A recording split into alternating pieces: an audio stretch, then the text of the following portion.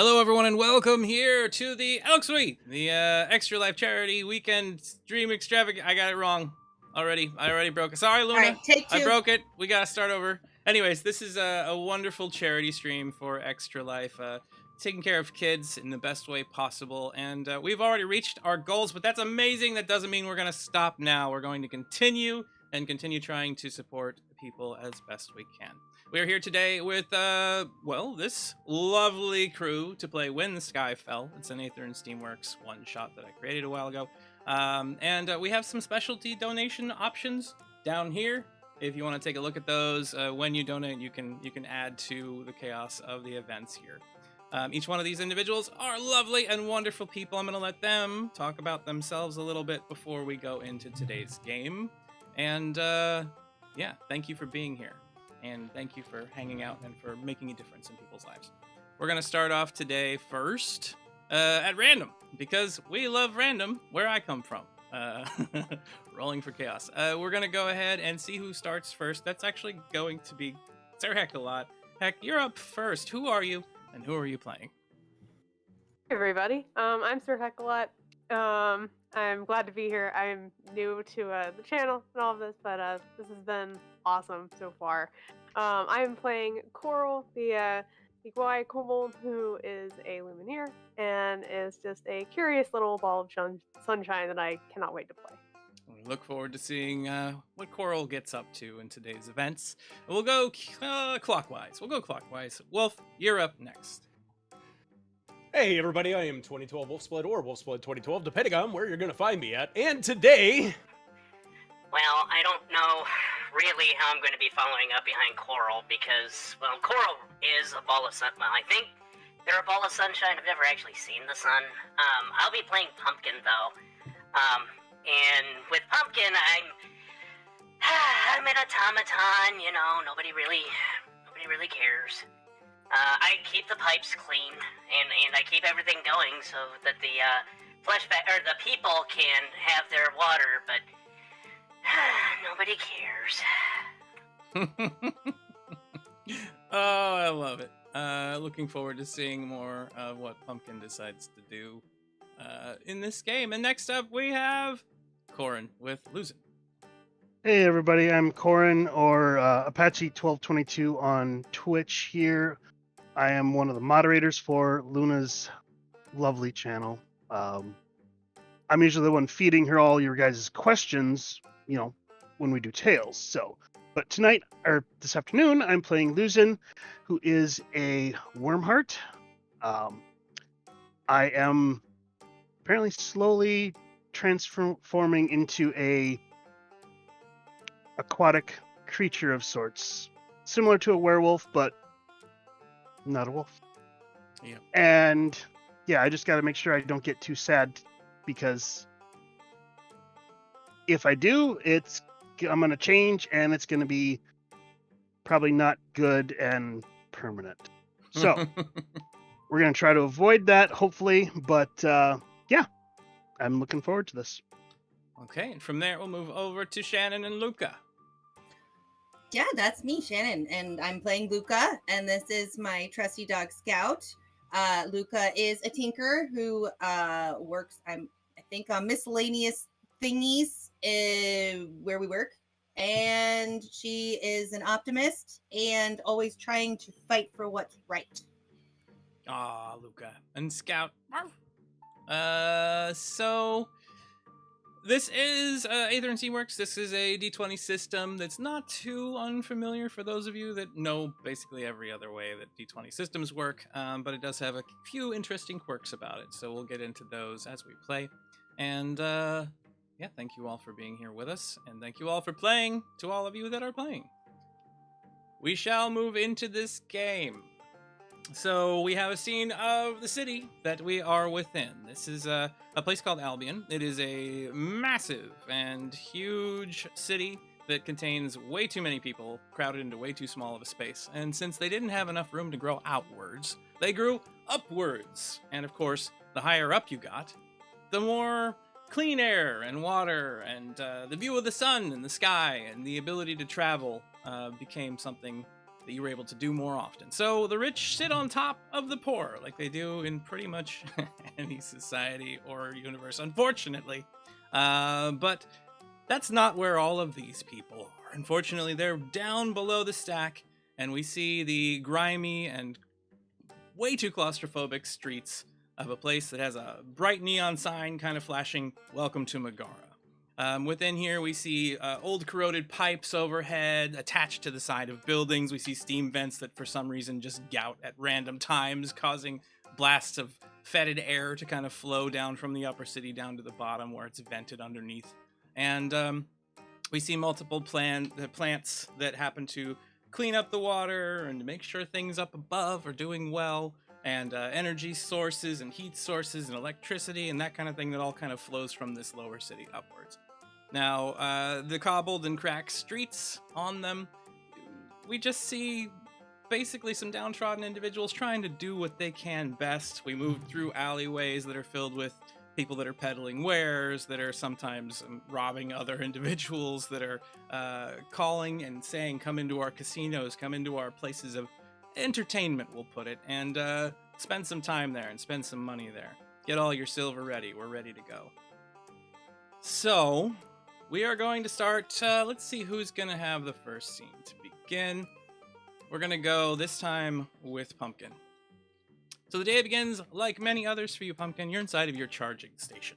It is a, we'll say 5 foot, like, tall by about 2 feet wide, or radius space that you just step into. That's like a tube that closes, and then you just plug yourself in and you get the energy you need for the day as your battery refills.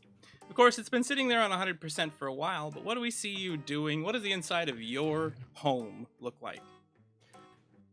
The inside of Pumpkin's home looks a lot like one of those little transit tube thingies that you see at the bank.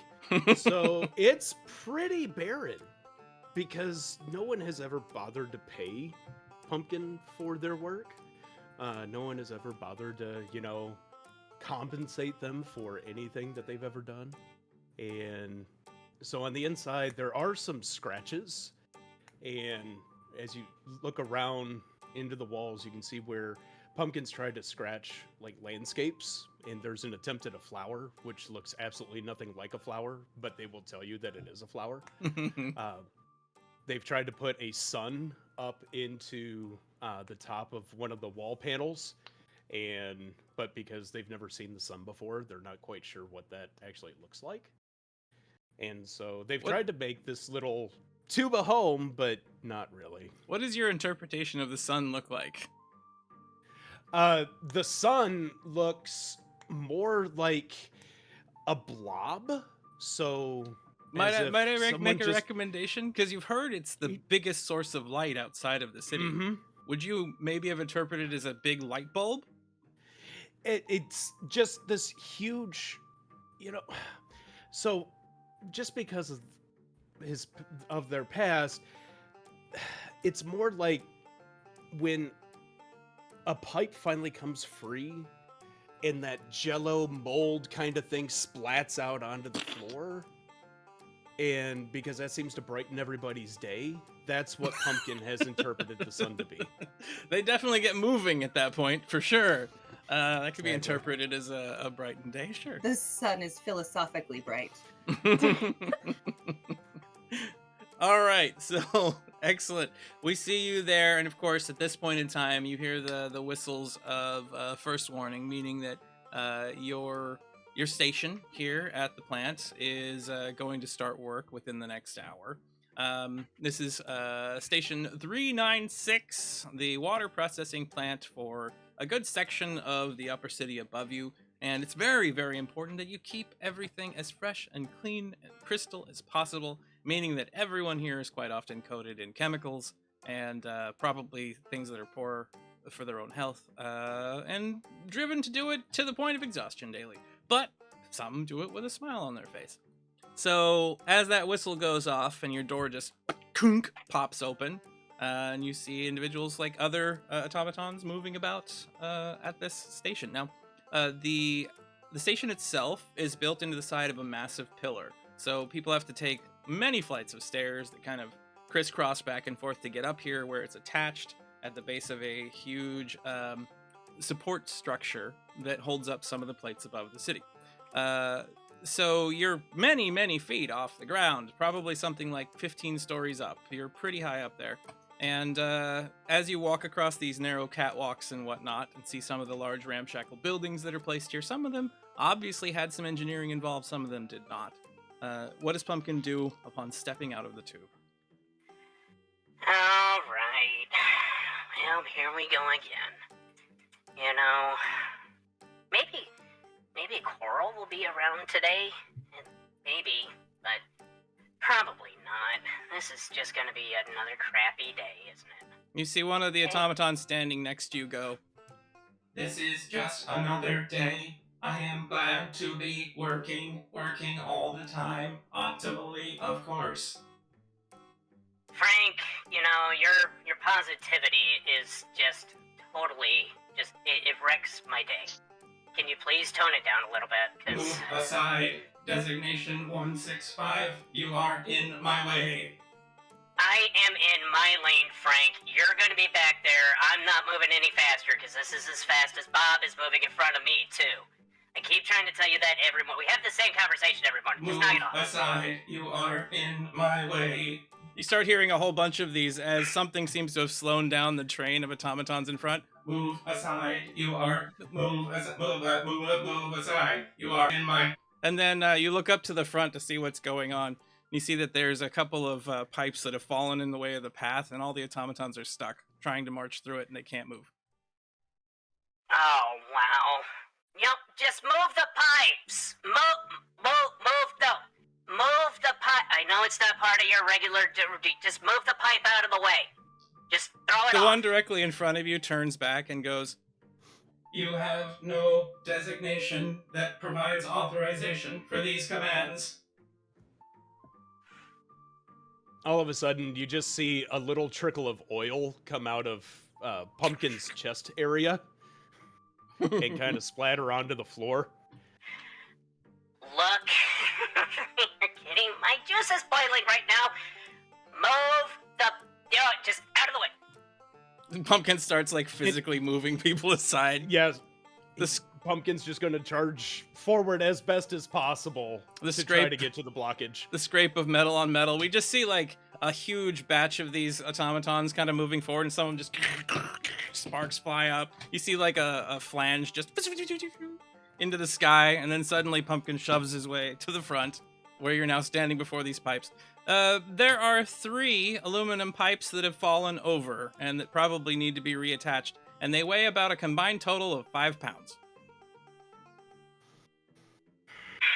This is what is wrong with you. This is why we can't get together. We can't organize and make our lives better, because can't even move this on your own.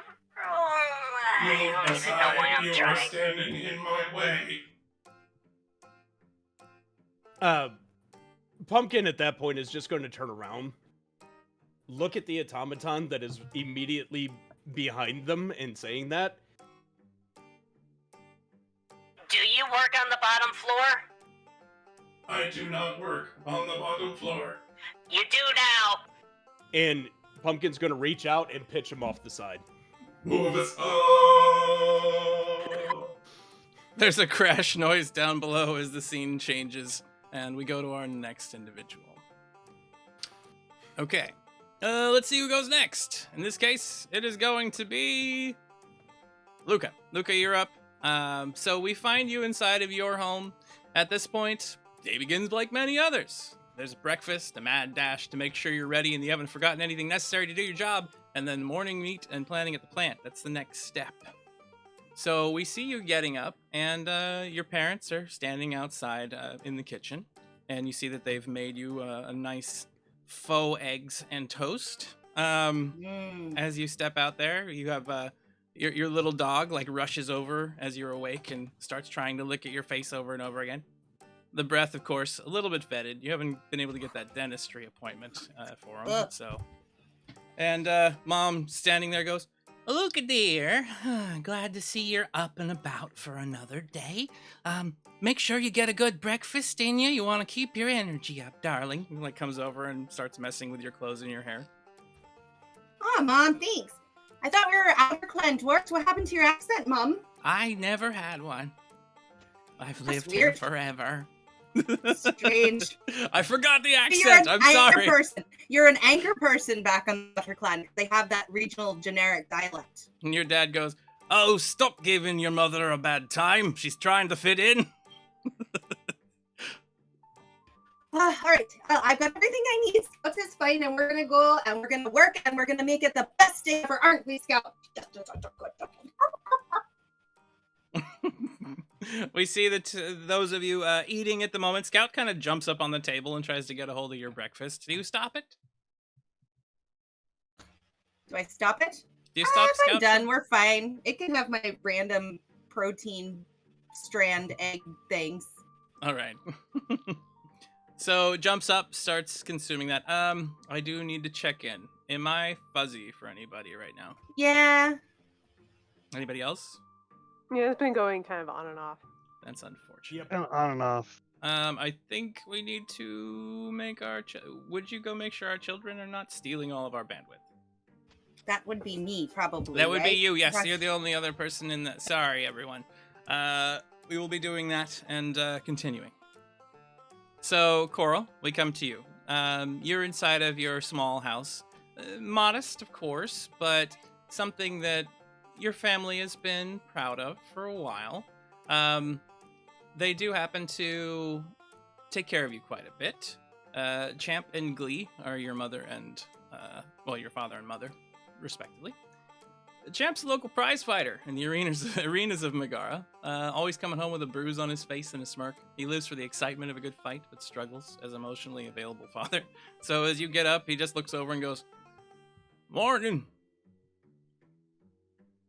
Morning, Dad. That black guy looks really bad today. Do you need an ice pack or something? No, not at all. You should see the other guy. I mean, I just might. I gotta go to work really soon. Coral, your mother, Glee, is a florist, providing medical herbs for local pharmacies and the occasional floral arrangement for folk in the area. Conditions make growing plants hard down here. Obviously, you don't have enough light for a lot of them. So they either have to be dark growing things or you have to set up a greenhouse. And your mother has attempted to do that to the best of her ability in your backyard. Ramshackle hut with plastic that's sometimes cracking and dried out. She's often back there puttering. This morning she's come in, she's got some dirt under her fingernails and has a little petunia that she seems to have gotten to grow. It's a bit wilted and a bit, kind of droopy to one side and probably slightly mutated, but she still has it. And she comes over to you. "Coral dear, here, I got this for you. I thought it would pep up your outfit this afternoon. Hair or pin on your vest." Oh, actually, a pen would be great. Thank you. You're welcome. You see her Very like thoughtful. tie something together and take a little clothespin and just onto your lapel. "Now you look delightful, darling. Another good day at work, of course." And I think Coral would make sure that whatever we have is some type of freezer or something that there just kind of is a spare ice pack or something. Yes. For Dad, because he might eventually want to put something on that eye of his. So you go over to the ice box, and as you kind of lift it up, you see just the slightest hint of steam or a mist coming out over the edge of it. You look down inside. The only thing you have is a bunch of frozen bagged spinach. All right, I'll probably just set one of those aside. Just to make sure.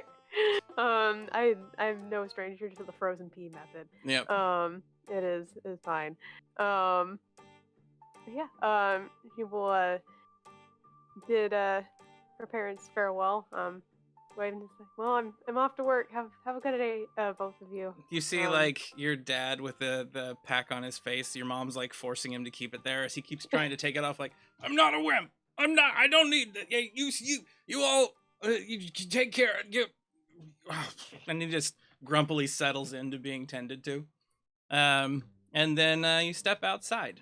walking along the streets somewhat, you see individuals rushing to and fro trying to get to their jobs.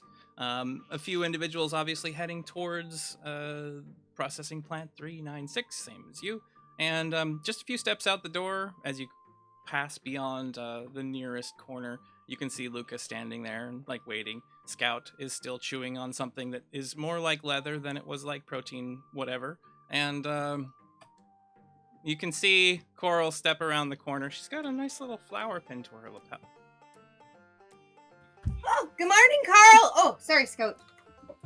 Like fling Scout around. Morning, Luca.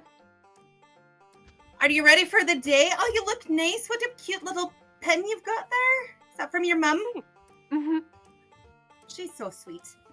She is. I can't believe she went to this much effort to grow this. I mean, it's hard down here. I don't know how she does it. I think she's got some sort of magic. I think so too. Maybe it's just mom magic. That makes sense.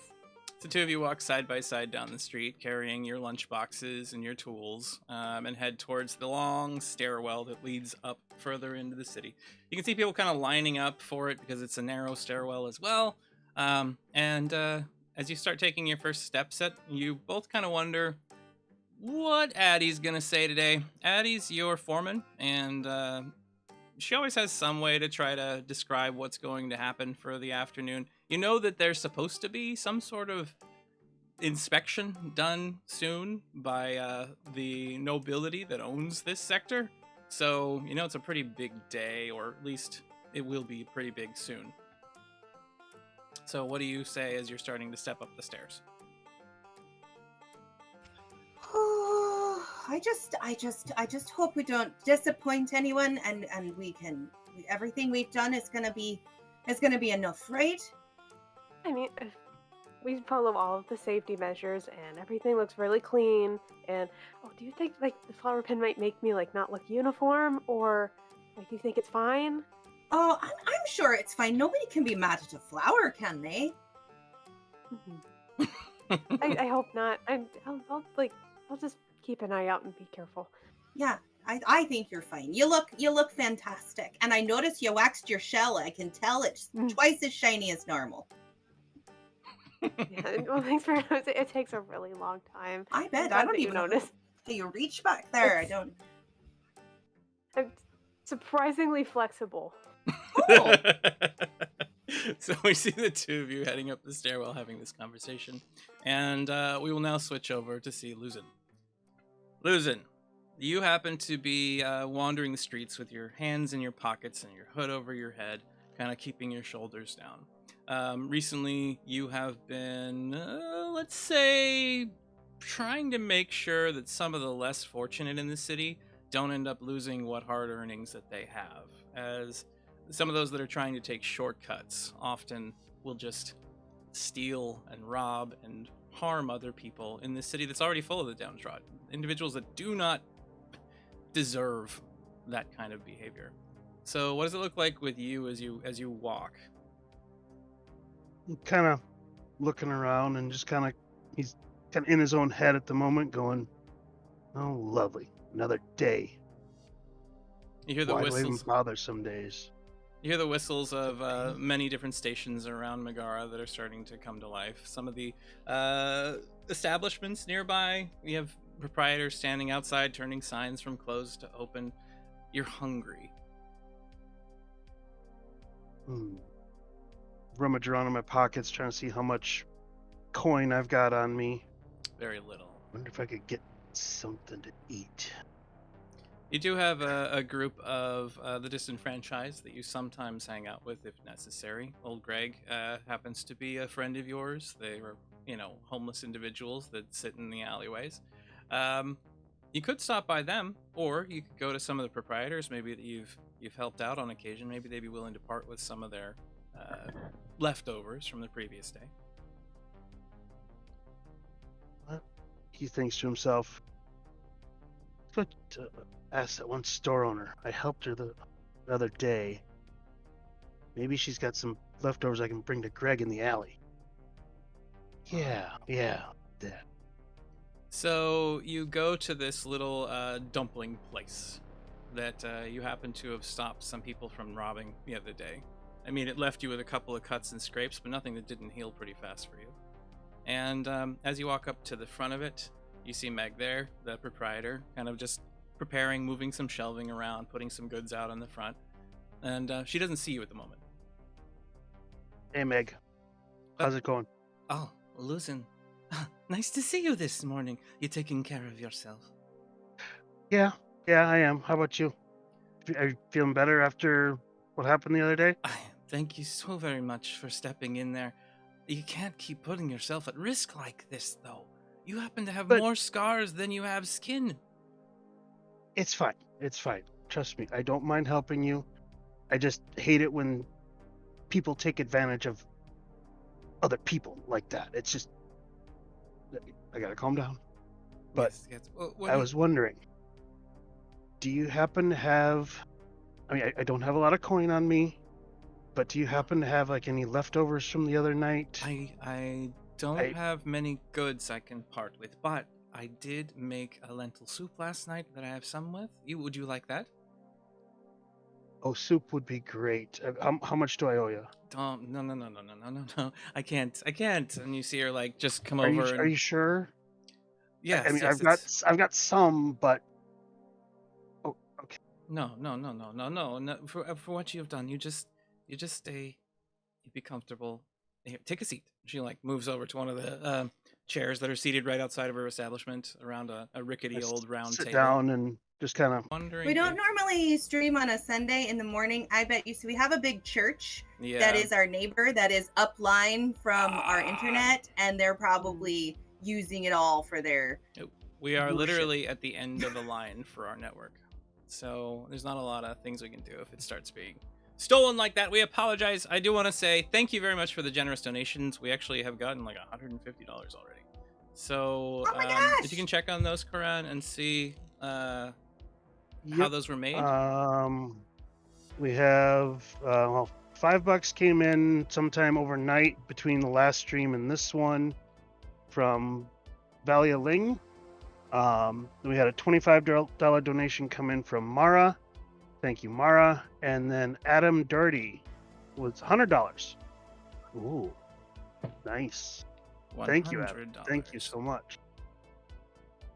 That's amazing. You know, we were kind of joking last night about hitting 1,500, but we're at 1,487 right now. That's pretty awesome. Yeah, you guys are awesome. Thank you so much for all the donations. I think I will need to. Let's see. Are we still having?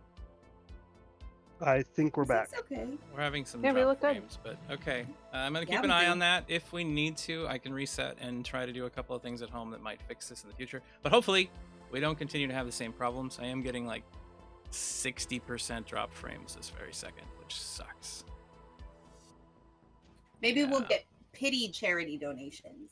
Pity donations. Give us some Like, pity oh, they're donations. struggling. Here's more money for the children. Okay.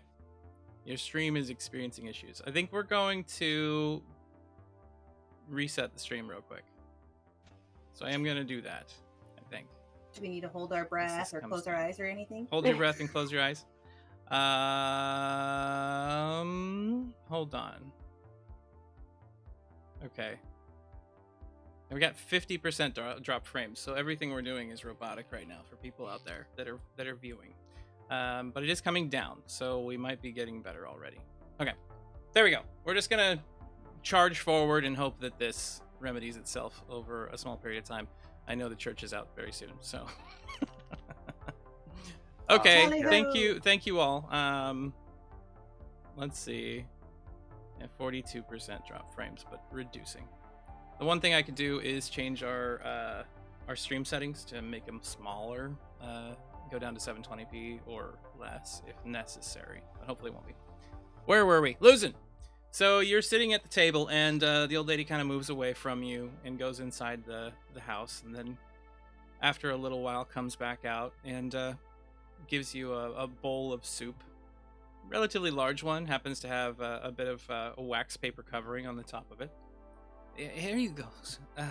Listen, you should take care of yourself a little bit more. I know that it makes it hard for you to get work, but you could go straight, and stop fighting so often, and maybe just you could work for me. I need someone to sweep up on occasion. I mean, I don't have a lot of money to give you, but you could work here. Thank you, Meg. But I mean, there's so many people that need help too. But I will consider. Luzin, as you Very look kind. into the kind eyes of this lady, and you see her offering to have you there, your mind switches back to a time in your life in the past. You had held a broom for your parents, a little shop they were trying to get off the ground. You remember the smile of your mother and your father working inside of this place, the dreams and hopes that they had that it would help elevate their station, and it's a bittersweet memory for you. Yes, thank you, Meg. I will consider what you said. Thank you so much for that generous offer. And thank you for the soup, but I do need to get going. I don't like this press of people out at this time of day, so you stay safe, and I'll be around. You too. So I pick up my soup and take off from there, carrying that bowl with you, your head down. As you step through the streets, you keep an eye out from side to side, a little bit of paranoia making you concerned. The individuals that attacked the store that Meg happens to own, you don't think they're likely to come back, but it wouldn't be something that you hadn't run into before. There are some gangs in Megara that won't take kindly to being pushed off of individuals that they're taking money from. So that is something that you're always worried about. But you think that these were low-level thugs, people that were just looking for a quick buck rather than an organized syndicate.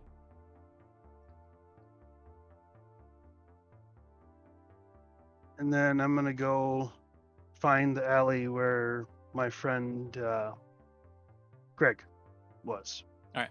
So you wander for a bit. You turn from one alley to another. There's a couple of haunts that they kind of gather around until you turn a corner and you see a big barrel with a fire in it. We'll go a little bit typical. And you see some individuals kind of like rubbing their hands over it, trying to avoid the murky nature of the back alleys here. Occasional misting from the ceiling from damaged pipes and whatnot coming down. They're just trying to stay dry, trying to stay warm.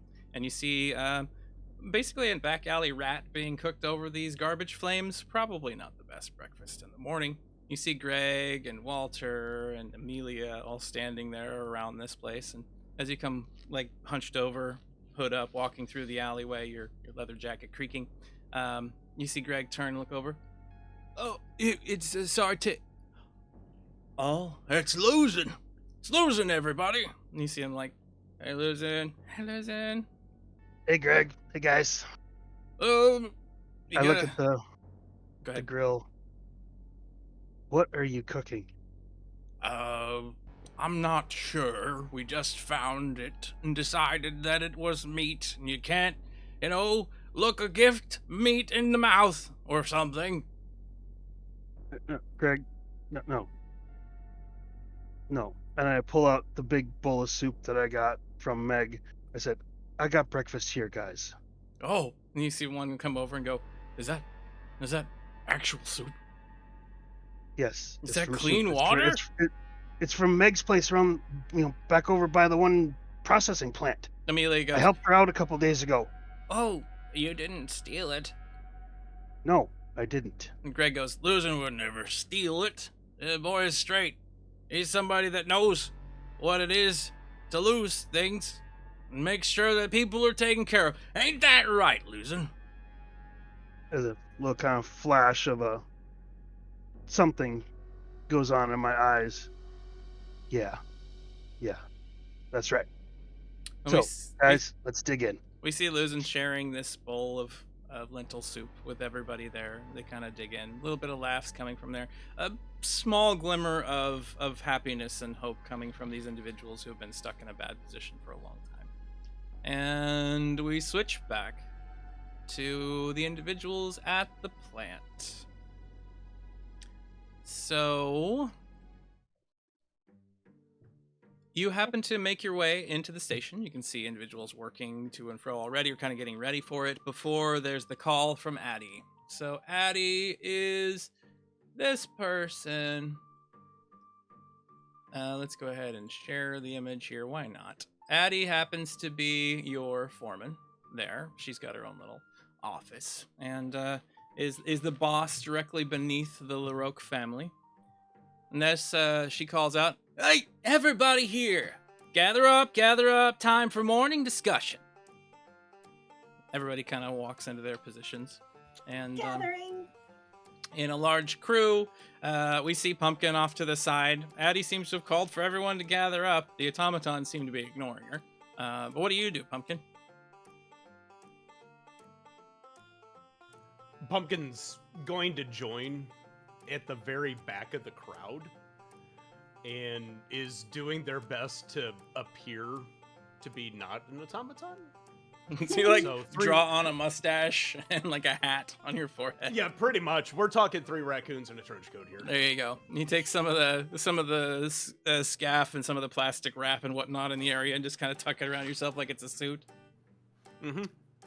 Give me an aware roll. First roll of the day for Luca and Coral to see if you notice Pumpkin walk off or break off from the crew and come over and pretend to be a person. Whew, nice roll. Almost a 20. Luca gets a 15, Coral gets a 12. So 12, I'm going to say you do notice some of the automatons like shifting in a weird way, but you don't see exactly what happens. But Luca, you do notice. Yeah, you hear a scout bark a couple times. You look over and you see Pumpkin just wiggle over into the crowd. Curious. Just gonna ignore it. Not ignore. Like, take it in, but allow it to happen. I don't, okay. You said everyone. Mm-hmm. Pumpkin's a 1. So, Coral, you do hear Lucas say curious, standing there staring Yeah. up into the distance. Then maybe elbow Coral and kind of, because I trust Coral. Coral's not gonna be weird about it. And like elbow and then kind of point over at Pumpkin. Don't look directly, but the little robot's getting on a disguise. That's really so- strange. What should so we do? It's very cute. But do we just like acknowledge it and move on, or? It's probably a good idea right now. That's because we've got to make sure we're we don't want to get in trouble by Addie. She'll like. Especially today. She seems real stressed out today. All of you, by the way, because of the donations, have gained an ace, which you can use later. Oh, So thank heckin' you yes. very much for that. I've already put it on all of your sheets. Oh, thank you. So I'll just add Addie, more. standing at the front, like waves everybody down. All right, everybody. Shh. Good morning, everyone. Today marks a unique event. As the matron of the Altus Water Processing Plant 10A, which is where you are, will be here later to review the current status of the plant and to see if operations are going smoothly. Each of you are to be on your best behavior. All right? Addie standing there looks stern, rotates her shoulder cuff for her mechanical arm a couple of times, something that both of you, Luca and Coral, know that she's only done in times of stress, pain, or anxiety. Addie looks at everyone again after making that statement, and some people are like talking back and forth among each other, and she just goes, "Well, get to work! What are you waiting for? Permission?" Oh. And she like tips her head to the side. All right. So the two. Do we recognize where, like, maybe the royal we, I don't know, where Pumpkin generally work? Like, is Pumpkin a unique looking automaton, or are they like one in a, like a bunch of the same series? They are. I am now wearing a grocery bag suit. Why no, that There's some oil that is dripping out of it, odd. probably. This little drippy bag. Well, I Pumpkin- mean, like, would I recognize where they normally work? So, Luca, from your position, there is an engineer's office, and on the wall are automatons of note that need to be repaired. Pumpkin is on that list, and does definitely look a little different than some of the others. Okay, that makes sense. Should we, in an effort to get everything all up and running, maybe we should, you and I ought to take a look at that automaton over there wearing the bag. I doubt it can be efficient like that, right? I mean, it's an official enough reason, right? I think agree. so. Yeah, it's official enough to rate down. We'll just go with that. Excuse me, bagged automaton. So, Scout at this point just goes and starts like barking at Pumpkin and kind of rushes over towards their feet. You just see Pumpkin kind of straighten up and walking away. They won't notice me. They're not talking to me. Directly at Pumpkin. Like there's a dog now nipping at your heels. A very strange tiny person is there biting at your heels, Pumpkin. What? You don't speak its language, which is confusing to you. Pumpkin just stops. Can I help you, critter? What? Luca and Coral kind of stroll I don't over. understand. Why can't I understand you? What are you doing? Why? So I back over to Luca. So Luca and Coral walk over, seeing Pumpkin begin speaking to your pet. I'd say Scout doesn't always come to work with you, but oftentimes has problems with automatons because they scare Scout a little. Oh, sure. Smell funny. Yep. What is that? Oh, this is Scout. This is my dog. See? We've been friends for a long time. That's a what? A dog. Dog. Yeah. A dog. Oh. Okay. And you kind of see Pumpkin's eyes brighten up a little bit. I've read about those ones. You've read about him? Yeah, I haven't seen one before though. I've seen them, but not in that state. So. Oh gosh. I mean, you had to clean that well one time. Yeah, I mean, things fall. Makes sense. Kind of, so Luke looks at Coral and this side eye kind of like, this is odd behavior for, a reading robot that has an opinion about dogs. So how long have you been here? I see you on the list over there. I've always been here. How long have you been here? Couple years when I started working. I know, but I've been here that long too, and then longer, of course. But yeah, I've always been here. Is there a not here? There's quite a lot of not here. You hear your supervisor off to the side, Luca and Coral, just, "Hey, you two! What are you doing over there dealing with that automaton? Fix it and get back to work." Yes, sir. The name's Pumpkin. You have a name and it's Pumpkin? Yeah? Do you know what a pumpkin is? Yeah, so there's the greatest day ever, and on that greatest day ever, and the place it's not here, but in the greatest day ever, people get pumpkins, and they love having the pumpkins around, and they give the pumpkins faces, and that's the greatest day ever. So, when I thought, I should have a name, then I thought it would be the greatest day ever. So, it's a pumpkin.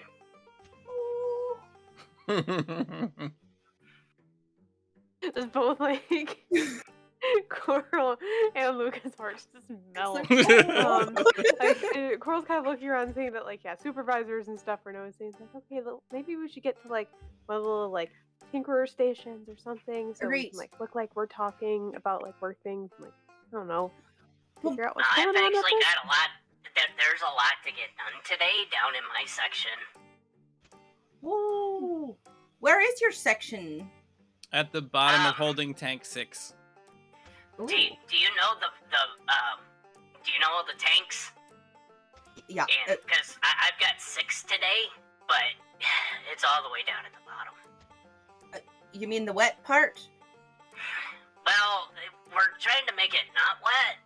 Because it's not supposed to be wet right now, but it is wet, so we gotta unwet it. Oh.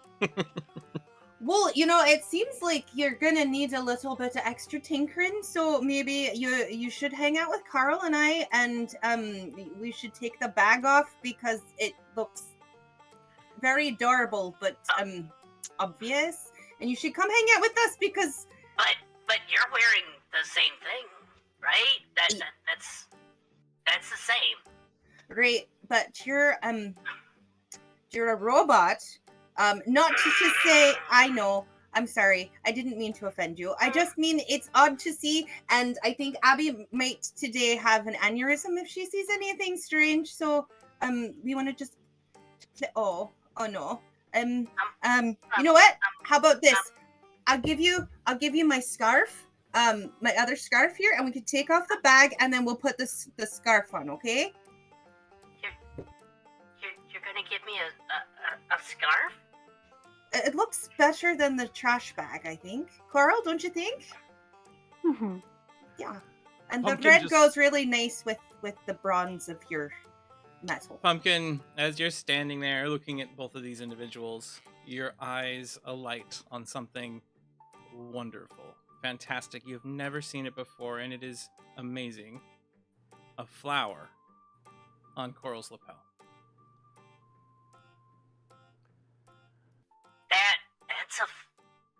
Is that a flower?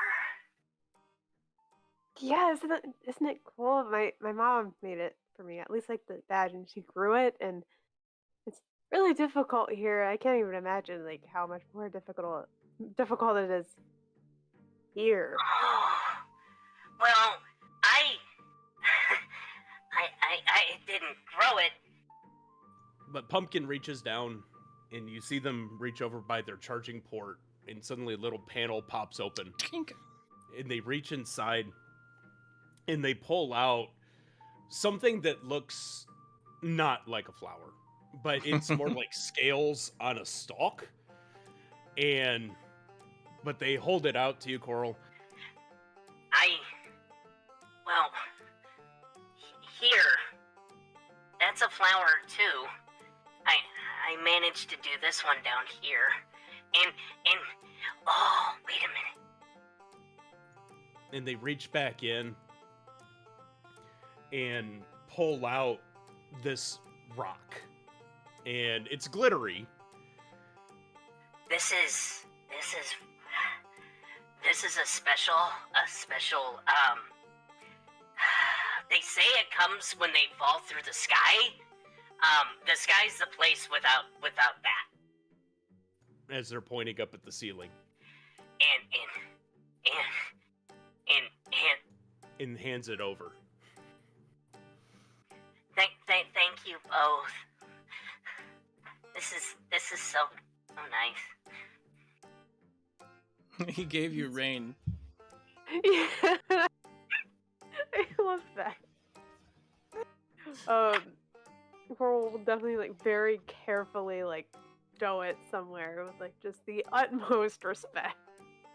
As you all kind of escort Pumpkin over to an engineering station and bring them inside for repairs. The scene fades from there. We'll come back to you shortly. Luzin, you finished up your wholesome. Luzin, you finished up your breakfast. You found yourself kind of walking the streets again, hands in pockets, and deep in introspection, when you round a corner and you see a few individuals you know as Black Shell gangsters. They come from the Black Shell Casino. The leader themselves, Guardy Black Shell, pretty much has a bit of a chokehold on a lot of the more organized crime down here, only seconded by the Megara masks. As these individuals are standing on the street, you see them face to face with a contingent of nobility. There's a lady there. Let's get that image real quick. Where are you at? So, give me a brains roll to see if you recognize who this is. Where's my...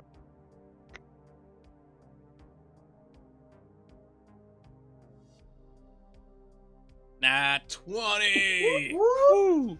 Nat 20s and Aether and Steamworks give you two choices, something that is more beneficial to you and potentially permanent, or something that is beneficial more to your allies. In this case, either your character is intimately aware of the politics of this city, having been so far inside of it, which would give you some insight into some of the major crime factions, some of the leadership and nobility, the peacekeepers, things like that.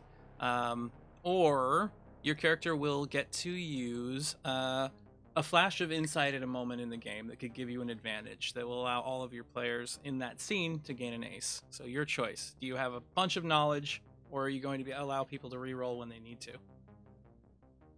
I think we'll do the second one. Well, I'll save it so that way if and when we all come together, then we've got some All right. extra. So on your notes section of your sheet, just type in somewhere where you can remember it, an inspiration aces. All right, so you do recognize this person as Elizabeth LaRoque. She happens to be, Elizabeth LaRoque. She's the owner, technically, of this sector of the Undercity. So she owns multiple sections, of course, and her family itself kind of does a lot of the operation from a distance, sending in people to harass others, to take taxes, to occasionally do some infrastructure work, not always as much as should be done, and they seem to have some money being passed between hands as you see them operating within the city, as the black shells are handing them over chunks of silver, and you see them talking from a distance. What do? You're pretty far away at the moment. I kind of narrow my eyes going, what's she doing down this far?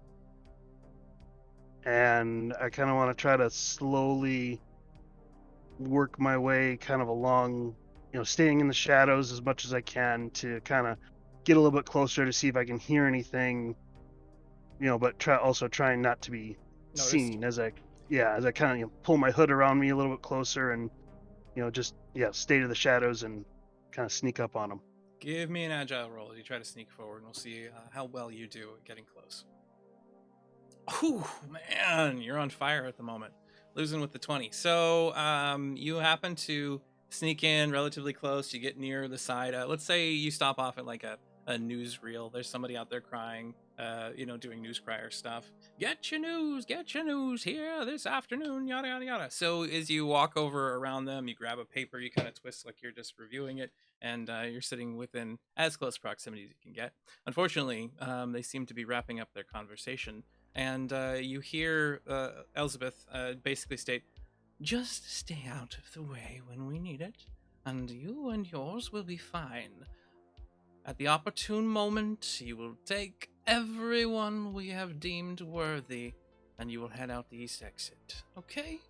Okay." And you see her pat the black shell agent on the face, or gang member, and you just see him. "Yes, Madame LaRoque, of course." And she just turns and starts stepping back into her automated carriage. Her security regiment basically walks in around, gets her inside, closes the door, and then you see the vehicle start trundling away. The black shell turn and start walking back up the street, heading towards the casino, just moving past you. You hear them grumbling, "I don't like this. She never seems to have the interest of the city at heart. What is she doing now? I'm not sure, but it only means bad things for everyone. I'm sure everybody at the top, they just keep pissing down, and all of us think that it's manna from the heavens." And then you just see them walk beyond you. Do you stop them? Do you do anything at this moment? No, I'm just gonna kind of keep my eyes focused on the newspaper, but keeping my ears open to what they're trying to say, trying to catch as much as I can before I kind of walk out of earshot. Just kind of remaining as inconspicuous as I can. All right, so you just kind of hear them grumbling about the nobility as they leave at this point in time, but you definitely get a strange feeling. Something's about to go down. You're not sure what, but something. And as you kind of turn, bringing your paper down in front of you and look out with a confusion upon your face a little bit of concern, of course, on your brow, you feel and you know that you can when a storm's coming. You've always had that sense. And there's a big one. You see the nobility's carriage just kind of drifting up the streets and turning down the corner, heading towards the water processing plant 396. Damn it. Gonna rain. Hate it when it rains. You like tuck away the paper. The news crier there off to the side goes, "Sir, you're gonna pay for that?" Yeah, I toss him a couple silver, Couple whatever silver. it is. 2 silver. Ting! Click it over to him, and he's like, "Thank you. Have a good day, sir. Hope you enjoy the weather and the news and everything involved." And you said rain. I mean, under here that just means broken pipes. Yeah. No, it's gonna rain this time. I can feel it.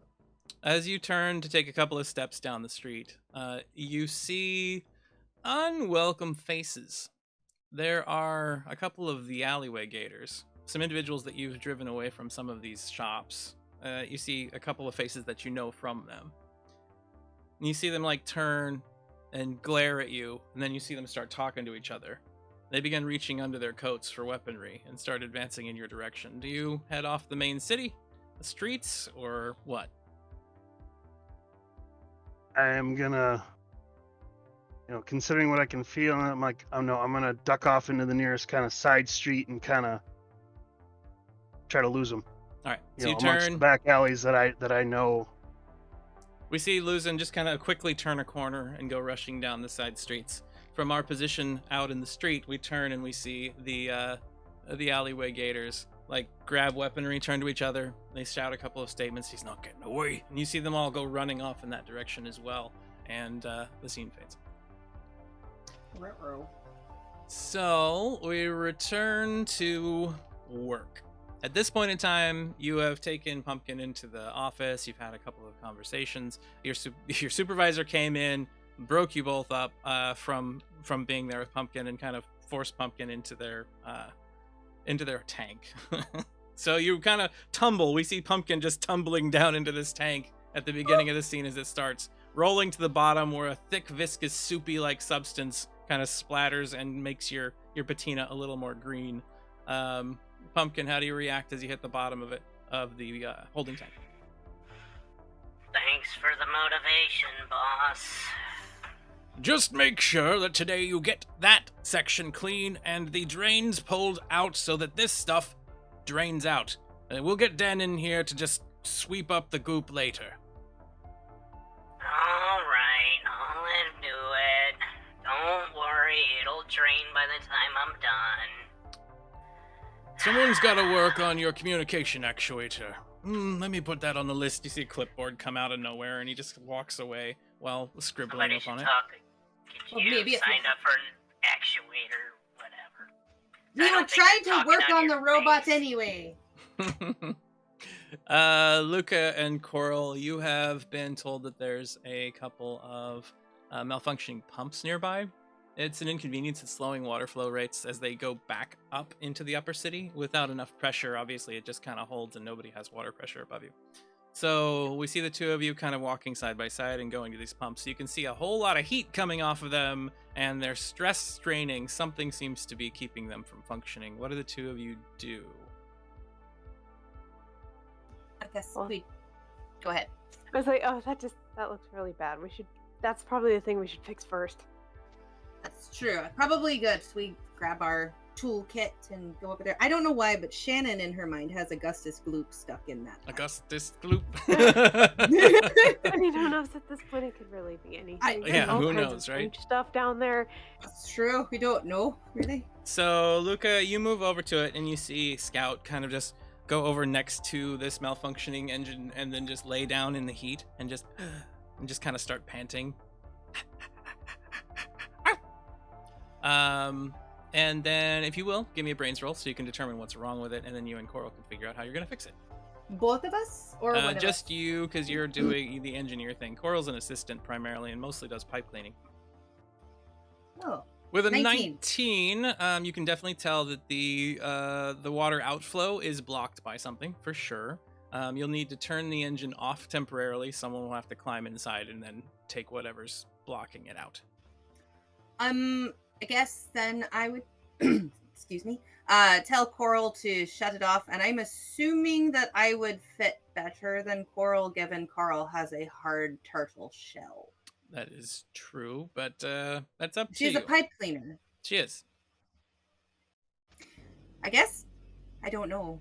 Carl, can you fit in there and do the pipe cleaning thing? Well- I'm pretty sure it's stuck. When we talk about these engines too, just to get a clear view of it, they're about 10 feet tall by about 15 feet wide. They're big. Oh! They're big Well, okay, engines. then no. They have to do Yeah, a you're lot good. Okay. I hope you fit. Goodness. of The pipes themselves are like 6 feet in diameter, so they're pretty big pipes too that go back up.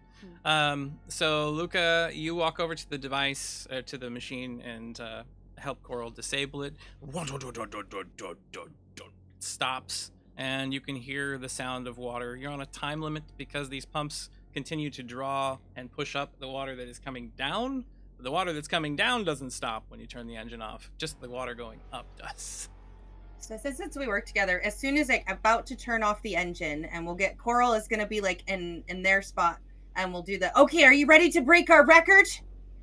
Ready. All right, let's do it. 1, 2, 3, go! Coral rushes inside the interior of the tank and goes over to the tube. Give me an aware roll to see if you can determine the specifics Oh boy. of Alright. this problem. All right, digital dice. Don't fail me this time like in the pregame. Nice! Okay. 16. So you rush over and start looking up inside this thing. It's pretty dark in here, which is making it difficult for you to see, but you have the ability to change that aspect. So suddenly Coral just kind of turns and raises a hand and draws light in from outside and then just holds it above her head.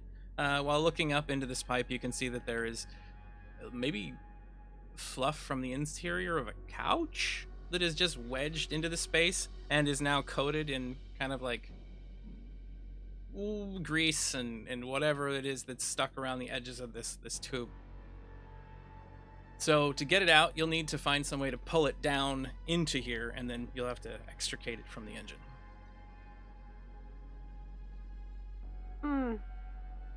Well, I mean, I think she would probably call out, say, well, it's not the grossest thing that I've found, but it looks like this piece of a couch or something is really stuck in here. Who flushes a couch, honestly? I don't know. Like, I'm not super strong. I can try to pull it out, but if there's another way that we could use, like the pipe pressure or something. There was another donation provided to us from Vermin. Thank you very much, and that's enough to get the players find something useful for the scene. So, Woo! Coral, as you're standing there and you're stating this, give me an aware roll, Luca and Coral, just to see which one of you sees what might help with this. First, looks like both of you tied. So both of you look We're a over good at the same team. time. You're like, you need something to pull that out of there. And looking off to the side, you can see that there is basically some refuse from other things that have been pulled out of the tank, and there is an old gaffing hook from fishing that seems to have gotten wedged inside of there, sitting in the junk pile nearby. Both of you see it at the same time. It like tings, and then our eyes ting, and then we look at each other. We'll just say Coral happens to cause it to gain an extra light because she's staring at it, and it just becomes there you go. brighter than everything else around. That Alright. right there would work. Run over. Actually, I'm gonna just for the cuteness have Scout go grab it and All right. Oh. pull it back. Scout rushes over and then just you see like teeth scraping along the edge of it, and then starts pulling it backwards, scraping along the ground until it slowly starts sliding in your direction like a train gaining momentum over time. Positive encouragement, Scout. It's very loud though. Oh. Squealing of metal upon stone and the scraping across the decks. It gets caught in the little metal mesh, these X-Y's crosses of metal railing that's on the catwalk nearby both of you. And then you can reach it. So, Coral, you grab a hold of the gaffing hook. Now, if you will give me a strong roll as you shove it up and try to pull it down. Can I Oh, help boy. pull it down? Like if there's like You can a assist. rope or something at like the same time? You can assist, so give us a strong roll as well. And then, depending on Okay, what you roll, perfect. you'll add to Coral. 5 and a 14. So that's a +2. That's only going to be a 7. So either we find you dangling there from the gaff hook, kind of trying to pull it down, but not. Or you can use an ace to get a reroll. Yeah, I think I'm gonna burn an ace for that. Okay, so just double click the ace. There you go, and then roll one more. Come on. Oh, was that's worse. even worse. Not like this. Unfortunate. So You're not strong. So Weird. Coral leaps up and just jams this stuff into it successfully, mind you, and then starts bouncing on this thing while Luca's pulling on the other end. Can we? Since Try you again? have, you can try again in just a second, but Oh. this now has caused a complication because you're delaying your time. We see Pumpkin inside of a holding tank down at the bottom. Now, this is an extra tank that's designed to take backflow. And as you're standing in it, starting to work on cleaning that drain, doing your thing, suddenly you see a backflow valve go, and water just starts pouring into the tank with you. Oh boy, here we go again. Give me an agile roll to stay on your feet, or it's going to toss you a little bit as the first wave hits you. Really? Agile? I look agile to you. Alright. There we go, and the roll is a 7. That's The aware. die ran away. That was aware. Agile's the first one on the left. Oh! They both start with A. Oh, and I'll give him another chance. There we go. All right, with a 12, give us your best. I've just been washed away a little bit before you catch yourself. So as the water comes in, I'm assuming the Pumpkin at this point has a little like scraper Yep. that they've been scraping away at the bottom of this thing. As the water hits, everything just goes backwards. They land spread eagle on their back. Water's pouring straight onto their face. And Pumpkin uses that scraper to pull themselves away from that water pouring in. Mm-hmm. Just stands up and shakes violently, trying to get the water and the gunk off. We hear ting ting ting ting ting as bits and pieces that are kind of loose fitting on Pumpkin rattle around. Do we have like communicators or anything? Or can I just yell you- loudly enough? You could yell loudly. They do have communicators, but you don't have one. Of course I don't. Hey, guys? Wait a minute. I can't even breathe. Why am I doing that? Anyway, can you guys stop the water? I'm supposed to be working down here, and there's not supposed to be water, and there's water, and I'm figuring it's y'all. Y'all? So you're sitting there like staring up, and your vision is now cloudier than usual. You can tell that there's some scum this like scraped across your visual section of your face. And Luca and Coral, you start hearing Pumpkin yelling from a nearby tank. Uh-oh. Oh no. Is it because of us that the water is coming Yes, into the... because the engine for outflow is currently off. Okay. So we try again. All right, Coral. Yeah. All Wait. right. Oh no. Is there a large person walking by any chance? Give me a high or low. Hi? Hi.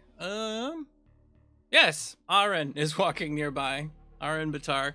She's currently got a couple of like scraping Aren! gloves on. Aren! Good. Can you help? Your name was Luca, yes? It's still Ez, and I need help. We I've got my own jobs though. I've got things I've got all to we get done. need you is we just need your buffness. Like, come down here and go all like work on this thing and help Coral pull. It's clogged in. There's a poor little guy getting all icky down there. You need my muscles? That's the Your new one. muscles. They don't ever tell me I need my muscles for anything around here. It's not like that's all I use around here. It's fine. But you know what? I appreciate. She like walks In over case towards you. anyone cares, the water's about up to my waist now. We're trying, Pumpkin. Hold on. So, in the Aether and Steamworks universe, female orcs are the larger and stronger of the two, and Aren herself, even though young, is about 6 feet tall and about 215 pounds. So as she walks over to the tank, she like looks inside and kind of has to like squeeze down a little bit through the opening. You're really stuck up there, aren't you? I'm now using your accent. I didn't mean to do that. Are you talking to me? Yes, I was using your accent. I just got it sticky. That wasn't Talking to Aren's me. voice. Oh. Anyway, so she's talking to Coral because you're still holding on and kind of bouncing up and down on the gaff hook that's sitting there. Could you use a hand? Yeah, well, she's talking to Pretty much Coral now? so. Okay. She's talking to Coral. Yes, sorry. So she reaches in and tries to assist. What are you going to attempt to do now to help get unlodged? So give me what your approach is to this. I think Coral might actually use their reflexive action to their advantage and try to like just shell up and like be like as small as possible to just kind of like get out. Trying to get out of the way very quickly? Yeah. All right. Go ahead and give me an agile roll. And suddenly Coral's like goes from holding onto the stick to just Oh, no. into the shell. I'm not very good at agile either. Let's see if the dice will be in my favor though. It's 8. not. All right. You are inside of your shell. And Aaron pulls very hard on this thing, and there's a and everything starts flooding out of the section that it was stuck into. But since you're inside of your shell, you didn't quite escape. But you do have all of this stuff just horrible smell starts leaking in. But from your position inside, you're comfortable and okay at the moment. But you are covered in filth. So Aaron just turns back and goes, "There you go. I've got to get back to work." Thank you, Aaron. We owe you one. Indeed. She just like waves and walks away from where you're at. Knocks Luca, on Coral's Coral phone. is underneath a pile of old, fetid, rotten couch bits. I'm gonna go ahead and bury my friend Okay. and knock on their shell. Are you okay? They emerge back out of their shell. I mean, they could be better, but at least the pipe's not about to burst. That's right. We did the job. High five. So you Oh step, no, pumpkin. Hey, thank you. The water's not coming in anymore. I'm gonna try to drain it out of here again. So- Okay. We see Pumpkin working on getting the drain working. You have your engine turned back on. The water begins flowing back up the tunnel. And we shoot forward a little bit of time. So Can we help Pumpkin? you would be able to, except your supervisor's now breathing down your neck and makes you both go to a different position. Okay. Well, for the record, we tried to help Pumpkin. Of course you did. Okay, so this is roughly around lunchtime, 3/4 of the way through the day. You've had a bit of a delayed start on lunch as you're walking back to go sit down in the cafe area where you can sit and eat and try to stay away from most of the smells of the plant. You see a few brightly uniformed individuals leading the nobility of House LaRoque, the lady herself, through the facility. She has a sneer of disgust almost continuously plastered on her face. As they walk beyond you all, sitting in the area where you're resting, you see them enter Addie's office. A couple of her security regiment standing at guard on either side. Each of you are sitting at the lunch table nearby. Open up your food for the day. You find yourselves curious what this meeting could be about because you could count on one hand the amount of times Lady LaRoque has checked on the facility, or indeed Annie of District 390, so Annie of Megara. So what do we see you have for lunch first? That's very important. Coral, what is your lunch in front of you? I mean, probably a sandwich. I feel like Cole really likes sandwiches, so it's have like whatever you can really find just around. Your mom does have a garden, Megara. so I'm assuming that she's probably provided you with like a mushroom and like Exactly. some sort of green lettuce. Mushroom is Yeah. definitely one of them. Maybe mushroom, like in lettuce, mushroom and spinach, maybe because we had some. You had lots of spinach. Just that kind of thing. Your mother could only get spinach to grow for like one season, so you have 1,500 bags of it in the freezer. So Coral has her sandwich. Luca, what do you have? I have probably something similar, like a sandwich, but maybe cut into like a heart shape because it was made by my mom. Mm-hmm. Apparently, Coral and I have the nice parrots. And then maybe like some little snackies, like whatever grows, like some sort of protein pellet or whatever, something Something slightly more crunchy and more snacky. yeah exactly. So yeah. It's like kale chips. It's kind of like what it is. Yeah. Little crispy ones. And But only instead of kale, it's that like, you know, when you like moss covered rocks dry out in the sun and they start flaking. It's just that. yeah. So you have that, and Dry algae. you're sitting there eating your dried algae and your probably like garbanzo butter sandwich with a little bit of sugary jelly. Garbanzo butter. What Why the not? hell? We'll just say Tyson? that's what your parents had available at the time. Pumpkin, what are you having for lunch? Because you snuck over into the caf for lunch break as well. Normally, everybody goes back to recharge. Everybody being the automatons, but you, of course, are more than a regular automaton. So, Pumpkin, on their way in, realizes that they don't have a lunchbox or anything. So they have just rounded up some bits and bobs from the hallway and are making attempts to make it look like they're putting it into their vocal processor. And, but they look over and go, So, I see you're eating just like me. Do you require a liquid to be able to aid in your digestive processes? I find that's best for me too. Actually, yeah, it's nice to have something to wash it down with. What? I can make it. What would you like? Oh, you know, actually, I don't want to hurt my mom's feelings. She packed me this nice blue milk, for myself, and so I think I'll just drink that. But that's so nice of you. Are okay, Coral? I'm actually curious. What do you have? What? Well, well, that's part of.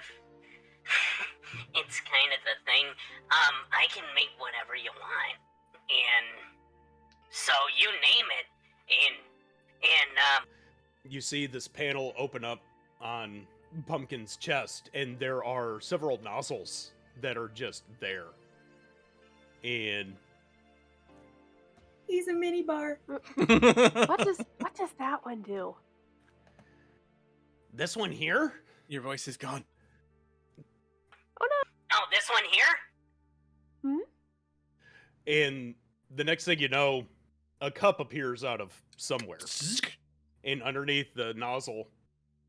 And it fills up, and it looks wonderful. It has this nice red color to it, a little bit of a sheen on top.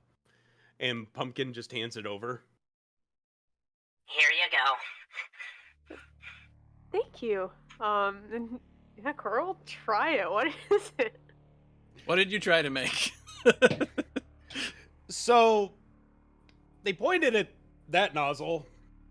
That happened to be, you know, like a potion of healing. It's the equivalence of a health potion. What is it supposed to taste like, though?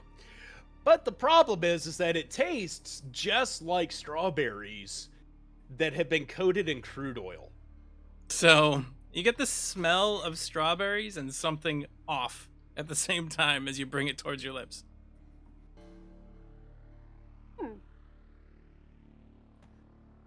I think it's gonna try it. Coral takes a sip, and at first it tastes wonderful, and then the aftertaste, something fossilized, and you get this coating around the inside of your mouth suddenly that's a little bitter.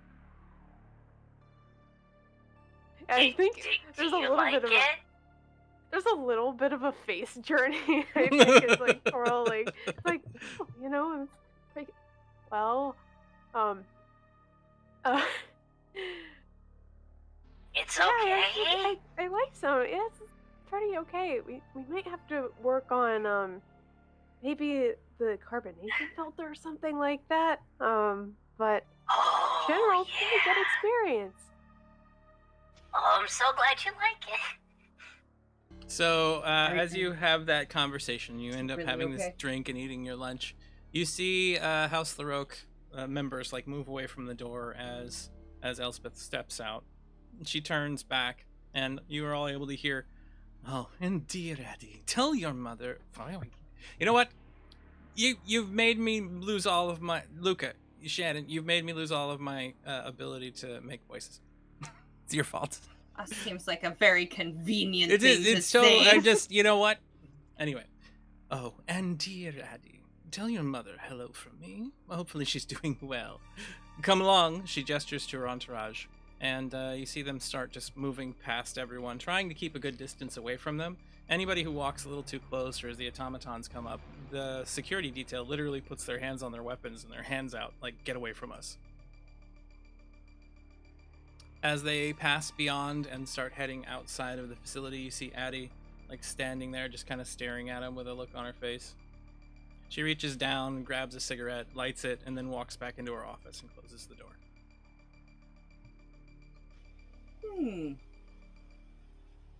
I've been down here a long time. I've never seen them before. Oh, they're just the rich people. Should we go What? check on Addie? Would that be something we would do? Like, could we do? Like, I mean, you don't could know. try. Addie's always been kind of a cactus, prickly, keeps people at a distance, knows that they're here to work and to do a job that is important, especially for keeping the water from basically deluging all over the town over time. But she hasn't done a great job of making the people appreciate who she is. She's not a terrible boss, but she is not an easy person to approach. So that's up to you. Well, I don't know. I feel like she looks like she's upset, and Carl and I are concerned, conscientious workers. Also, I'm very curious as to what was going on anyway, so maybe that overrides some of my better sense, and we grab Pumpkin and knock on the door. Oh, I've got a bad feeling about this. Scout sitting on the table looks over and just barks at the same time that Pumpkin says that. Bark, bark, bark. I- You two need a little bit more optimism. Come on, it'll be fine.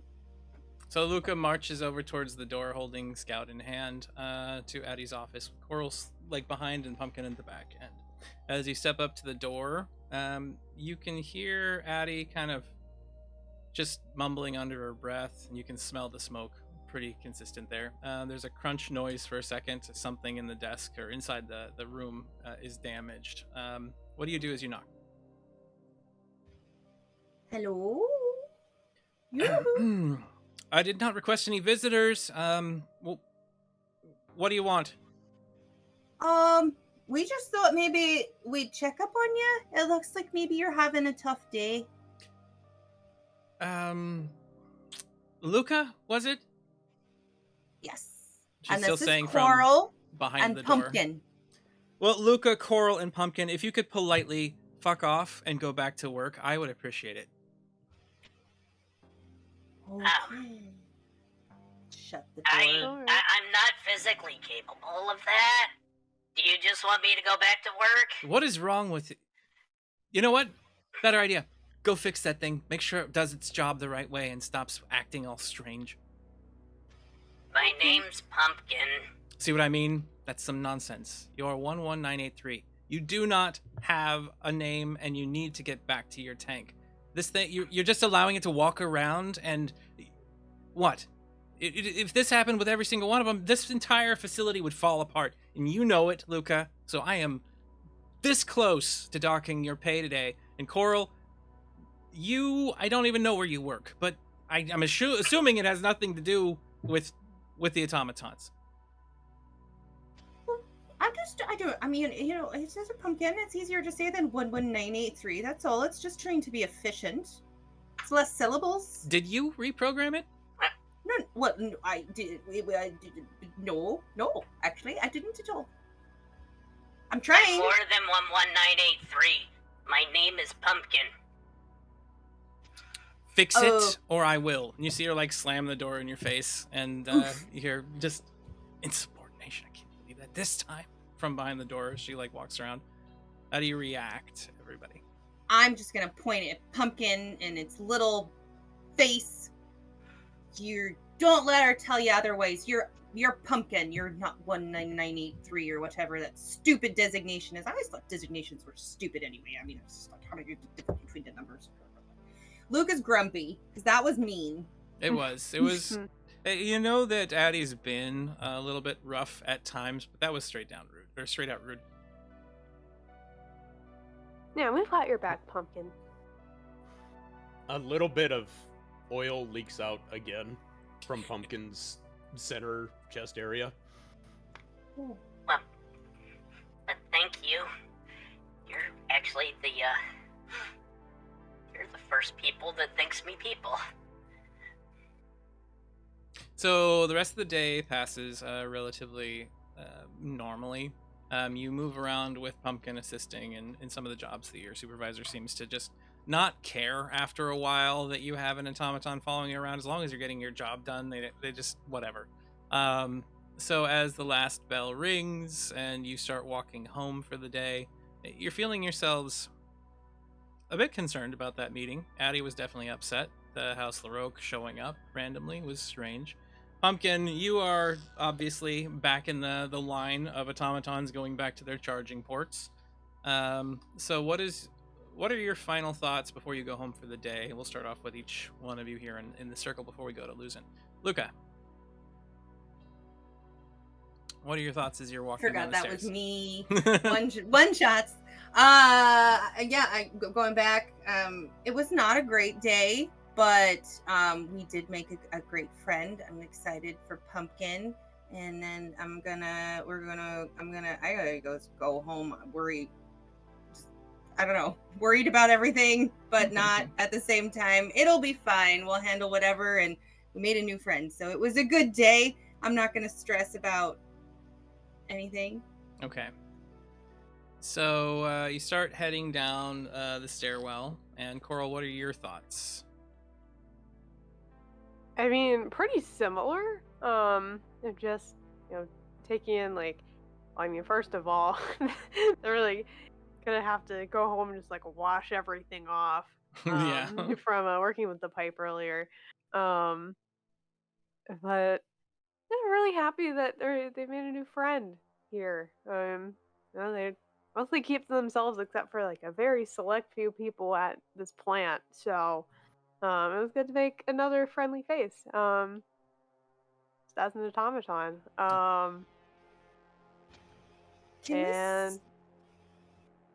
Sorry. Oh, go I'm sorry. ahead.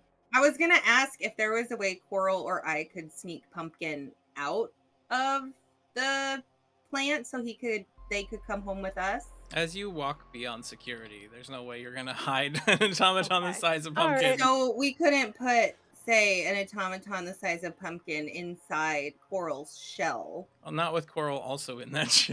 Yeah. Naked turtles are Exactly. funny looking. Oh no, that would be a whole thing. That would be a whole thing. Oh. So Okay. you've stepped down the stairwell. Pumpkin, for you, rather than your thoughts of the day, we see you marching with the other automatons and whatnot. And something just bing, bounces off of your head plate.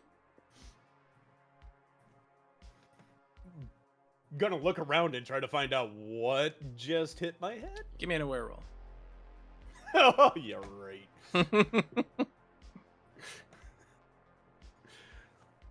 Well, we're gonna have to go with a solid Ooh. 5 on that one. Five's have bad. aces? You have an ace. You could re-roll if you want.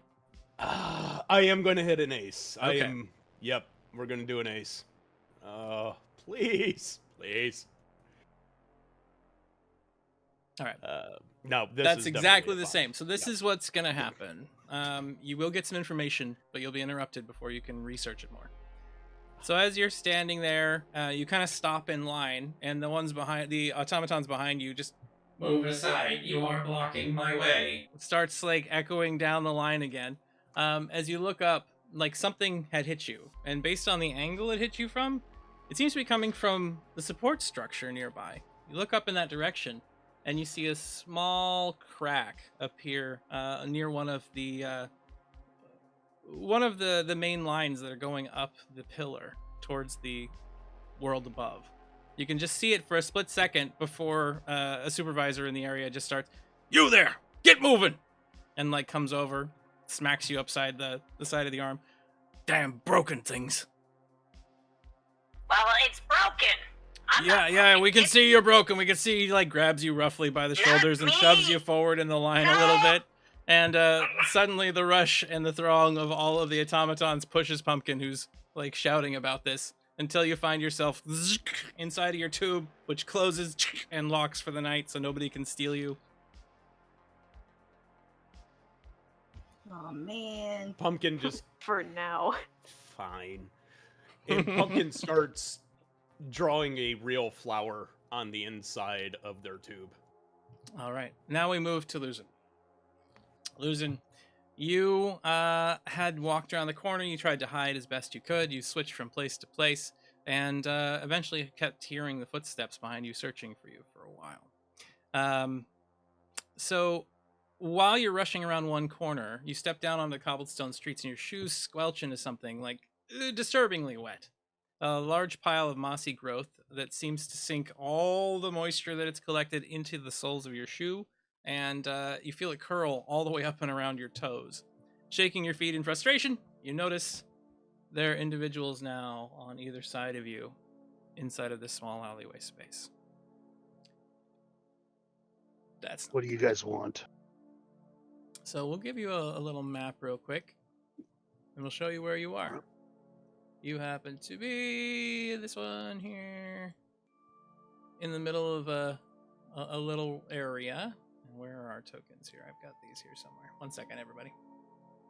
I thought I had this map set up, but for some reason it wasn't yet. Oh no! There we go. There Big map. it is a big map.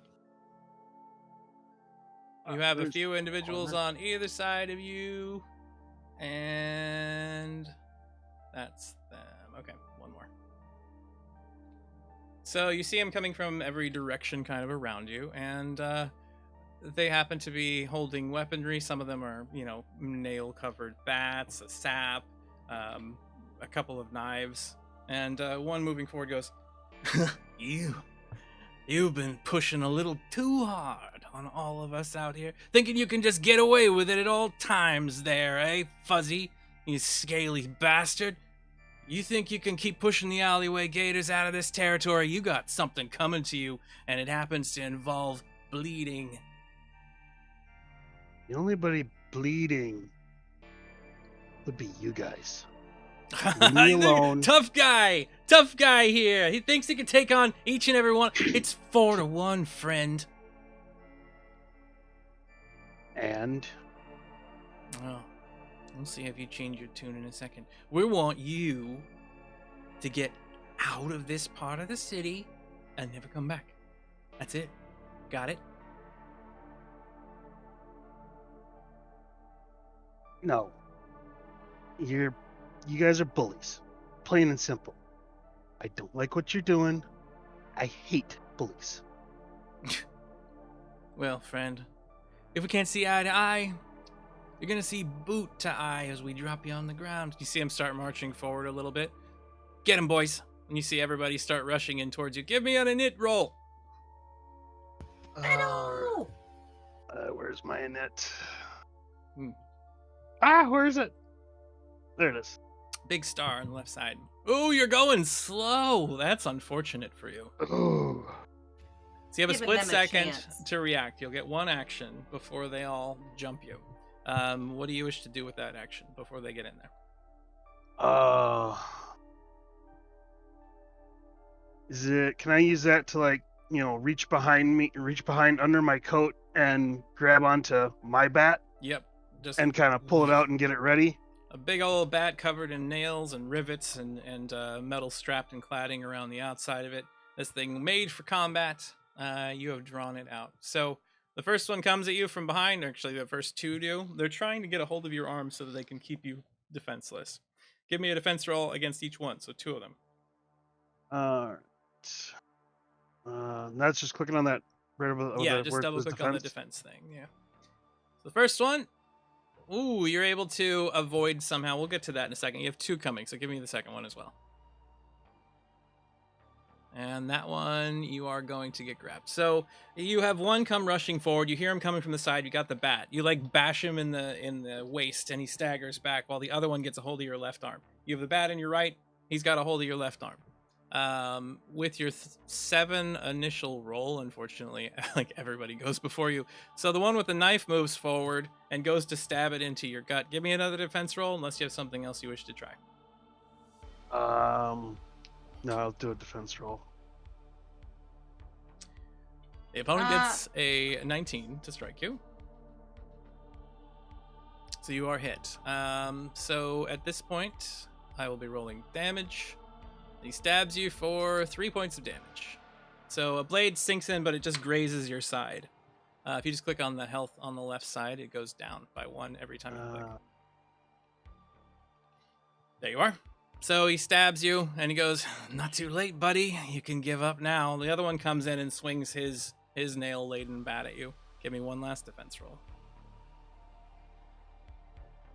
And you take another hit. Whack! Granting you another 2 points of damage.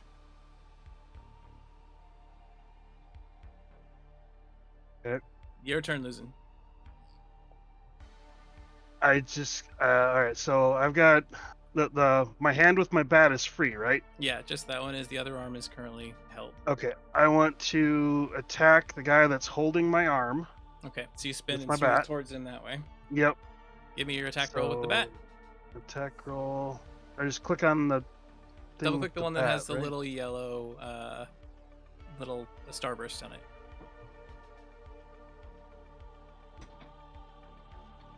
You actually add 2 more to that, so you got a 10. The opponent gets an 8. He is holding on to you, but that also means he has a harder time getting away. So you're going to hit him with the bat. Give me your damage roll. No. All right. So you turn. This individual moves forward. You just swing over. Bap! You hit him, and suddenly he staggers back and then hits the ground unconscious. You took 1 down. You have 1 action remaining. What do you wish to do with it? Is there anybody else within range of my bat that I can go after again? Swinging that way, you could bring it back in front of you and hit either one of the 2 that are on your right side.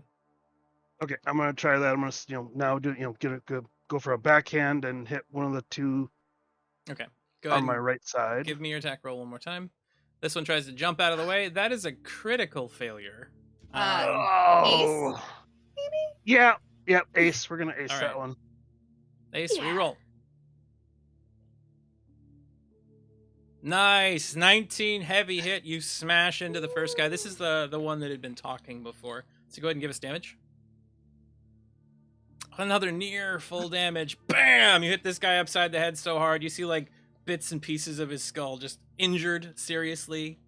He just flies to the side, hits the ground, and starts bleeding, unmoving. I think you killed that guy. Whoops. As the one goes down, the guy goes, "Tommy!" And he tries to stab you with a knife as well. So the one behind you tries to stab you in the back. Your defense is now reset as it is the next round. Okay.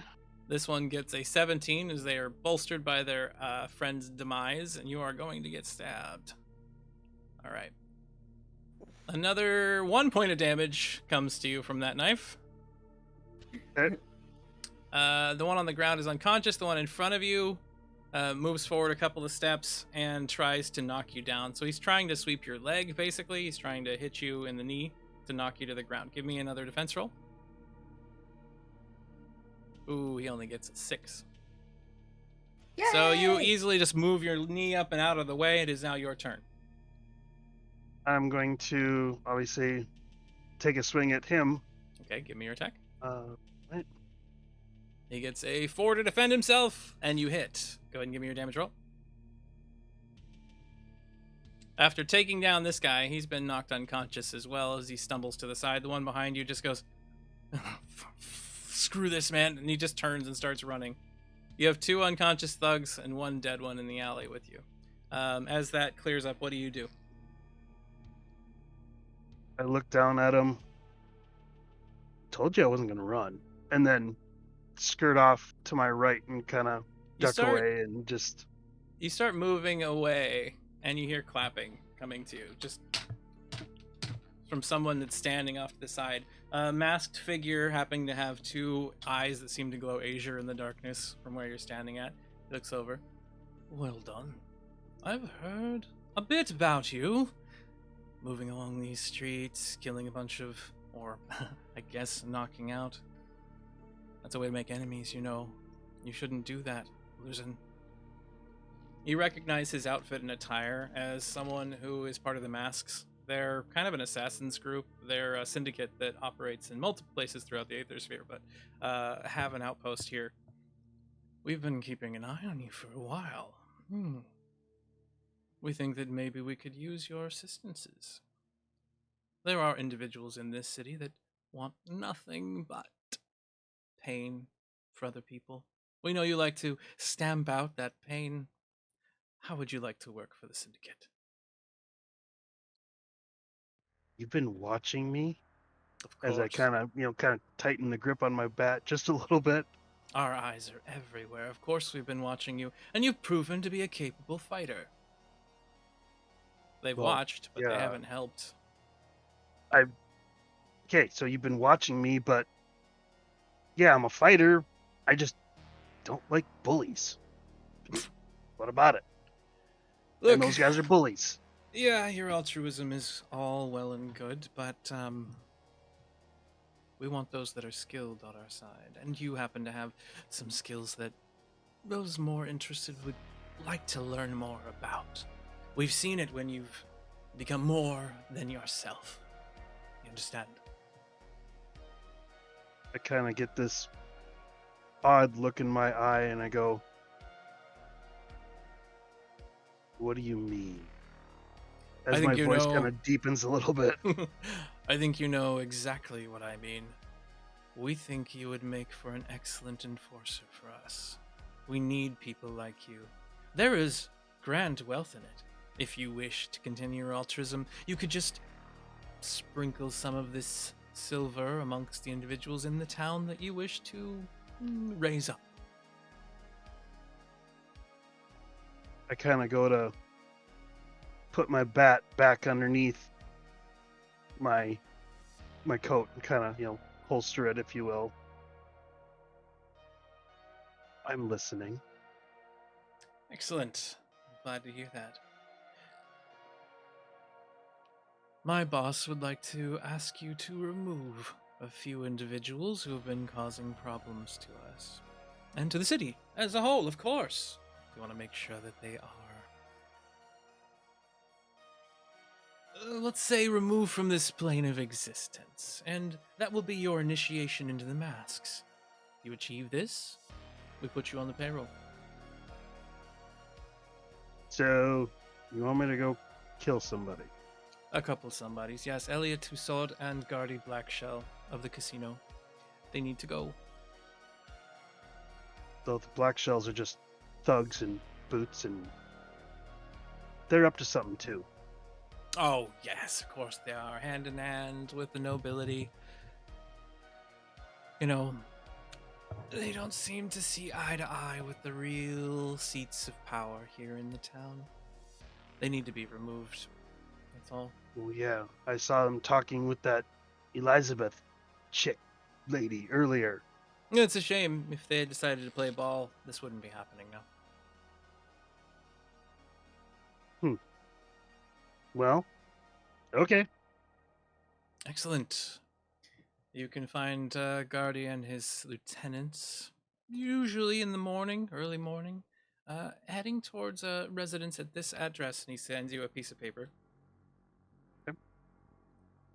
I expect to hear back from you soon. Meet us here in the same spot, although clean up after yourself first. And he points at the individuals upon the ground, and then as you turn to look at them, you turn back and he's gone. Clean up after myself, I think. Okay. So I just go over and clean up my mess. You start dragging some of the people off and throwing the dead body into the garbage nearby, and the two unconscious ones. Do you kill them, or do you allow them to live? I'm not going to kill them. I'm just going to toss them in a dark corner and go, Well, hope the rats don't get you, and then run off. I mean, that is a true concern in this area. You were woken up to rats nibbling at your boots and your hands before. Anyway, so the night passes. Everybody goes home. Coral takes a shower. The machinery there's like, and you have that like water that slowly starts coming out and squealing the whole time. As Luca, you witness roughly the same thing as you're home. Do either one of you have a conversation with your family or anything before that happens? Or before the night ends, rather. I think for Luca, it would probably just be the regular, they have their little family time and then go to bed. Family time and go to bed. Coral, how about you? Similar. This talks about making a new friend at work. Oh, a new friend, you say? That sounds lovely, dear. Your mother's very interested. Your father's sitting off to the side and just kind of lolling his head back because he's got like a fat lip today. Yeah, it wasn't super expected, but their name is Pumpkin, and they're very nice. Pumpkin. That's an adorable name. Are they new to the outpost or to the processing plant? No, they've been there for a while, and I guess we just never crossed paths. Oh, well, that sounds lovely. I mean, new friends are a wonderful thing to have all the time. I'm glad you got that opportunity. So the evening fades out, and we come into the next day. As you're all walking, let's see. Yeah, you make your way back to work, heading up the stairs and going back into position. You see Luca again. Two of you kind of wave and walk together up the streets. And as you're heading up the stairwell, we're going to go over to Pumpkin. So Pumpkin, that morning, the tube just kicks open like usual. You see a bunch of the automatons streaming out to go back to work. What are you doing and what are you thinking? Pumpkin hangs in the tube a little bit longer than normal and looking at the flower that they managed to draw overnight that's on their wall and closes up the panel in their side where a few additional trinkets have made it. Overnight too, they had managed yesterday to have scrounged a couple small springs and have attached them to the bottom of their feet because they've heard the saying walking with a spring in their step. And so Pumpkin is now joining the workforce with a spring in their step. There's a creaking noise with every step as the metal grinds a little. Exactly. All right. Exactly. And So they're not the same size, so there's also a bit of a wobble that's happening. All right, so you take a few steps out and you're heading on your regular path back. When you look over to the platform that you had seen that mysterious crack from the other day, you've been kind of concerned about for a second, you can see that it's been cordoned off. There is like a whole tarp that's laid up. There's security agents all over the area. It looks like individuals from House LaRoque. And yeah, so you now avoid most of the traffic jam, having come out of this a lot later, and you wonder if maybe wandering into work late is a better idea in the future. It's awfully nice not to have to deal with Frank. Yeah. Well, at least it looks like somebody's trying to fix that, I guess. That looks pretty bad, though. I wonder if anybody else really knows about it. We see Pumpkin move into work as Luca and Coral come up. Seeing your new friend kind of standing out in the open as they're getting ready for the morning's events, what do the two of you do as you're walking up? What are you talking about? What's your scene look like right now as you get to work? Same as every day, probably.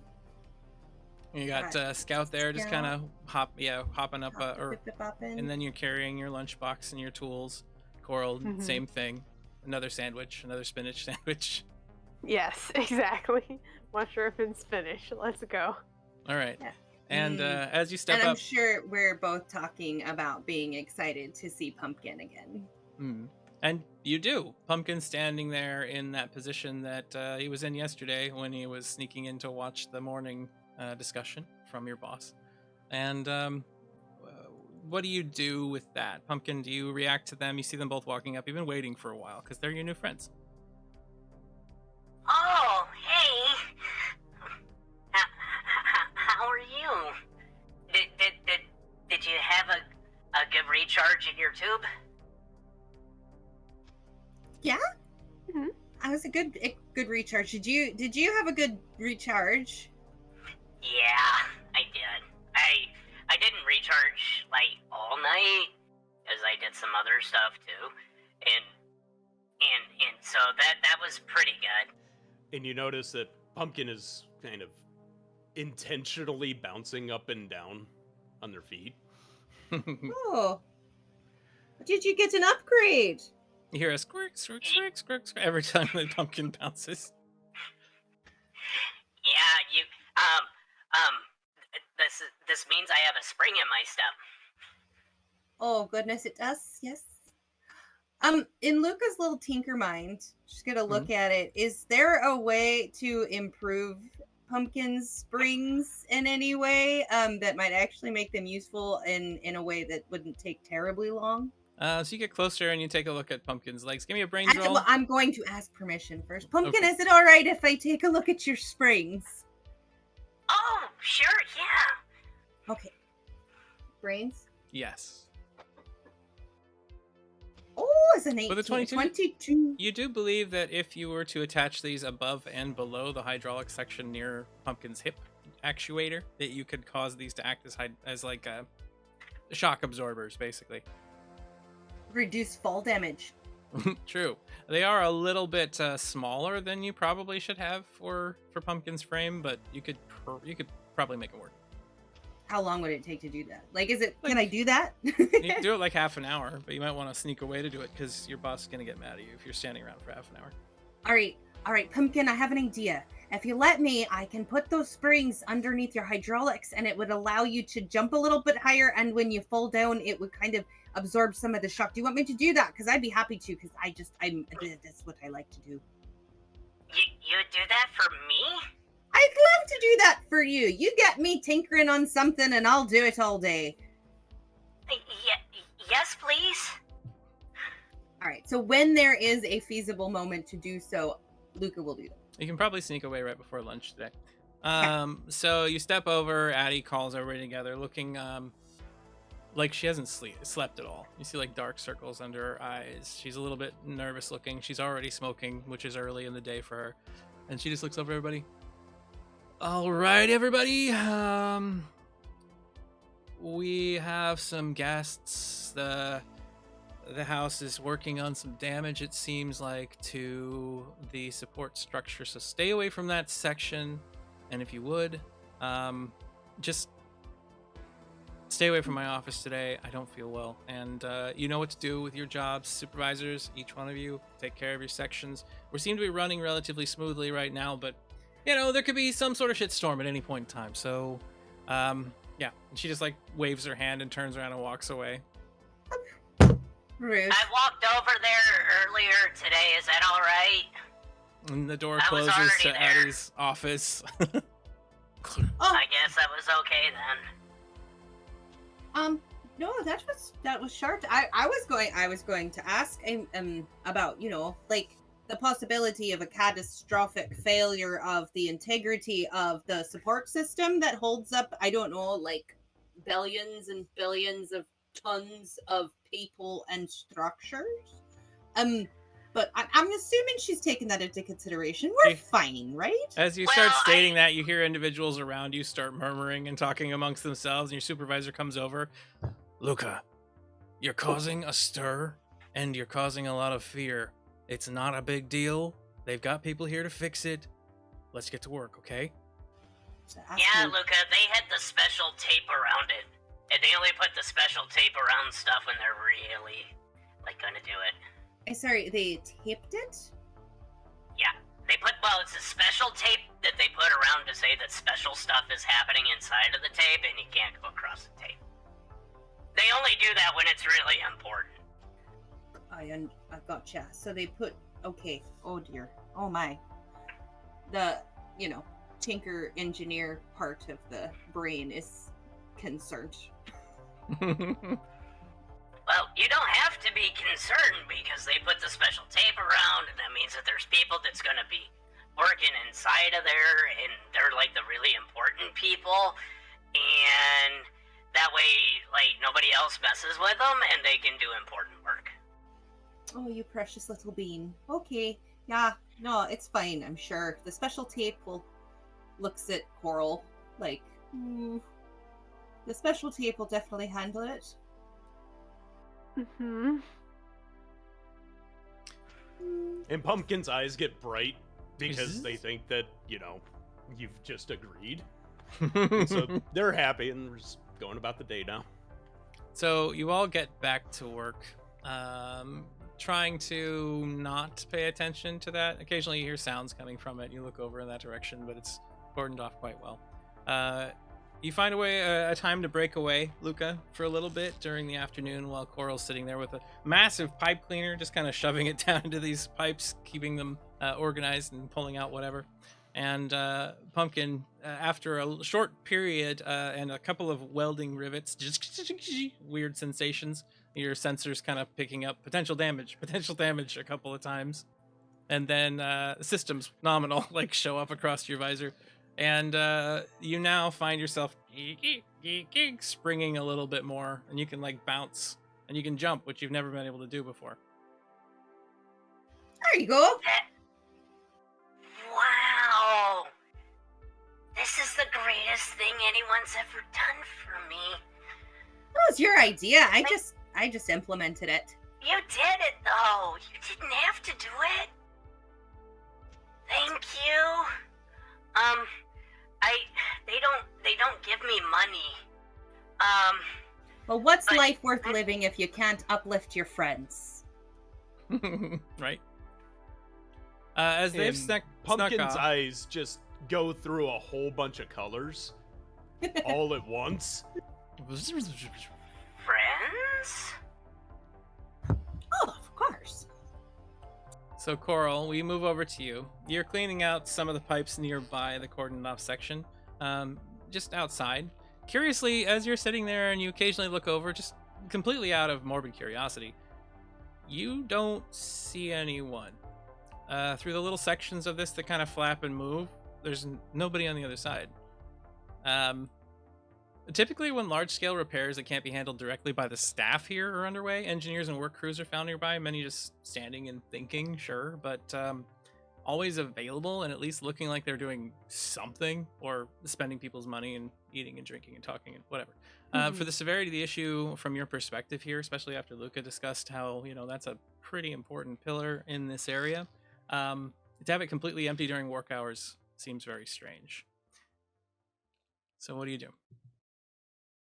Yeah, I mean, if any of the friends are nearby, I would probably tell them first, but like if they're not, I think Coral might just kind of go over there and like just peek around like a corner, the door, like, hey, like what's going on in here? Is there really nobody?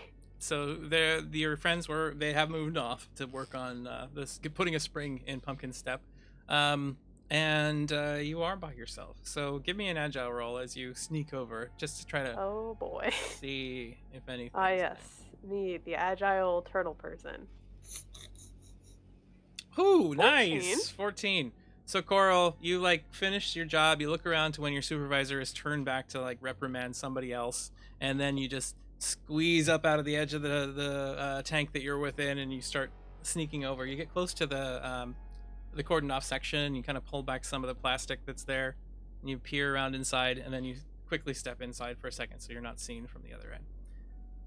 As you're standing here, initially it seems like everything's okay. You have the pillar on one side, you've got a bunch of this stuff just kind of surrounding it, and you can't quite tell what might have been wrong. Give me an aware roll. Oh boy. Yep. That's not great. 5. Do you want to accept the 5, or do you wish to use an ace? I think you know what I'm gonna burn an ace on this. Okay. Seems important. Okay, It's better. slightly better. So- 10. With a 10, as you get closer to it,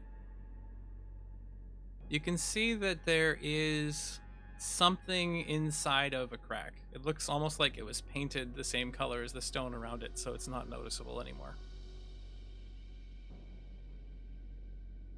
Well, I noticed it.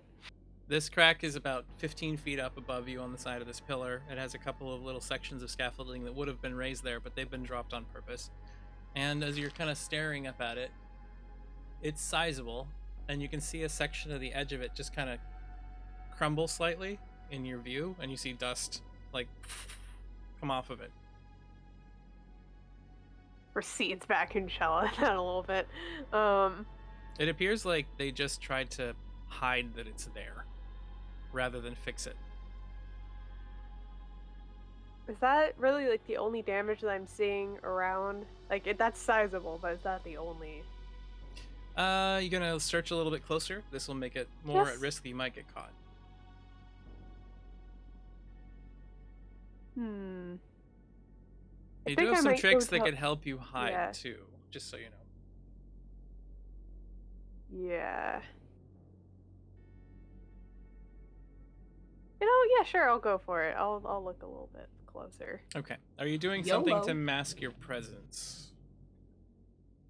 I mean, other than just trying to be as small and not noticeable as possible. Okay. One thing that I could say Maybe, might help you would be Oh, I was your like, because I was control. also thinking the dark. Yeah, I Mhm. was just like making things a little bit darker. All right. So give me a magical roll, and we'll see if you're able Okay. to successfully hide yourself in shadows a bit more. Better. Okay, 14. With the 14, you kind of look back. You know that you could get caught. You know you could get in trouble, and you feel really weird about this to begin with. And as you stare off into the distance, you like raise one hand, and all of the light in this region becomes dimmer, becomes darker, harder to see you. It's already hidden beyond the edges of most of the main floodlights that are there inside of the processing plant, so it's not that hard for you. And as you do that, you see a couple of House LaRoque security step in through the curtain and start looking around. And they start trying to find whatever it was that maybe they saw earlier. Okay. Could you not, GM? All right. Jeez. So, with your roll, you have yourself disguised somewhat. And they can't see you specifically, but they can see something. And you see the two of them start walking in your direction. You can get closer and look at this crack right now, but that will put you at risk. Or you can try to just scram out of there. I'm just gonna try to get out. Okay. So you sprint off down the other side, trying to be quiet as you can, keeping the shadows around you to make things dark. And the security forces kind of, you see them in the distance looking around.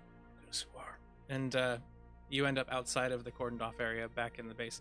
You dive back into your tank, grab a hold of your brush, and try to pretend like you hadn't seen what you saw. Just like whistling a little bit as I go. Just, yeah, I'm just here. I was always here. Ah. All right, the scene fades, and we find ourselves with Luzin. Luzin, middle of the night. You've been kept up a little bit. The offer by the Mask, I mean, they're an organization that you know is pretty heavily involved in a lot of things. Political assassinations are common with them. Based on your previous knowledge roll of the area, I'm giving you some of this information.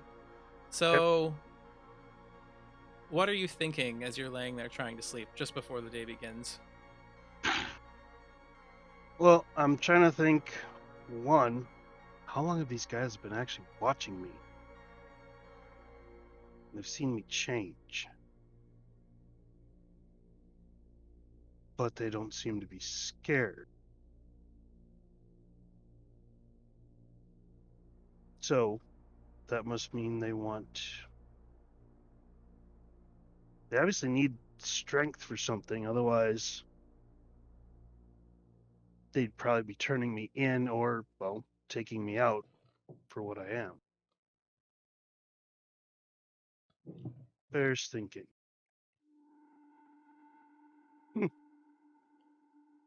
And I just kind of shift a little bit, kind of loosening my muscles after my lovely encounter with the thugs. Mm-hmm. And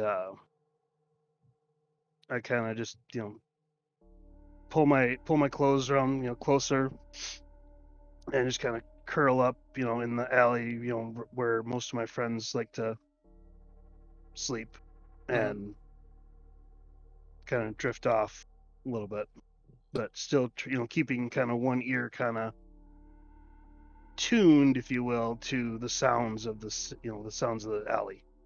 Okay. So, in your dreams, as you sleep that evening, they're a bit restless. You're seeing the face of the individuals you've killed. Accidentally a lot of the time, because in combat, it's not like it's easy. It's not like, knocking someone out is an exact science. And when you've been changed, you don't always have that much control over yourself.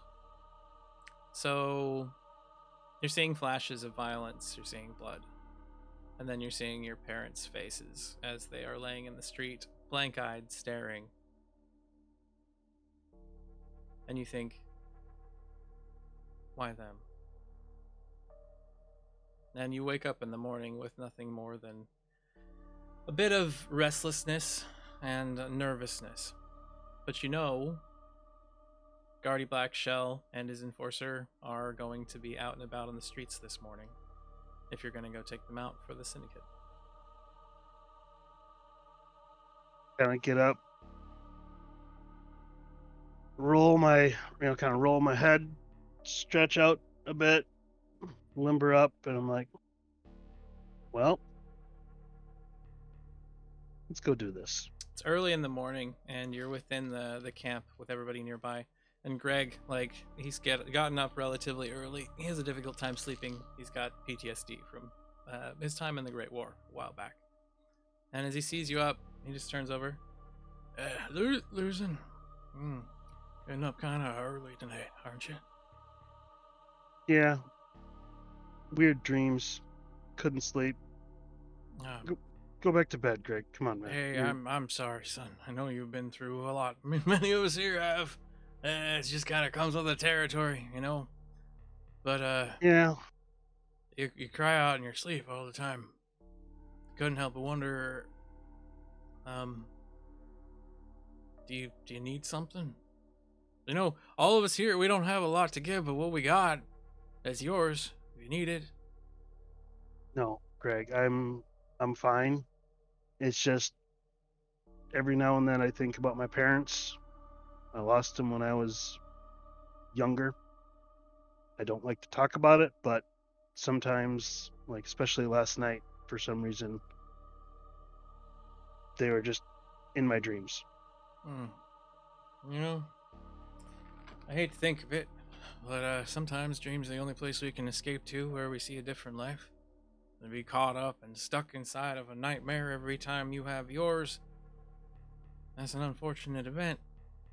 I hope you can find some peace at some point. Something that helps me. My daughter. My daughter gave me this a long time ago. He comes over to you and he hands you this little trinket. Looks like a ring filled with spider webbing. It's got a bunch of old plastic beads and stuff on it.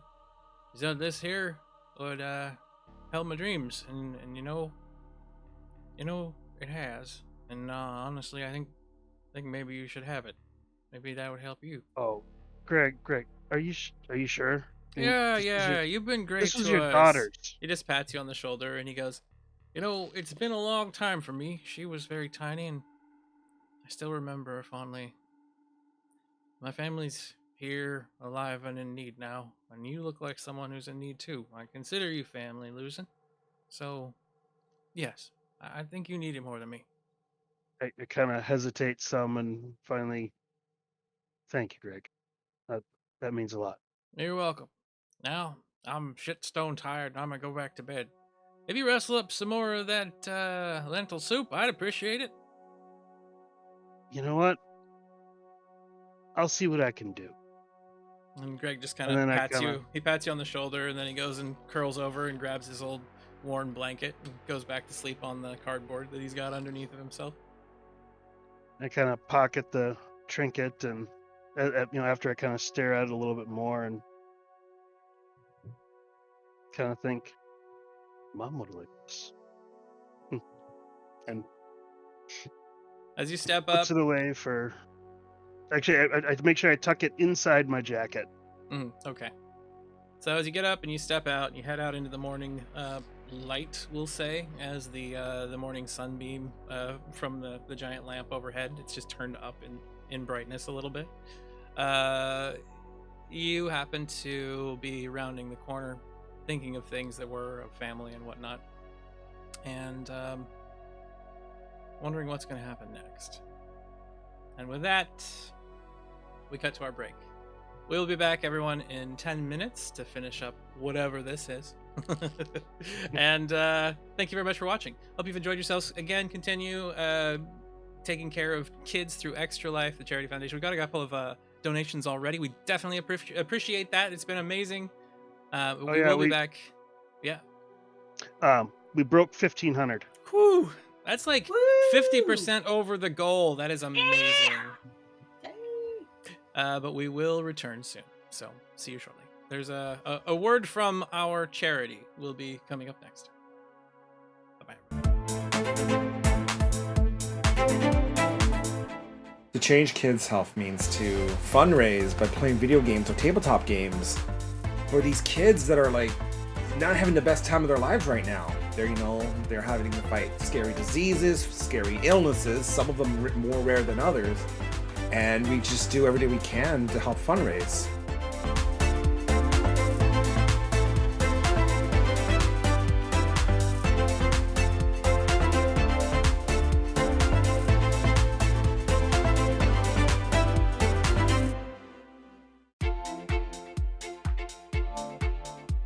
My name is Defy, and I'm from the East Coast of Canada, and I want to change kids' health at the IWK Children's Hospital because as a father myself, I know they're always going to be there for me if and when I need them.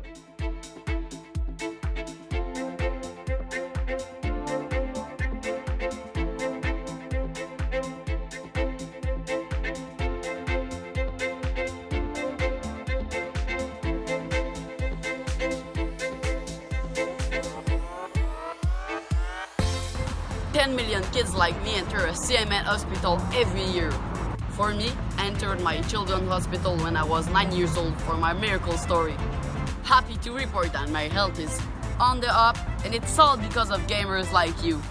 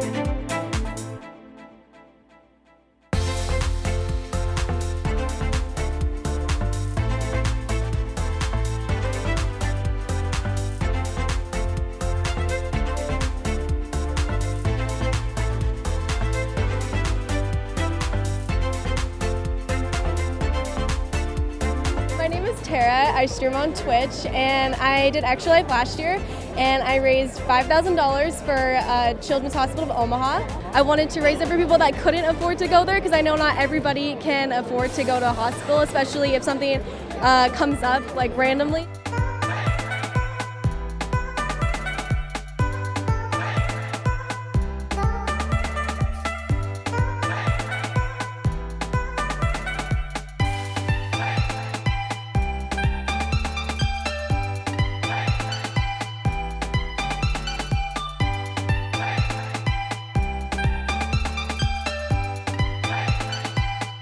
My name is Sean Gorey.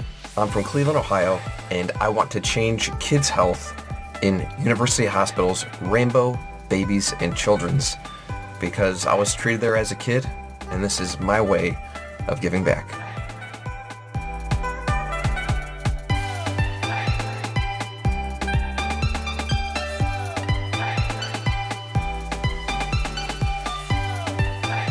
Kids can't wait.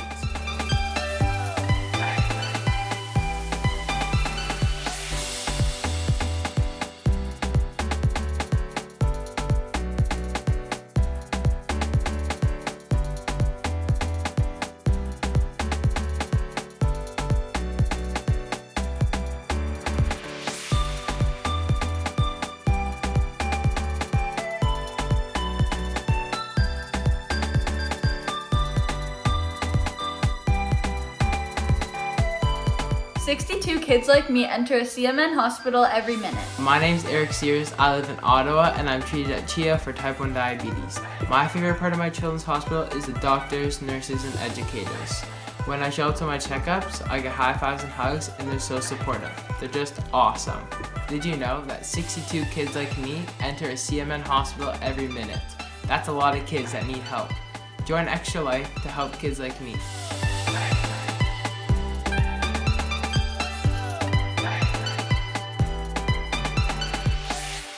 What's up, Extra Life? I'm so inspired to hear about all you're doing to help sick and injured kids treated in your local community, and the fact that you guys are playing games to help these kids is it's amazing on many levels.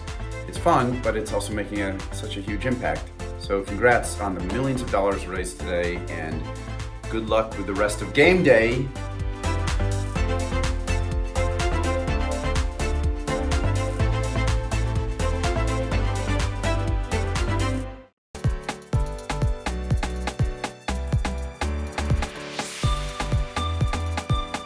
My name is Defy, and I'm from the East Coast of Canada, and I want to change kids' health at the IWK Children's Hospital because as a father myself, I know they're always going to be there for me if and when I need them.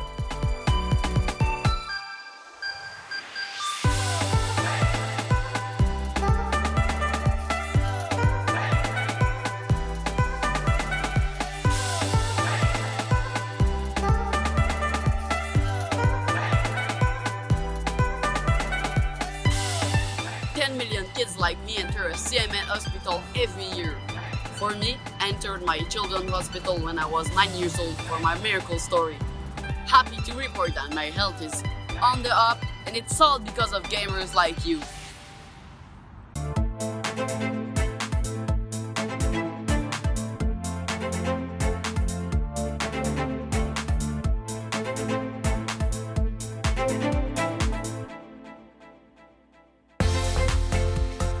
To the Extra Life community, thank you so much for helping kids like me treated at the IWK Health Center and TMN hospitals.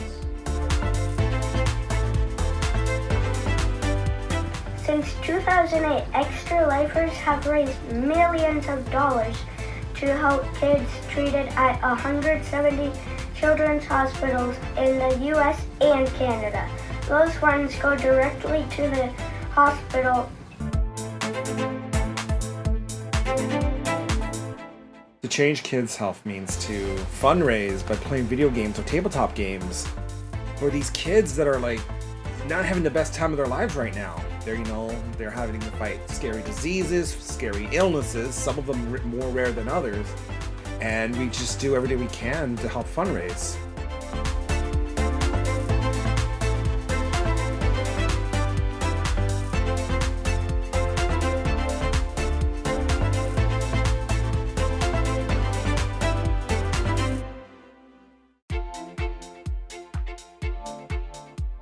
My name is Defy, and I'm from the East Coast of Canada, and I want to change kids' health at the IWK Children's Hospital because as a father myself, I know they're always going to be there for me if and when I need them.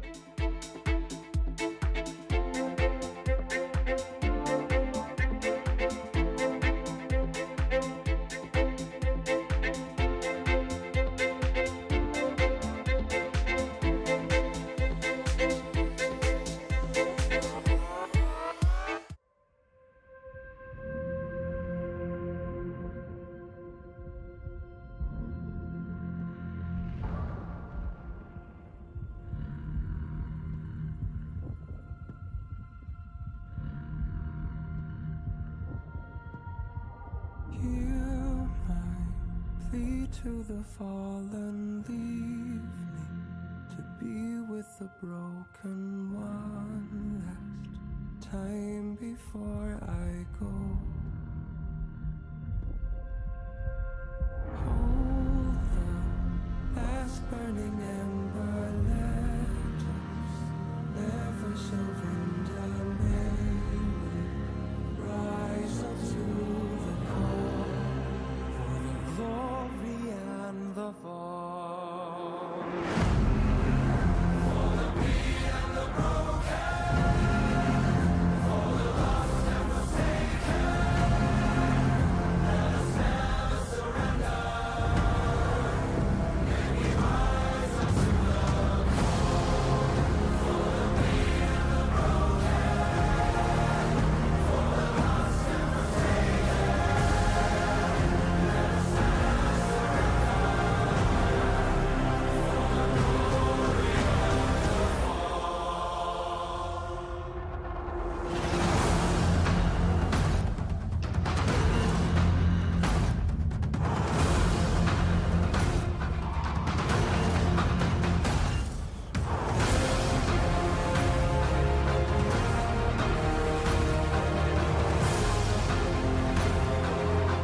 Hello, everyone, and welcome back to When the Sky Fell here on Luna's Living Room for the Extra Life charity event, the amazing Elksway live stream event for the last 3 days. We're right near the tail end, of course. After this one, we still have another amazing one with the Tales from the Tavern this evening with some wonderful people on it, so make sure to check that out as well.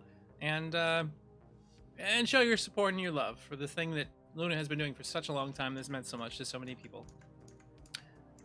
We here are returning immediately to see Luzin rounding a corner, walking along the city streets. It's a bit darker than usual.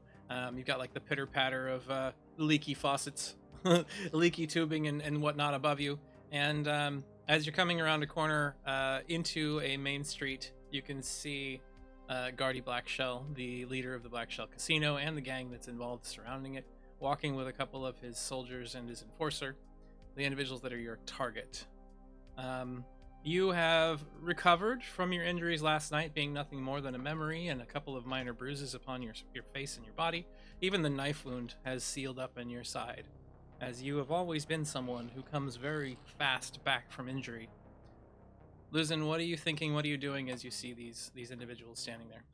I've got my target, and then I've got there's three others. Yeah, I'll give you a map that we can use as well, so just a second. Okay.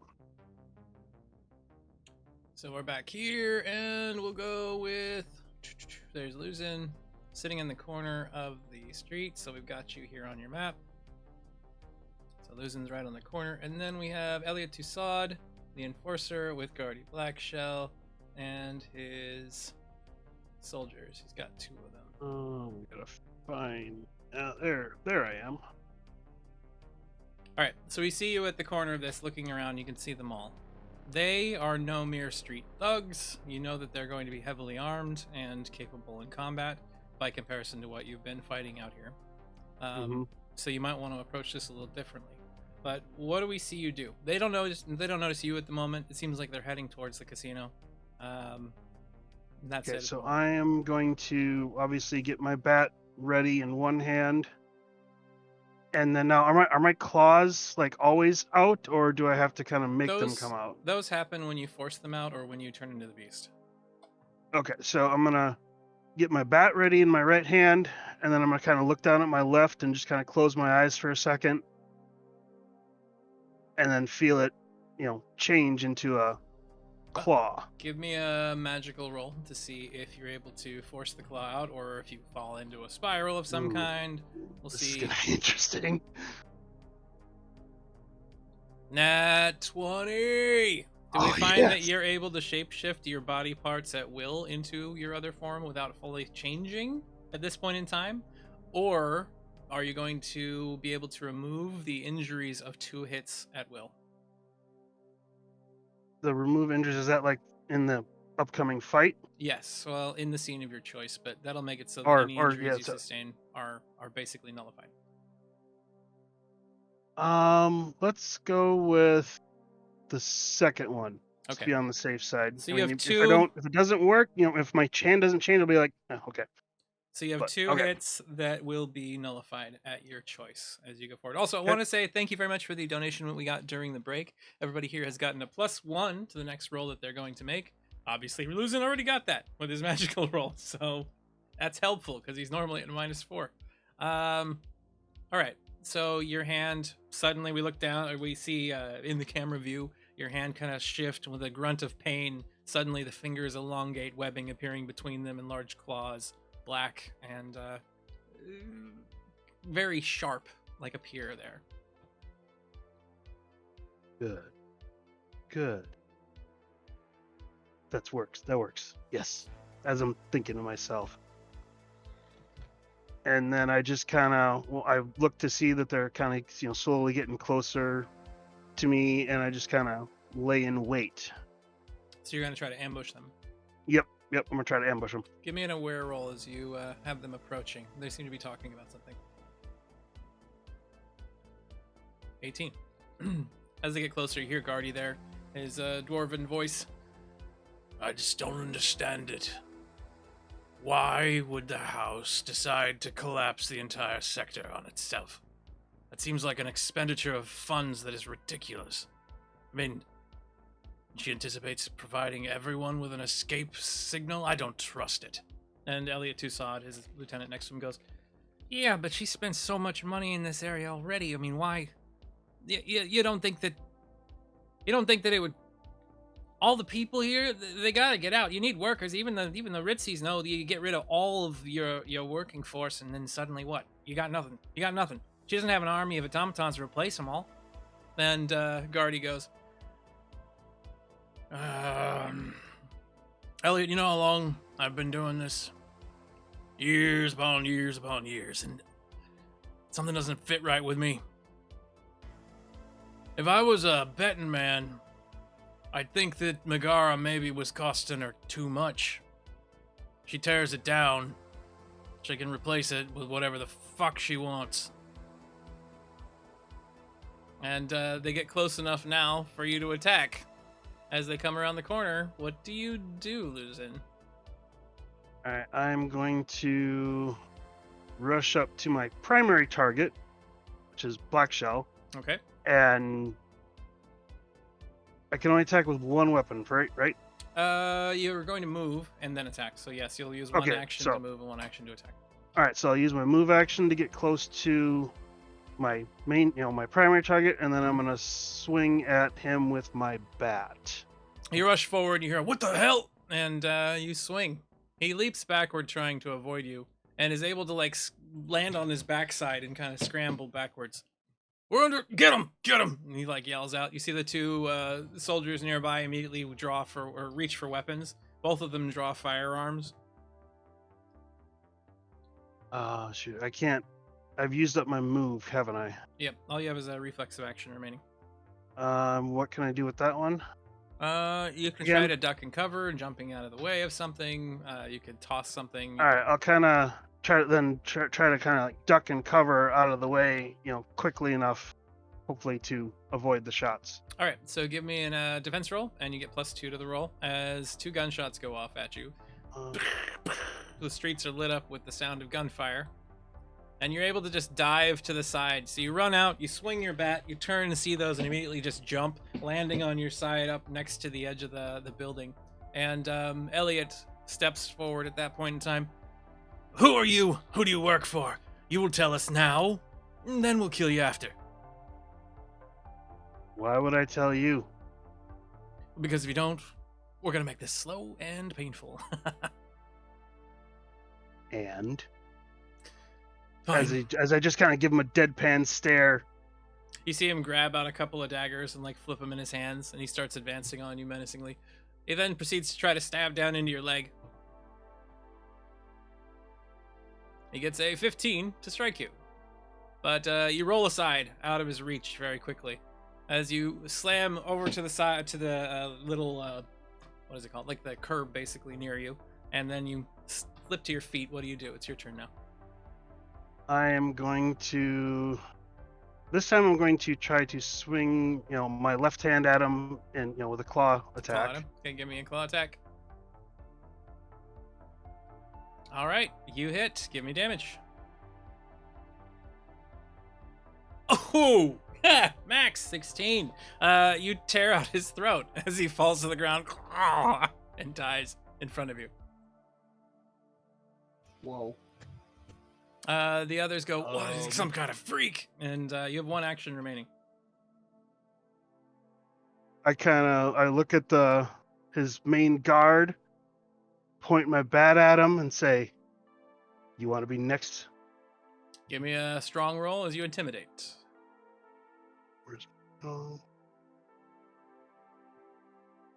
Pointing your bat, making the statement. Both of them draw their weapons up and fire at you. Bang, bang, a couple more shots go off. Has my defense reset? Yes. Again? As it's anytime your turn starts, your defense resets. Okay. All right. I'm gonna. Let's see. I want to try to duck out of the way again. All right. So using another duck and cover, using a reflexive action, give me another defense roll +2. 2 shots come out. Oh, one of them got a 22 and is going to. Both of them are going to hit you. Ooh. You've been hit in the. Let's see. We got 2 position-based hits. Both of your legs, as you're like rolling upon the ground and trying to jump, you get shot in both legs. And you take. Let's see. Okay, you're getting hit by bullets. The first one hits you for 7 damage. The second one hits you for 11 damage. That's more than your leg can take, so you take a wound to each, and that's it for now. So you like stumble forward a little bit, and your legs are impaired. You seem to be quite injured. All right. Boys, this idiot took out Elliot. You know, I've been working a long time at getting good help, and he was good. So why don't we just make this a little slower and figure out what the hell we got an assassin on us for? And you see him reach under his jacket and just pull out a sawed-off scattergun. He racks it and starts walking towards you. As he points the gun at the back of your head as you're laying upon the ground, he just says, "Now don't move, or you'll be in pieces."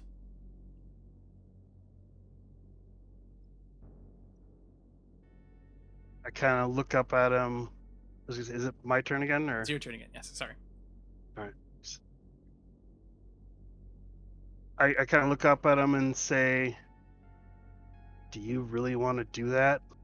And I hold up my left arm and I say, "See this? Do you want that to be 2? So you're some kind of fish. I don't care. All right. Then I would like to try to. Am I able to go into that full form right now and then still come back? Yeah. All right. I would like to try to do the full transform. Do I got to use an overload for that? Yes, you do. So Okay. spend 1 overload. Well, I gave you 1 already. Sorry. There you go. Got it. There we go. So describe your transformation for us. I kind of close my eyes and lower my head and concentrate, and then all of a sudden my body starts growing and growing, and these greenish black silver tipped spines start popping out down my down my back, kind of in a row. And both of my arms just get bigger and bigger, and they now the right one sports the same claws as my left. My feet get bigger, my legs, I'm just growing into this giant kind of scaled, armored looking reptilian beast. All right. As you quickly transform, the wounds in your legs, you see the bullets kind of fall out of them onto the street, and the wounds seal over. And then you find yourself standing upright, now a full 50% taller than you were before, somewhere around 7 feet, towering over this dwarf. He looks at you. What are you?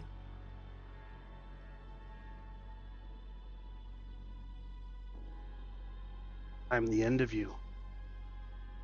And you have an action remaining. What do you do with it? I'd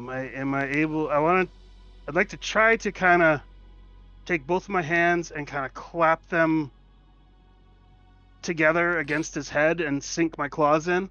Give me an attack roll. You have +2 to this roll. Okay. He tries to leap backwards again out of the way, but is unsuccessful. Please give me a damage roll. And that is 10 points. You slam your hands into him. He moves back. You end up tearing a bit of his face away. He kind of staggers and stumbles. Not dead, but seriously injured. The other 2 soldiers now need to roll to avoid fear. And both of them kind of step backwards holding their guns and, like, afraid of you for a moment. That gives you another action. What do you do with it? I'd like to advance on the guy that's, down. Mm-hmm. And with my right, just kind of give another swipe. Slash. All right. Give me an attack roll. Swipe. He is at a disadvantage for his injuries, and you hit again. Go ahead and roll for damage. All right. How do you take this guy out? As my hand kind of comes across the claws, my claws kind of catch and dig into what's left of his face, and then they pull up. Ooh. And pulls his skull like up clean out of and his body. spine out of his body. Fatality. Yes. Oh jeez. All right, so you cleave this guy, and he falls to the ground. You've taken those out. His 2 soldiers nearby, seeing this, immediately turn and start sprinting away as soon as possible. Do you chase? No, because now I'm going to pick up my 2 targets and go dump them in the nearest sewer. All right. So you take those out, and we see Luzin just drag them into the darkness, because all we see are like this glint of his spines and these 2 bloody trails, and then the scene fades. It's not terrifying at all. Well, we return at this point to evening at the water processing plant. Coral, you have found a way to get back to everybody else after getting separated for work and whatnot. The evening whistle has sounded, and you're now standing there with Luca and with Pumpkin. What is the discussion that you start? I mean, they probably will. It's like once they know they're kind of out of earshot of like other supervisors or like really anything, we'll just kind of explain what they saw. It's like I noticed that like just nobody was behind the curtain or where we were working before at all. So I just took a little peek back. I couldn't help it. I how I just need to see things and know things. And there's this huge crack in one of the pillars like supporting this place. Like it's crumbling, and normally I would think, they're probably in the process of patching it up, but all of the scaffolds were down. Like I don't think they're even gonna try.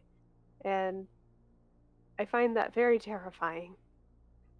But Coral, I don't mean to disagree with you, and I'm sorry if you think so, but they had the special tape up, and that means that the people are gonna do the work, the important work. What do you mean there wasn't anybody back there? I was the only one, and I had to go away because there weren't people in there working on it. There were people watching, and they saw that there was something going on, so they went to check it out, and I scrammed really fast.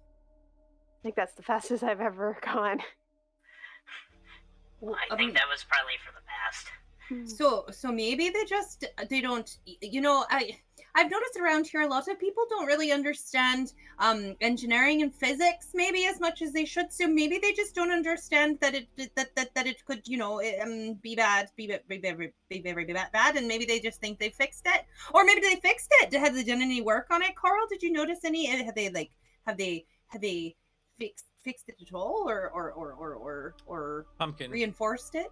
As they're talking to each other, you can't help but notice out of the corner of your sensor vision, a couple of the enforcers from House Laroque, like talking to each other and pointing over towards your group. And you see 4 of them begin marching purposefully towards you all. You see 2 of them put their hands on weapons. You two, I think it's time for us to go. We should probably leave. Where are we going to go? What's going on? The cafeteria. Yeah. Let's go there. We can eat. Yeah, we're gonna go eat now. I like eating. The end day whistle has gone. You see people starting to clear out from the processing plant. Very shortly, you'll be the only one standing here as enforcers come towards you. And Pumpkin very loudly goes, Let's go to the cafeteria and we're gonna eat the consumables and we're gonna rebuild our energy. That's what we're gonna do. and starts walking towards the cafeteria. Do Coral and Luca notice the group of people, or are we just immersed in our own conversation? At this moment, with the amount of obvious nervousness that Pumpkin gives, you look over and you see House Laroque enforcers walking towards you. 2 of them with their hands on guns.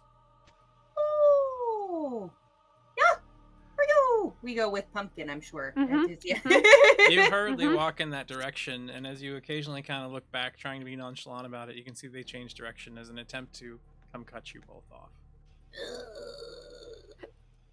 So they're not following directly behind us anymore? No, they seem to be going around towards the calf now and in advance of you. There's like 1 behind you. Okay. Okay. Is there any type of like secret tunnel or anything, or? Like, I mean, Coral, you know of a lot of options. Give me a brains roll to see if you can determine. Okay. I'm sure you've been in all of the pipes around here. Exactly. Exactly. Oh, come on. I'm using an ace. Okay, an ace. I'm burning my last ace on this. Oh, that was almost an 18. I hate this. Okay, What do you I'm gonna say mean? that you start thinking. Coral starts like wondering if maybe there's somewhere else you can escape. But Coral, your hands begin shaking, and you begin having this fearful sensation rise up in you. A very unknown feeling, the worst feeling you've had, and the only time you've considered that was when you went to one of your dad's shows when he got knocked flat and was unconscious. You were fearing for him. Now you're fearing for you and your friends. You're beginning to think maybe they did see you, but hadn't identified you yet earlier today. So you don't know where to go, but you could state something. So you give me your fearful stammering about what you're trying to do. I feel like they're just trying to think through all of the options, just have like this blueprint, this like map of the place like out in their brains, like, well, we could go this way or maybe this way, or wait, wasn't that closed off last week? Oh no. I'm not sure. I think we can't go to the calf now. We need to go somewhere else. I don't know where. Where? Well, there should be a way we can go over that way. Pumpkin, give me a brains roll as well to see if you can Please think of roll a... better. Say, oh, hopefully we can make this happen. Oh boy. Oh, please. Everything just resized. Sorry. Oh no. Okay, there we go. That wasn't great. At least I have a little brains. Oh, no, you do have a little brains. I'm acing. I am acing. Oh my god. Oh boy. All right, come on. Boom. Yes! 20. Okay, that's better. So there is a losing. There is a drainage tunnel that you had cleaned out earlier in the day that kind of dumps directly into a section of the lower city. If you could just go through the tube, you could find your way down very quickly. Let's go over this way. There, we can make it out and around. Yeah. So, you see the tube there? He like walks over towards holding tank 2. We'll have to go inside. I'm sorry, but get out of here with us. Okay. You move over to the little grate, and you can see that Pumpkin has done a good job of shining this thing up and cleaning it off, but it is still, screwed onto the tank itself. So give me an agile roll, one of you that attempts to unscrew it and loosen it while you hear the sound of boots coming down the railing nearby. I am not agile, not me. I have one agile. And maybe tools. Do my tools help? I probably Your don't tool have time to would- get my tools. Your PDO could help. It is a giant tool, but But it's So- not out. that's true. It isn't. If you want to do it fast, you won't be able to get tools out. I You'll just think have I want to something do it fast. Okay, so give me an Okay. agile roll, and there will be a negative component to it. Brr! So Lucas starts working on this. Hold on. Maybe I'll burn an ace on this. Okay, We should get out of here.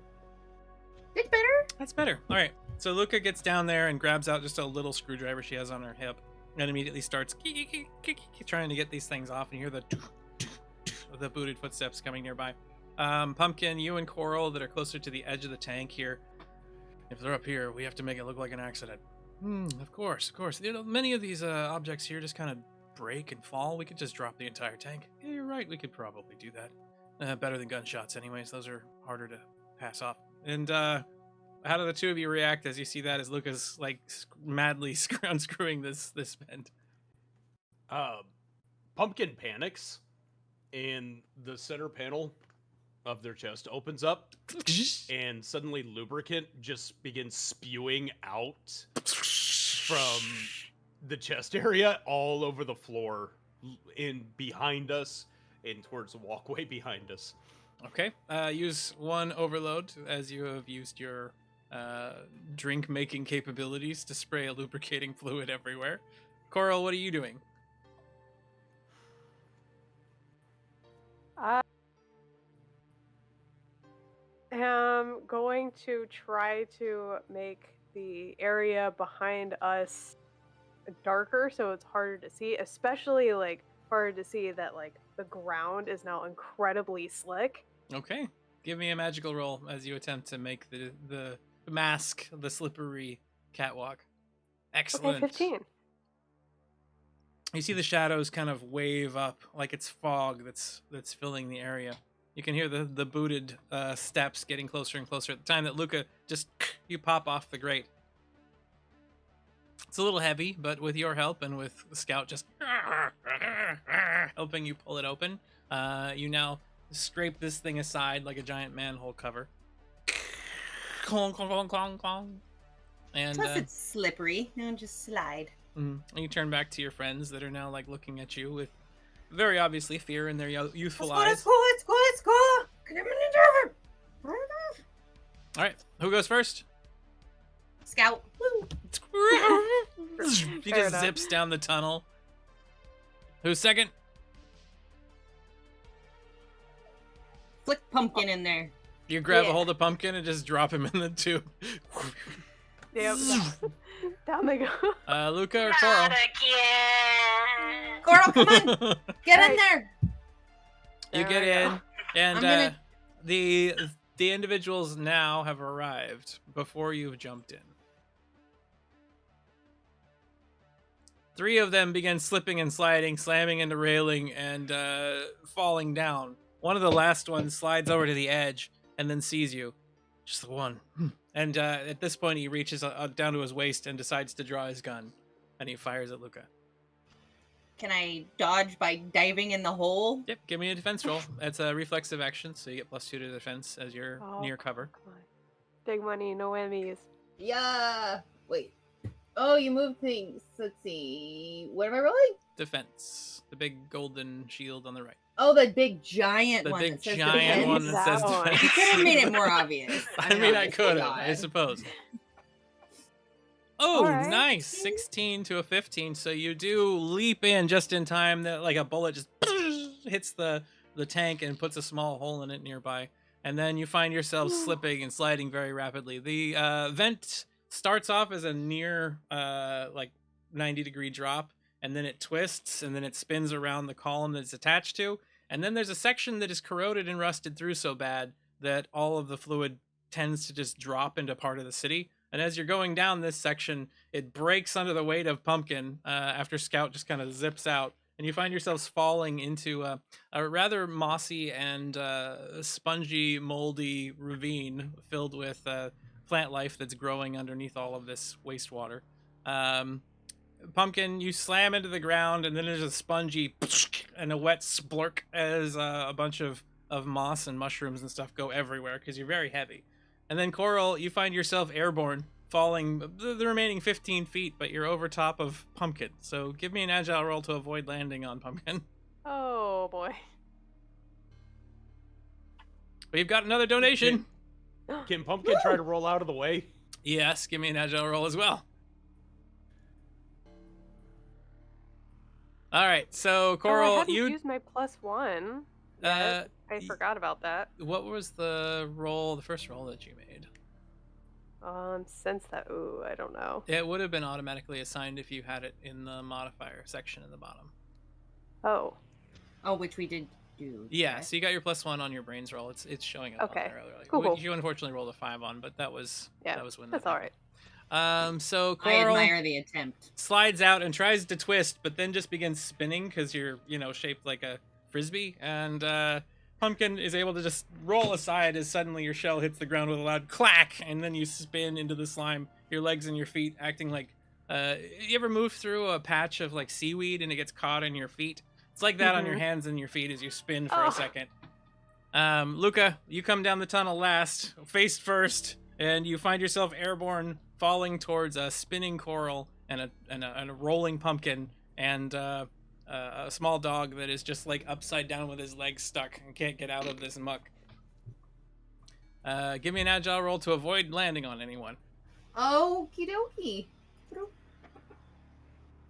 Okay, you're gonna land on I think somebody. I land on someone. There's 3 of you, so I will roll and see which one it goes to. 1, 2, 3. 1, 2, 3. You are going to land on Scout. Oh So no! as you fly forward, and you see Scout's just little legs kicking, and then suddenly there's a as Luca and Scout sink into the muck together. Oh no! Losing. As you finish dragging these corpses over into this section of the alleyway and toss them aside, you then see a bunch of children or young individuals just in front of you.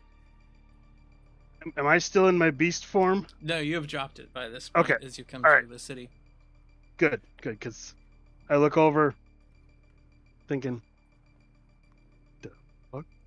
You look up and you see that they have left the, obviously the water processing facility. There's a tube right above you that kind of extends up into it. And looking up, you see over the edge, a couple of House LaRoque soldiers lean out. And you see them draw weapons and then proceed to start firing down at you from long distance, trying to hit anybody they can. So let's see if they get anywhere near you from that distance. One shot comes near Coral, as you're laying there, give me a defense roll to see if you avoid being hit. Okie dokie.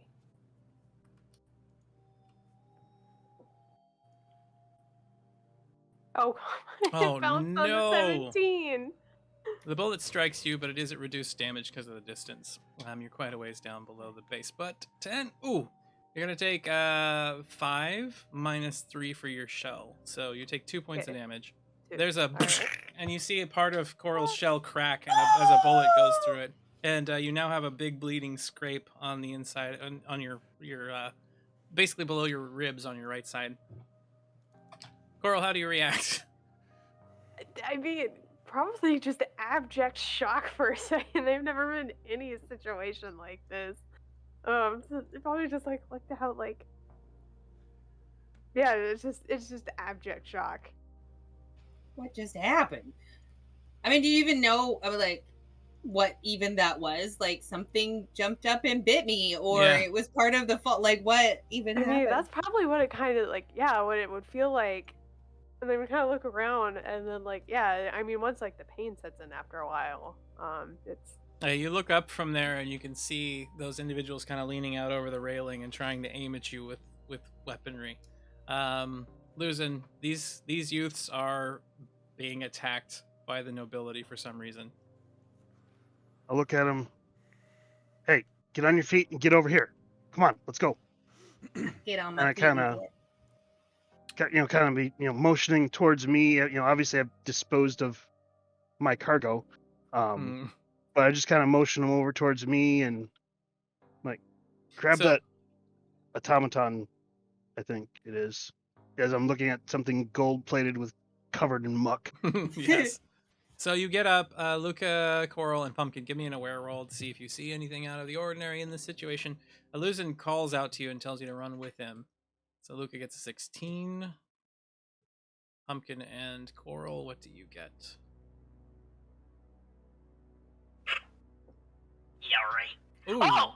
Oh. Okay. Oh, all of you. Yeah. Oh. So one, you can see that the soldiers above are trying to kill you at this distance. It seems like you're in a more dangerous position now than you were before because they don't have to make it seem like an accident. Obviously, something that one of you have done is needing to be covered up. This individual that seems to be taking you away, Luca and Coral, you've seen him before, kind of stalking the streets, usually in a hood, very emotionally distant from everyone, but he also has had interactions where he's fought people in the streets that are trying to, shake down some of the local buildings. He even helped Coral's mom at one point. So you do know who he is, but you also see the feet of two business suit-clad individuals sticking out from under some of the moss nearby. Oh.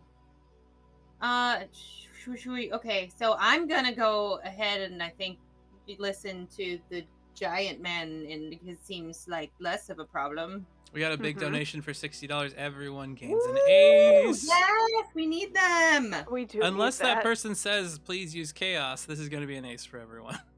Okay, it's fine. Don't know who it was, so If I can just for dramatic, just for the scene of it all, can like Luca push, like Coral since she's like on the back, kind of, and then just like, like a toboggan. Just push you, put like pumpkin grab on there, and then just push towards. Yes, Coral's laying on her back, and then just starts sliding away because you're covered in this slippery substances, anyways, from the moss and the mushrooms. And we got all. Yes. I was gonna say lubed up there, but This is a chaos. This is a chaos donation, so not an ace. Oh. So I am now going to see what occurs in the Yes. It's fine. Everything's gonna be fine. All the bad guys will turn into butterflies. And we'll be fine. So yeah, about that. So the mushrooms themselves, who you had originally believed to be mushrooms, proceed to start flapping wings. And as you smooshed a bunch of these things, whatever they were, they just looked like the part of the scenery. They begin to fly up around you, and as they spiral, creating this thick and dense cloud of butterflies, you can't see the nobility above you anymore, so they can no longer shoot at you. Hey! Did it actually go on the butterflies one? Yes, it did. Yes! It's like 1 in 100. So you now have some of the indigenous life forms here protecting you from sight. Aww. Although you have squashed quite a few of them, unfortunately. As we are moving, Pumpkin is going to reach out and try to gently grab one, or more than one. All right, so you reach up and grab a couple of these small things. They got these large wings that are kind of flappy. And they're gonna go home into the cubby hole.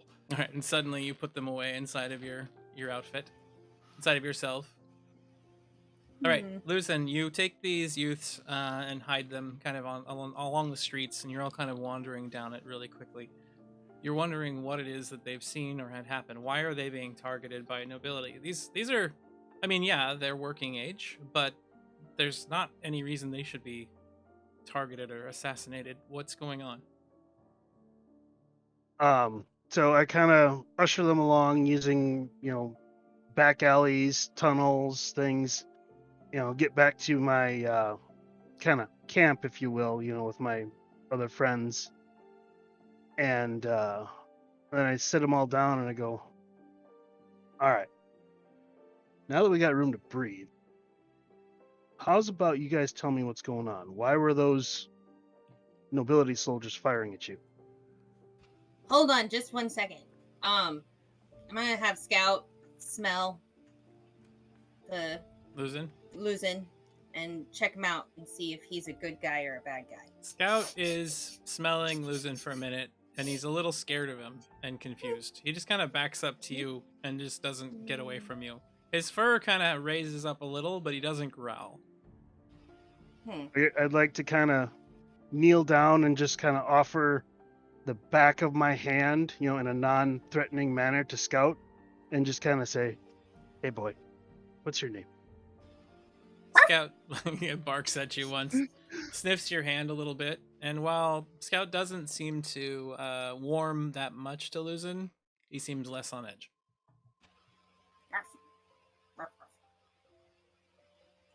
All right.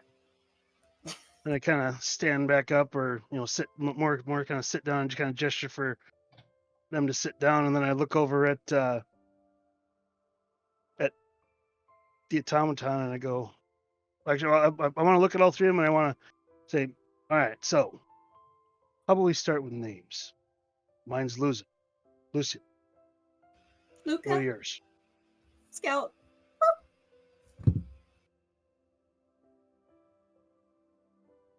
Well, it's so nice to meet you. My name's Pumpkin. Pumpkin. I don't know if my mic picked me up. No, I don't think it did. Okay, well, Coral. There we go. Okay. I'm just kind of sitting there thinking, going, God, these kids are young and with a automaton. And I kind of look over at Pumpkin and I go, Pumpkin.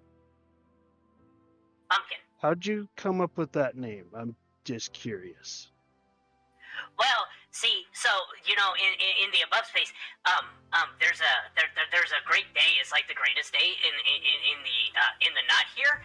And on that day, they get pumpkins, and they really like the pumpkins, and they play with the pumpkins, and they give the pumpkins a face, and everybody loves the pumpkins, and so I'm Pumpkin. Okay. Now that we kind of know each other a little bit. I don't know you. Well, I'm Luzin. I kind of just wander the streets and help people out when I can. I'm glad you were here to help. Absolutely. I don't want to be the one that keeps saying like the sky is falling or whatever, but I think that maybe that's what's happening right now. There's a big crack in the infrastructure at the water treatment plant, and it could be catastrophic. But the thing is that no one is even paying any attention to it at all. And they said that the magic tape was up, or that's what these pumpkins said. And so we went over there, and Carl, take a look. What? I'm sorry. Am I talking too fast? My mom says I always talk too fast when I get nervous. Just kind of slow down a little bit. What did you say about the magic table? No, not magic table. It's the magic tape. It's, the tape that they put up, and it's got the yellow, and it's got the black that goes around, and it's like, you stay out of here because the important people have to be in there to do the stuff. They mean caution tape.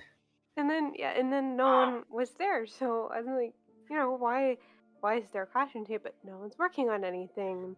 I can't help myself. I have to look into things like that. It's true, they do.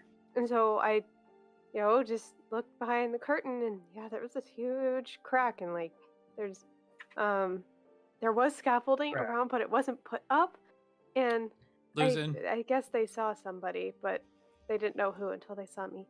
Luzin, this afternoon, as you had been dragging these individuals off, you tried to avoid the main streets as much as you could, but you did notice something a bit interesting. Some of the peacekeepers, the police officers in the region, were meeting with House LaRoque soldiers. They looked white as a sheet, and they proceeded to leave as quickly as possible. Some of them seemed to head into their homes. And it seems like there's an evacuation of people starting to leave the city, but only people that are on the payroll. Which one of us, or what? overheard the talking about the cover up or whatever. Didn't someone say something about that? Yes, Luzin was there when he witnessed the Black Shell talking about that situation. Yeah, because I heard him mentioning the whole, getting people out comment. So anyway, I don't know what we're supposed to do, but I've never been shot at before, and I don't think that they like us in there. But I don't know what we're. I mean, I'm like, that's a lot. I mean, that's a lot of sky. That just the whole thing would fall on everybody, and it would destroy everybody down here, and then it would destroy everybody up there too. I think, right? So like, we don't know what to do. If the sky's falling, we need to run. Pumpkin, your calculations start running in your head, and you're like, the edge of the city that's outside of this plate is like 100 miles from here. We can't run. We can't run. Right. I was going to say we can't run anyway, because what about all the other people that are here? We're all gonna die. Oh, jeez. Well, I don't know about... Okay. No, Pumpkin, we're not all gonna die. This is what we're going to do. We're going to, I don't know, somehow fix it and save everyone. Or tell everyone to get out, or both. Should we... No one's gonna listen to us. But it wouldn't be so bad, because at least I'd die with friends. That's very sweet, but I'm not quite ready to die yet. I'm not sure how old I am. All right. Illusion kind of looks at him and goes, okay, here's what we're going to do. First, I'm going to try to get you kids somewhere safe, and then I have to go talk to somebody. So I'm going to try to lead them to Meg's place, and, kind of knock on... Does her place have like a back door, or is it just the front door? Just the front. There isn't. It's Just built front? into Okay. a building. Yeah. So okay, all right. Then I bring him in there, and I see Meg up at the bar, and I kind of motion her over to me. So you start walking towards Meg's, and you're bringing the others with you. Taking these back alleys, everybody's kind of skipping about as quickly as they can, trying to keep out of notice. You see that there are Larok enforcers starting to move around the streets, and they seem to have enlisted the peacekeepers. You recognize that. As you get close to one of the main streets, you look off to the side, and the alleyway that you spent so much time in with Greg and crew in is currently being questioned by the peacekeepers. They seem to say something that upsets Greg, and you can hear his voice. I'm not telling you nothing! Luzin's like my boy, I won't let him up! And you see the peacekeepers draw weapons on everybody in that alley. All right. You see house noblemen going from place to place. They seem to know that you're involved. They saw you. And individuals who have been saved by you now have enforcers at their doors. How big of a group do we got in front of us? Too many. Too many? I just kind of I try to catch Greg's eye. I don't know. Is he facing me, or is he facing? He's facing the soldiers up, so you'd have to the get soldiers? his attention. Okay. Oh, okay. All right. I'm just gonna think. Damn it! Why are those soldiers talking to Greg? Coral and Pumpkin, give me an aware roll as you're standing there in a position where you're kind of behind everybody and looking up. Whew, 18 from Coral. And Pumpkin with a 2. Pumpkin, you're busy seeing the sights and cities of the city. You've never been down here before. Coral, from your position, as you kind of look around, you notice the pillar, you notice the processing plant, and you notice small red pops on the pillar. And you see a crack extending, grander than before.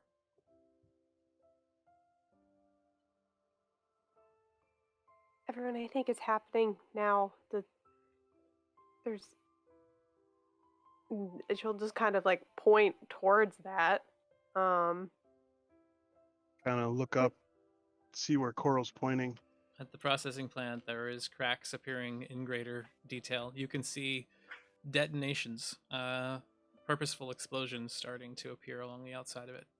You know from your experience, Luzin, you probably only have, maybe an hour or two before it all collapses. There's no way to get everybody out of the town, and there's not enough time to build up a force that might go over there and take care of it. You're not sure what to do. All right, so I'm gonna, take a moment to think, and I kind of go,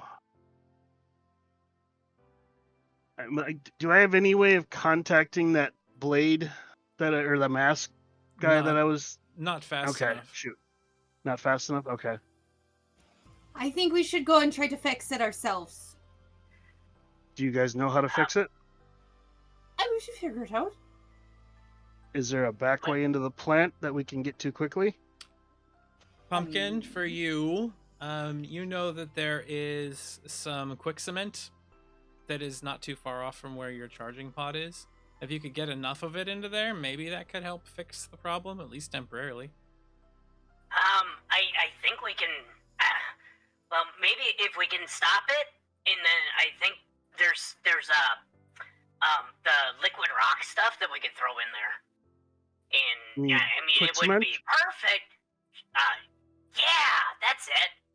And The only it would problem, be Pumpkin, perfect. the only problem is that this stuff requires a special little light that is used in order to make it harden quickly. You don't know where you might be able to get enough to light all of those up at once.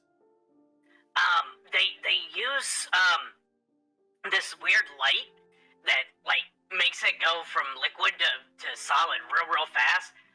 I don't know where the lights are. Coral. We don't need to. We don't need to know where the lights are. We don't? Oh, then Light 'em let's... up. All right, so Luzin, you think, all right, all of these kids, it sucks, but you think you're gonna have to bring them with you. One, they have skills you don't have. You need to protect them as long as you can until they can get this done. You don't think you can leave them behind? No, I can't leave them to get caught up, snatched, killed. And at the same time, Luca, Coral, and Pumpkin are all, we can't leave this poor guy behind. He's got to come with us. Clearly having a rough day. Blood under his fingernails and stuff. I think that's a trachea hanging out of his collar. Yeah, it's just kind of sitting there. I mean, jiggling about. Okay. So, all of you have decided to go back and see if you can fix the problem. That will require you getting there, getting through the defenses that are being left behind, collecting the supplies, and then placing them appropriately, and then solidifying them. That is all you have left to do. No big deal. No big deal. So as you rush over towards the facility, this is late. Obviously a late evening situation. Most of it's been closed down. But we see all of you head to the main stairwell. Now, you could attempt to take that, or you can take the old ladder, the way that you used to get up a long time ago. Not that you did, but people that worked there did. I mean, it's probably in disrepair, but is less likely to be watched. All right, gang. What's the easiest way into this place? Well, the easiest are the stairs, but that's going to be watched. There's another way, ladder, but that also would be very... That ladder's not very good. Mm. I know what you're talking about, but nobody looks at it anymore because, if you climb it, you're gonna die. We're all gonna die. Well, you know what? Keep your chin up, Pumpkin. That's no way to talk right now. We have to have some optimism and hope. We're gonna be fine. Everything is going to be fine. Okay. Well, where would people be watching the stairs from? Probably from the scaffolding at the top where the processing plant is set up. But The if you had some way to camouflage or to cloak yourselves, maybe you can make it up without being noticed. Hey, Coral, You know how we have those late night shadow puppet sessions that where we hang out and eat the popcorn and woo? Do you think maybe you could make like us shadow? I can try. That's a really good idea. Make Here a goes. shadow. All right, so you get close. You head towards the stairwell. Is that what you've agreed to do? And then try to shadow puppet your way up. This Well, I don't will want require to die on the ladder. 2 applications of chaos to reach everyone, or you could use 1 application of chaos and pick 2 other people.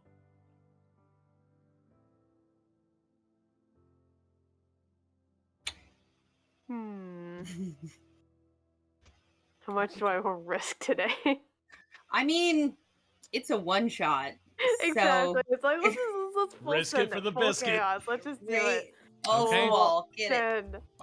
So I will give you an ace for this, which gives you 2 Okay. chances to succeed. You will now roll magical, and you have to get higher than a natural 10. The higher you roll, the better the outcome overall, but a natural 10 is required to avoid a chaos effect, spiraling the magic out of control. Coral, Luca, Luzin, and Pumpkin all step to the bottom of the stairs and start climbing it. When you get to a position where you can start to see the platform up above, you believe where other people might see you, this is when Coral decides to start stretching and getting ready to try something grander. Then she's done. That's a 4. Ace. All right. Ah. Here we go. Once Come more. on. Final I don't even have shot. a- Give this the I don't- try. I don't have a negative mod. Come on, please. Yeah. That is an 11. Double So that digits. gives you more than a natural 10. So you have extended your shadow over everyone, and it makes them harder to see from people that are looking at them. So all of you will now have a +5 to your roll with Agile Nice. to be sneaky. So give me a +5 Agile roll from each one of you to see how well you're stealthing your way up this stairwell. Harder Right, to so see it you, makes- but not impossible. That makes mine a +4. There's an 18 from Pumpkin. There's a 25 from Losing, a 23 from Luca. And How do you edit the just the in roll? the modifier in the bottom left, just click on that once, put a 5 in it, and then make your roll. If it gets too complicated, just roll the die and You can add just five. roll it. Okay, like that might be. That's usually what I end up doing. I'm Add like, 5. So that is a 7 Oh. plus 5 is a 12. Because of how good everybody else did, I'm going to say that we're going to take kind of like the mid ground here. So Coral starts scraping and scratching. There's a bit of, I mean, you've used a lot of energy here, so you're feeling kind of tired. And I'm going to say, Luzin, you've got the highest roll, and you also have the most skill with sneaking in general terms. So as Coral makes a couple of mistakes, you kind of help her along up the stairwell, being a little more quiet, helping keep her off of the scrapey bits on the stairs and away from the edges where she might be seen as well. So all of you head to the top. I will now roll to see if the guards see you.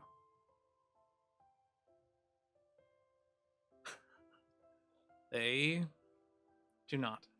As you all make your way up the stairwell, you know, they're just kind of staring and talking to each other, not paying a hell of a lot of attention, and a few shadows just kind of drift by them. You find your way out towards the calf, and then that's where you're all standing right now. The crack is off to your left, a little ways ahead of you on the large platform that is attached to the giant pillar. And Pumpkin, your charging station is off to everybody's right, over near the holding tanks.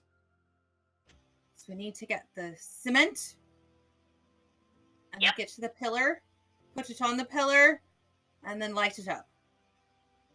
Exactly. And I can get the cement. Would I know We'll of do like a that. sled or something to? Yeah, they've got little ones that they pull it around from place to place when they need to do work on the tanks or on any of the platforms. I'll go get a sled, and I can bring it. I'll bring all I can. So Pumpkin's going to be showing up later than everybody else if he goes to do this by himself. Well, maybe we should. Are we gonna One of need to us have? should go along, help him. Yeah, and then maybe get Coral in a position where your lighting will be helpful. Mm-hmm. Okay. Yeah. So- I'll I go like help Pumpkin pick up the cement. Right, so Okay. Luzin's gonna go with Pumpkin. Luca and I'll go with Coral. Coral. Yeah. You two are going Yeah. together. You're gonna try to get to a position where you can shine the most light on the crack. Exactly. And anything like if I can find any type of like reflective surface or something like that too to like potentially like do a whole like mirror trick and get multiple angles, like that would also be like killer. Perfect. So Luzin and Pumpkin, you kind of walk off to the side. You can see a few automatons that are kind of laying upon the ground on the way to the station. Some of them have been damaged by gunshots. There was target practice happening here.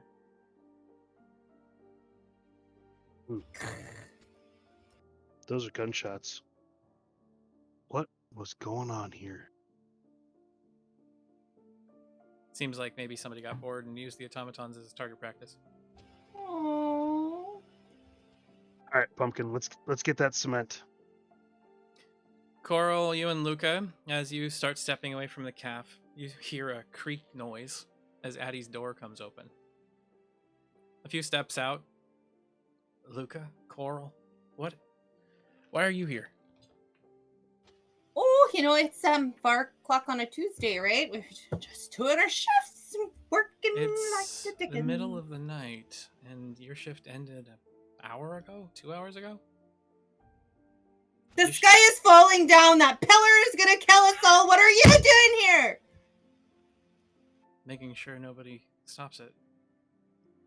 Oh, well, I see. We're definitely not here for that. But we're gonna go ahead and go. So, bye. You two need to leave now, and you should probably go say goodbye to your families, unfortunately.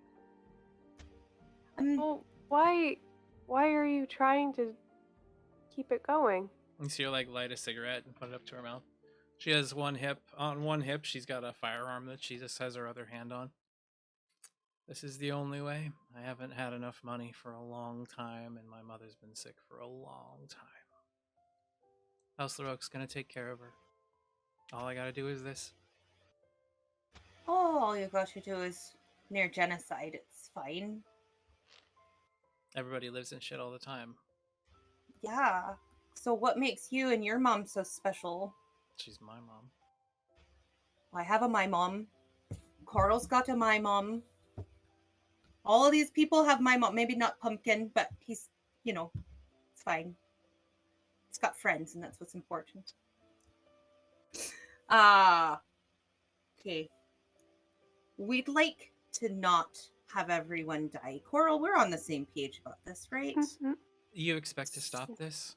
Yeah. The nobility lives off the blood of all of the workers down below. They have forever. They will forever. This is not... If you go up there and you patch that, in a week it'll be back. So why not get what we can from the tragedy that's going to come? There's no option. Well, a week gives everybody time to get out of here anyway, doesn't it? Are we going to tell? As soon as you turn and try to move somewhere, she'll have people killing you.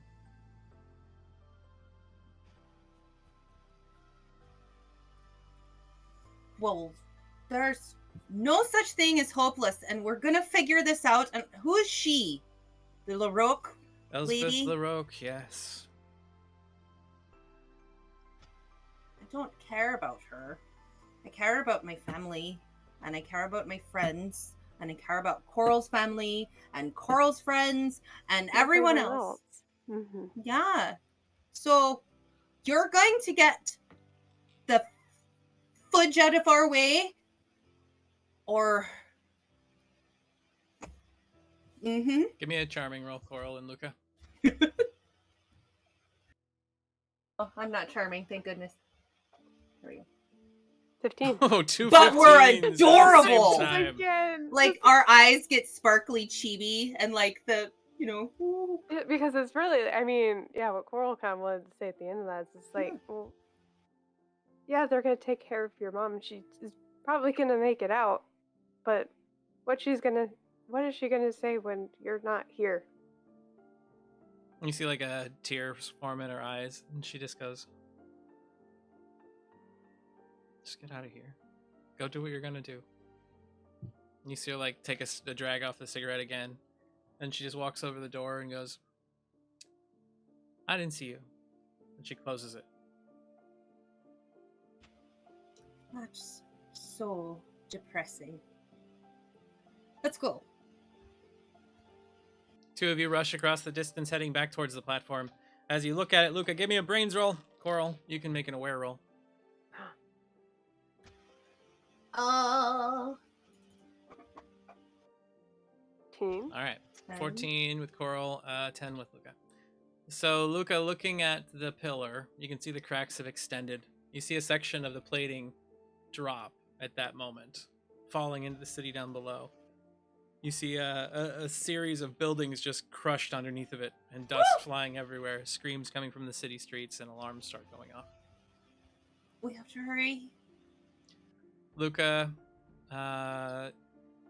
looking at the scaffolding and whatnot, you think that from the angle it's at, unless you had a couple of giant mirrors that you don't have up here, you're going to have to get Coral on the platform that's directly outside of that crack so that she can shine light directly on it, which means going completely into that cordoned off area. Coral, from your position, you can see 3 or 4, you can't tell because of the scaffolding and everything there, House Larok automatons, war machines, set up outside of this thing.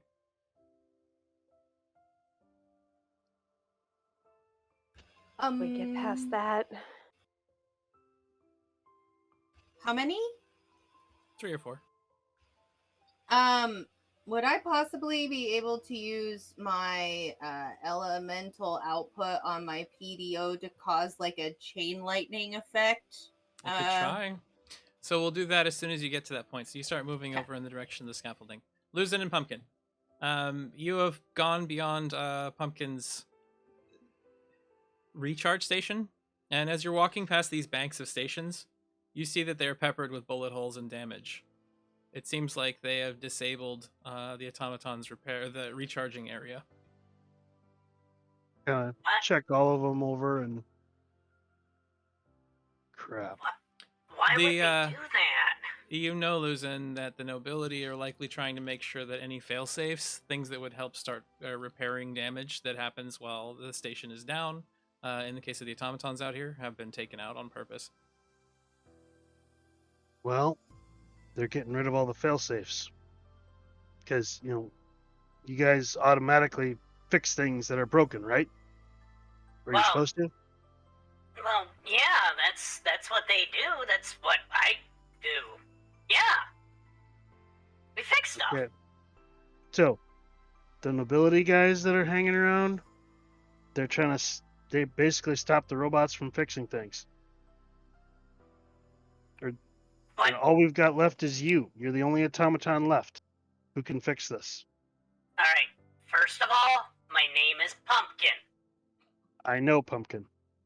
Second of all, fuck that ass butt. Oh, we're gonna fix this. So Good job. Good, Pumpkin. Yeah, we're gonna fix this. You I move just beyond. like the big scary were thingy talking to the little robot calling him Pumpkin. You move around the corner to where you can see the quick sealing cement, the quick curing cement that's there. And you see bag upon bag of it. How many are you going to take with you? Each one of them is about 10 pounds. How many can I fit on the sled? I mean, you can fit 10 of them on there and be able to pull it without assistance. Yes. Okay. Pumpkin starts loading Does that bags seem to be on. enough? You think so? And then I'm gonna grab 2 more bags, just in case, and kind of sling them each up over my shoulders, and carry them. Okay. So you grab a couple more, and you start heading over towards the platform. We will now see our final map.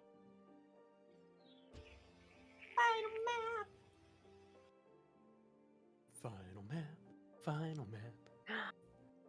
We see Luca, Luzin, and Pumpkin, and Coral. So Coral and Luca are standing at the edge of this, whereas Pumpkin and Luzin are starting to come up from a different section of the platform, which goes underneath what you can see there. Over here is the direction that you need to get in order to reach the platform and to repair the damages done. And in front of you, you happen to have the enforcers.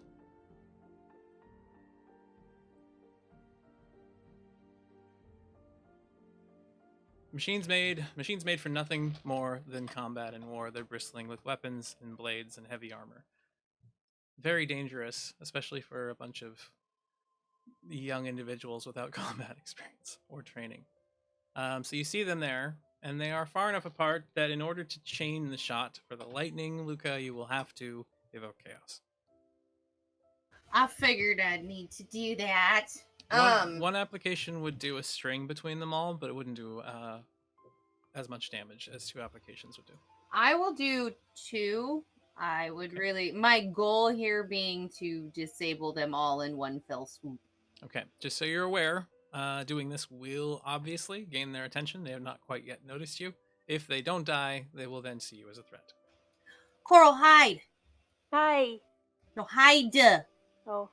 Hi. Coral hides. All right, so Coral, you jump to the side and hide. Let's see. So you're currently hiding around the corner where it's harder for them to see you. And Luca, give me your brains roll and roll higher than a natural 10 to avoid any chaos. Okay. This is focusing on your PDO, so. This is focusing on my PDO, yes. Oh, for purposes of chaos. For purposes of chaos. Here goes the roll. And that is an 18. That is enough to arc the magic between them. But as the first bolt hits, you notice something is slightly off. No, I don't. I got an 18. They happen to have mithril shielding. As your blast hits the first one, it statically charges across its chest and then goes straight into the floor. It catches fire. But you will cause the damage of your weapon to the first one. So go ahead and give me that roll. I should have looked. Damage of the what? How do I roll the damage on that? Should have your PDO elementals, the damage you're rolling.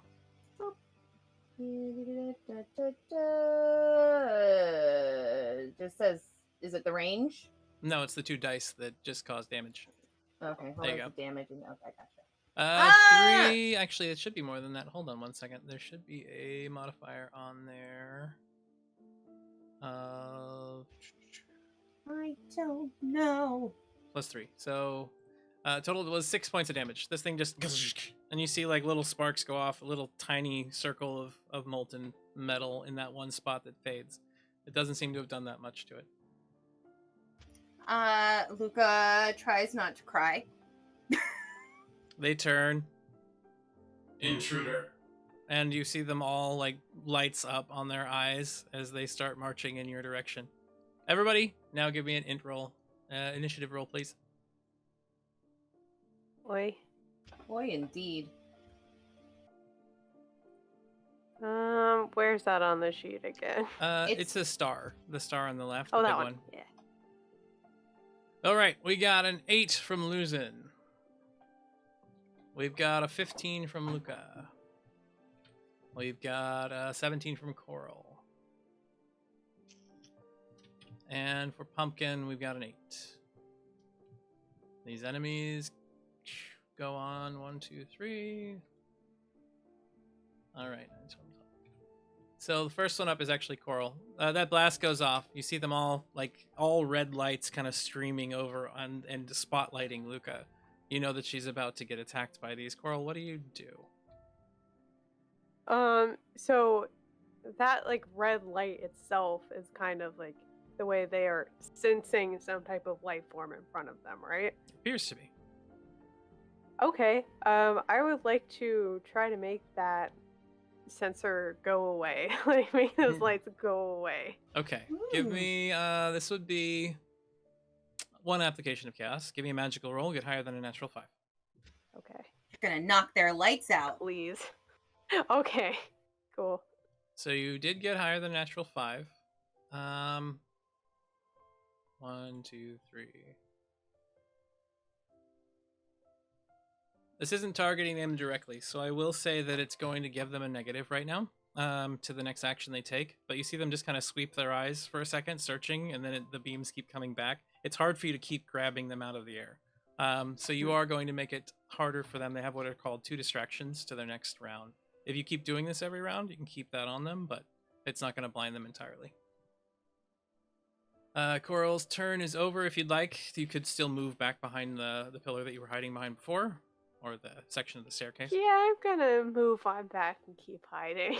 Okay, so Coral pops out and then grabs some of these red beams of light from the sky temporarily over and over again, and then just zips back behind the stairwell. Luca, you are up. Your first blast seemed to not go perfectly. What do you do now? Okay, so the key is to get Coral to the stuff, and can I see yet Pumpkin and Give me an aware roll.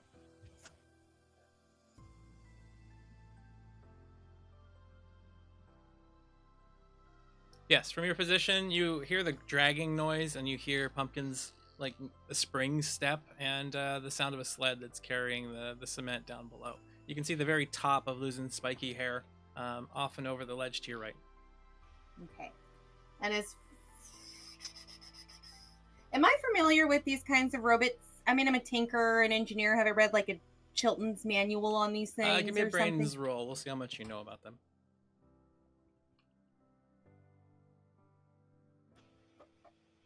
For critical flat- failure. Fluky. I'm going to use a. I don't. That's nope. Okay. No. Unacceptable. Much better with 19. So yes, you recognize these, the particular model of these as modified elite enforcers. They're basically like $10,000 machines. House LaRoque went all out to make sure that this place was protected. Is there a weakness or exploitable, hacking port or something? You would have to actually open up the plate on their backs to get to it. Okay.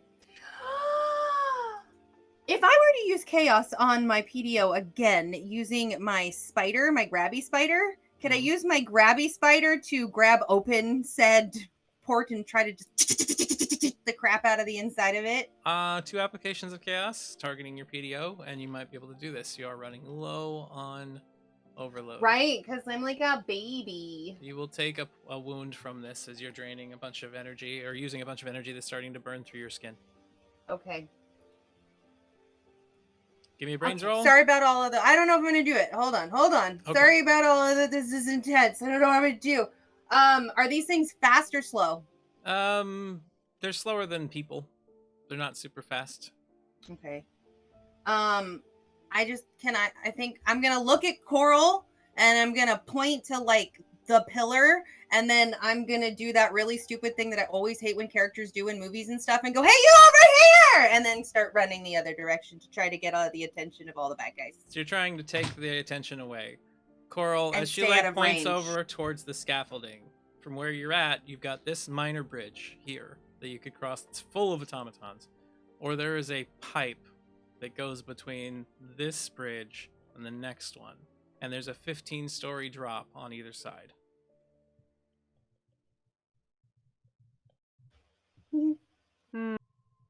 Well, I don't think I'm gonna be able to get past those automatons. So. All right, on your turn, we'll see where you go. Luca's trying to gain their attention and draw them off. Give me a charming roll. Let's see how big of a scene you can make and see if you're able to pull them with you. That is an 11. Okay. So they're aware of you, but they might also be aware of other threats. Moving from here, we see them start marching towards you. One of them, you see a little spinning like arm just, and then you hear a thunk as it fires off some sort of bullet towards Luca. Give me a defense roll. Right, projectiles. Mm-hmm. Okay. Defense roll. All right, Luca. My defense is not resetting, by the way. Just It's okay. You're good. Well, it doesn't reset on its Okay. own. You have to reset it. Oh.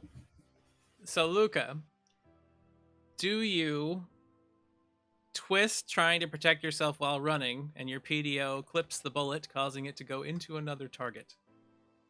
or when you are fired upon, does something happen? Spark something bigger that might draw these off faster. The opponent has critically failed on attacking you. Oh. So the one that will make them less likely to see my friends. okay. So as that bullet goes out, it hits one of the cells on your Tinker's toolkit, and it just bursts open with electricity, and sparks go flying everywhere. And it seems to gather the attention of these in greater regard as you're running. You're just sprinting away, and there's like a...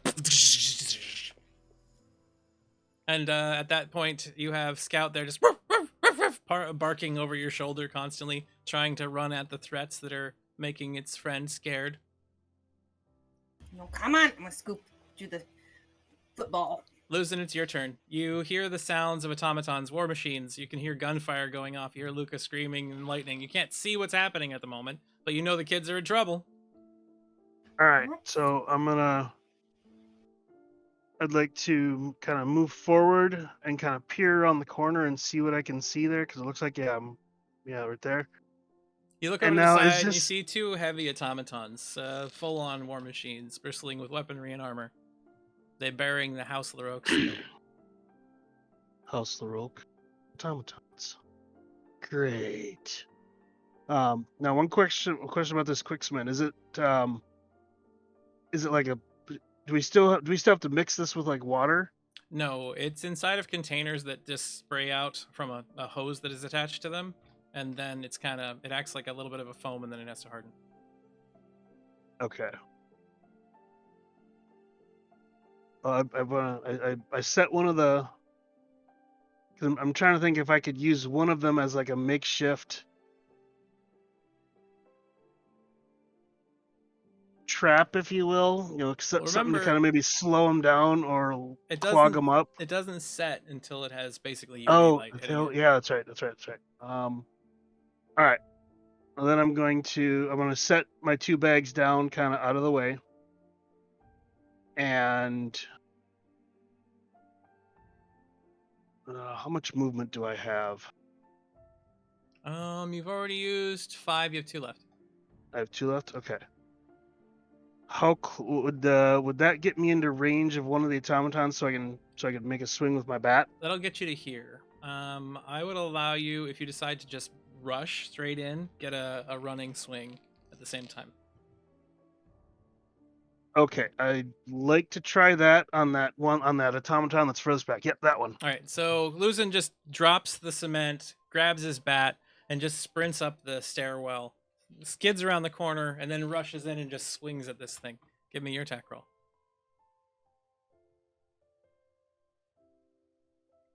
Your swing comes in very hard, smashes into this thing, and your hands vibrate intensely as you riverbait off of it. It seems to be not taking any damage from that at the moment. I look down and I go, yeah, I know. And you see like the head of this thing just turn, twist, and look at you. Assault! All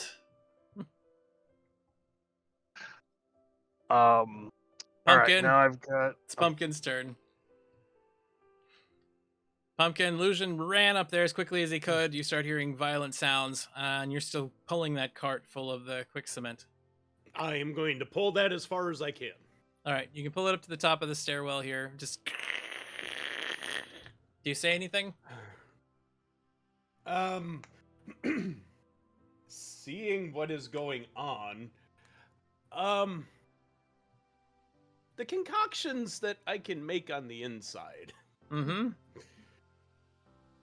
Do any of those include possible acids or other corrosive fluids? I mean, you could increase the acidity of something to the point where it could potentially become corrosive. That requires chaos. Oh yeah, we're going full chaos. We're doing it, baby. 1, 2, or 3 applications. We're going 3. 3 applications for the most powerful acid you can possibly create. All right. Exactly, and I'm hitting the one that is catty corner to me. Okay, give me a brains roll. Get higher than a natural 15 to avoid chaos, targeting yourself. Oh, I kind of hope we don't. Full send. Full send. Oh my god! 21!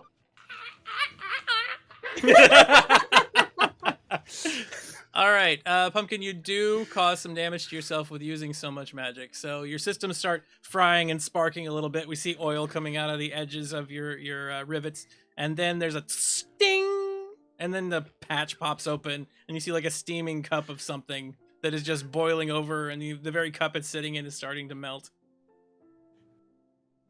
And that is your turn. You got that. Next round, you can use it. Coral, it's on you now. These automatons are chasing after Luca at the moment. Some of them have been distracted by Luzin.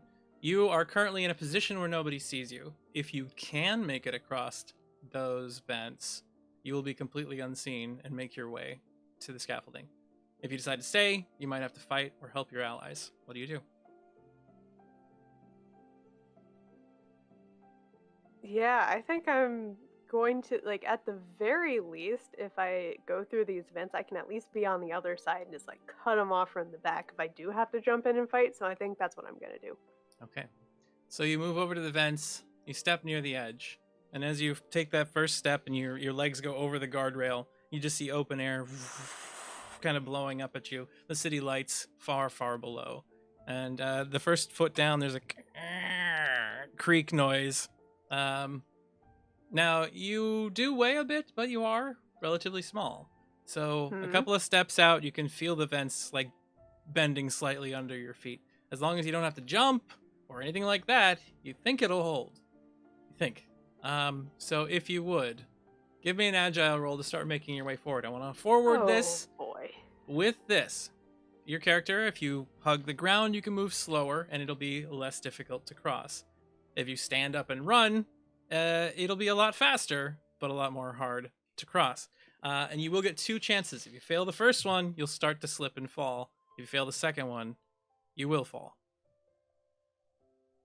Yeah, let's try and go the slow route because I am a turtle and I'm not very agile. Okay, so Oh, give boy. me your agile roll. Slow and steady. With a slow and steady pace, you're looking for a 12 or higher to succeed here. Give me that roll. Boom! All right. First one. You have made it halfway across. You have one more Okay. roll left. And Coral makes it all the way across to the other side. And then Good time to save those high rolls. leg up over the edge of the barrier and just starts breathing heavily for a second. And then you turn and look. You see Luzin about to be just demolished by these things, maybe. And it is Luca's turn. Luca, you can keep sprinting away at this point in time. You can try to be defensive, or you can turn around and help your friends. You do have the attention of at least 2 of these right now. If you keep running, they will follow. Did Coral get? Do I see that Coral got across the thing? Yes, you see Coral I was just watching now, like legs up over the other side and just. Okay. I think I will do my PDO thing since at this point we need to get the cement over anyway, and I don't have the attention of everyone. Okay. So I will. Yeah, I'm gonna try to throw my PDO onto the closest dude and see if I can just Override pull it? open. Yeah. Okay. Override it. Yeah. Can I make it my? Can I use? Won't you be my neighbor on an automaton? With chaos, I would say that might be the case in the case of a tinker. So I throw my PDO in an attempt to override and befriend this robot. Okay, give me a brains roll. Get higher than a natural 10 to avoid any chaos, focusing on your PDO, and we'll see what happens. That's a 9.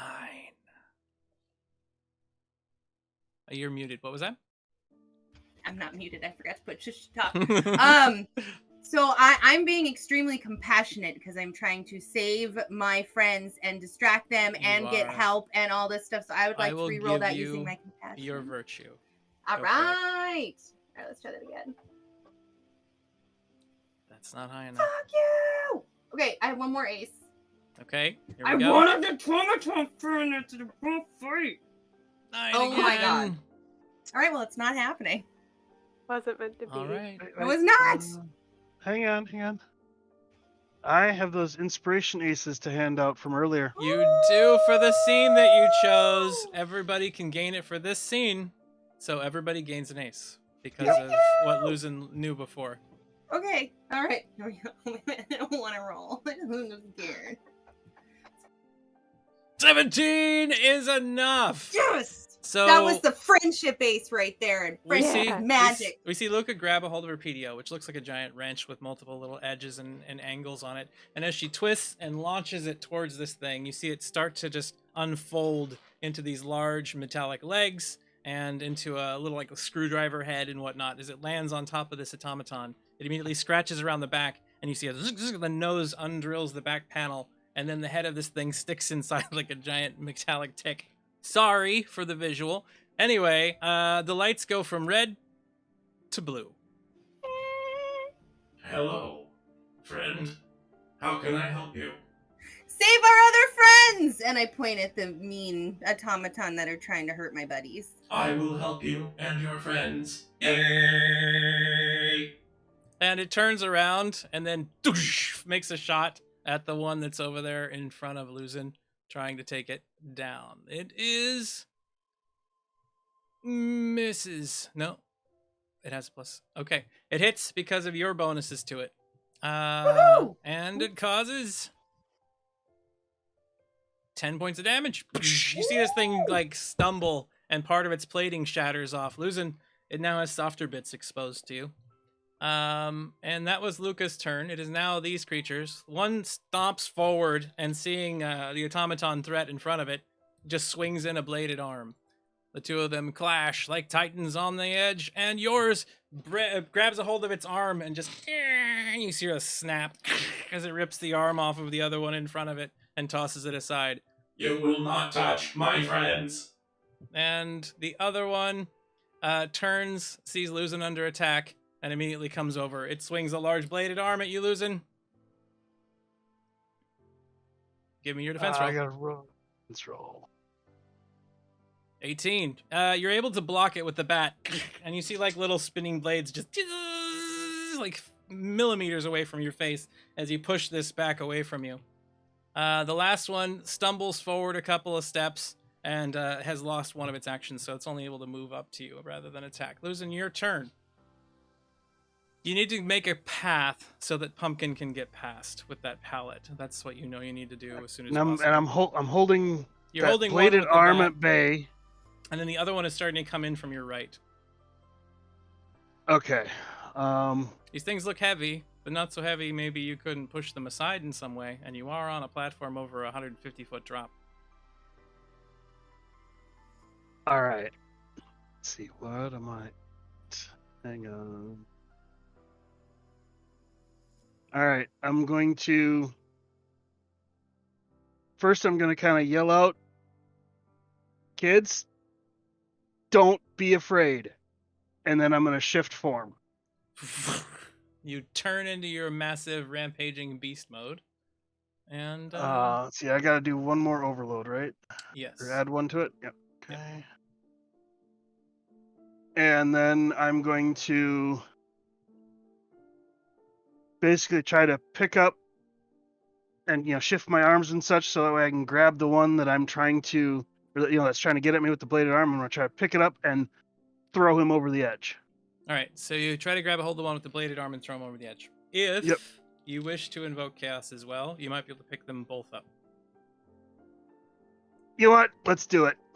Bullshit. Okay, so go ahead and give me a strong roll and get higher than a natural 5 to avoid any chaos focusing on yourself. That is a 15. Are you okay with that roll? Because they're going to roll to compete against you. 15 is good, but it could be better. But it could be worse. You know what? I have. That's true. That's true. Now I'm good with that. Let's go with that. I just want to see what this does. You pick up both of them and start moving towards the ledge. As you grab them and you start moving over to the edge, holding them at bay, you see blades coming down and stabbing and striking at you. Give me 2 defense rolls as they both get an attack on you while you're carrying them.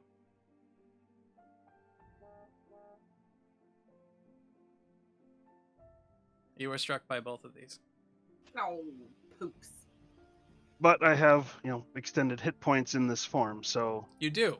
So 2 blades come into you, and you take 16 and 8 damage, respectively, putting you at it's 16 and 8, 24 damage total. So your extra hit points are gone. yep. And then I lose 4 more. We see like blades digging into Luzin's side as he's carrying these things. As you get closer and closer to the edge, one of them tries to dig into you one last time as you throw them. If this one is successful, you will have to roll to keep from going over the edge with it. If it is not, you will toss them both over the side.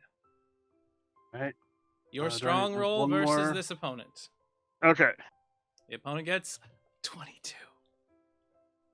Oh, I'm going to ace that. Okay, you got to beat a 22. All right. Strong roll.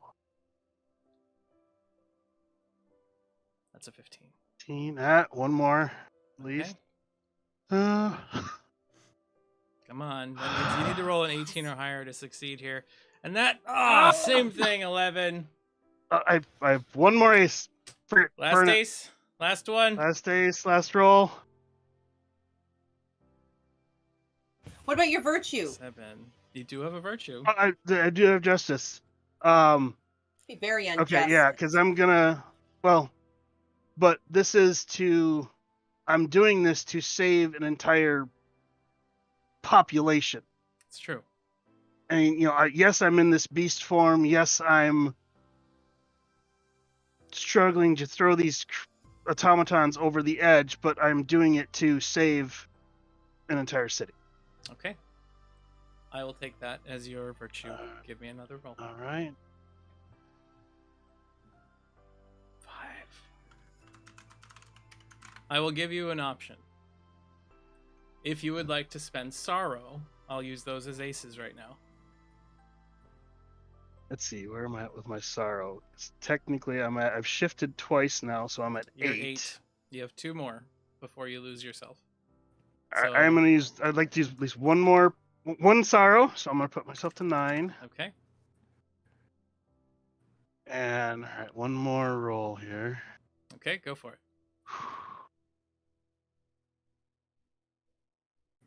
6 is not gonna do it.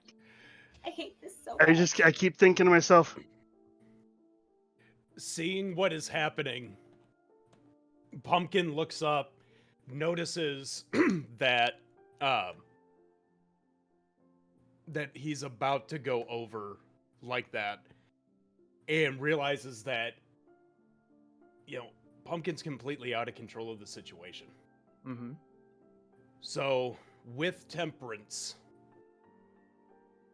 I would like to step in, chuck that glass of acid at the feet of these robots, trying to regain control and trying to get,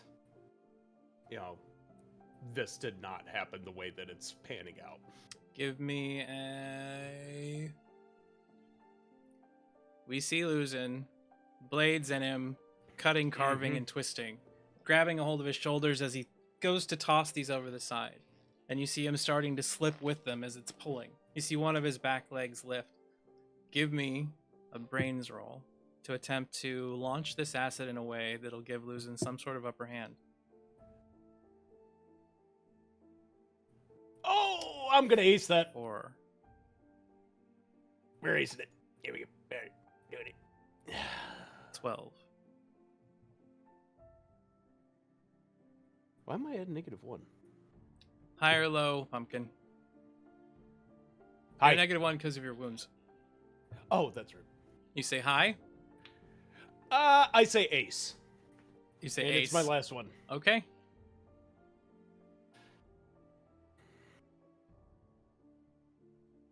I'm better with 14. that. Your target to mark the place underneath of these individuals was a 13. As the acid splashes down, you see it dissolving incredibly rapidly, eaten apart by this incredibly potent acid that you have.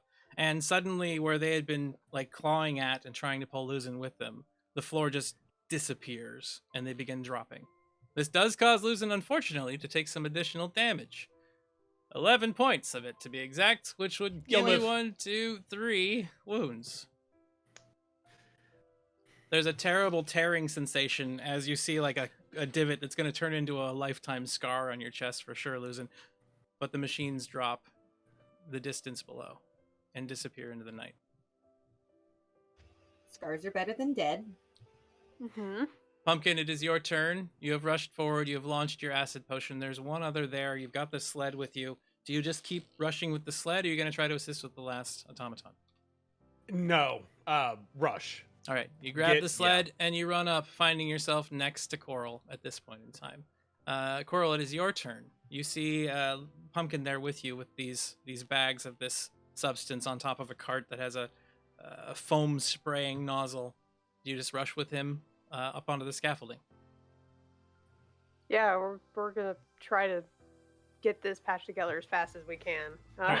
We've entered cinematic scenes for the rest of these. They will be moving quicker. Coral and Pumpkin rush up onto the scaffolding, and you hear it creaking and groaning in protest. As you make your way up to the second stage of these, you see that the last stage has been dismantled.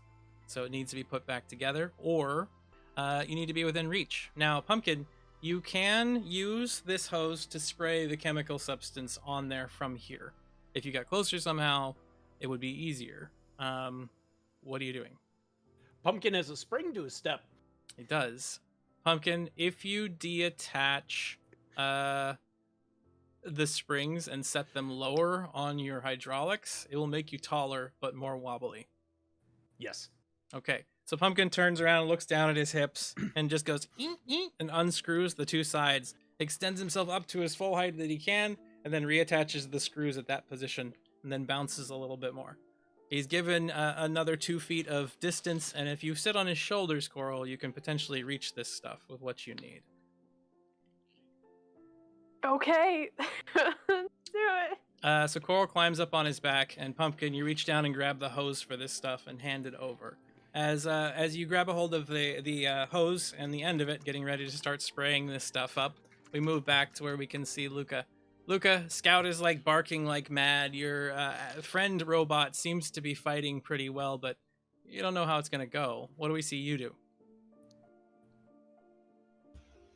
I don't know. I don't think I'm needed over there with the cement. And I'm gonna Can I try to run past, just so I can maybe help, try to run past so my friend, the blue-eyed robot, and then try to like slide underneath what they're doing with their chop, and then run behind and try to get to Pumpkin. Give me an agile roll so you can get fling past and get around. I don't know if I should go see Lucin yet or not. You might get clipped with an 8. Are you okay with that? Sure. You can either take damage and keep going. Literally no rerolls. You can either take damage and keep going, or you can be stopped. Your choice. What kind of damage? Like decapitation or like a scratch? You're gonna be like hit by a heavy metal object as one of the feet clips you. I guess I'll stop. Okay. So it just bang hits you and you stumble back a little bit, but you don't keep moving. So you're blocked at the moment. Okay. Luzin, what do you do?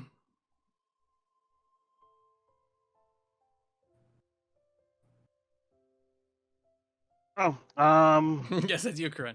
I'm kind of like, trying to recatch my breath a little bit, thinking, crap, that was close. Can you do more than sit there and bleed? I'm gonna try to, Pumpkin. I yell over at him as I get up, and I want to advance to the remaining evil robot. Okay. You're behind it. It's currently embroiled in a fight with the one in front of it. What do you attempt to do? I'm gonna try to. I see the back access panel. Mm-hmm. I you want don't to try know using. about it yet. Only. Or, Luca does. okay. Well, then I see its back, and I just instinctively think to try to, do a swipe at its back like that, and just see if I can tear into it with my claws. Give me an attack roll. Your claws scrape and tear. Some of the metal shears off, but it doesn't break, and that is your action for now.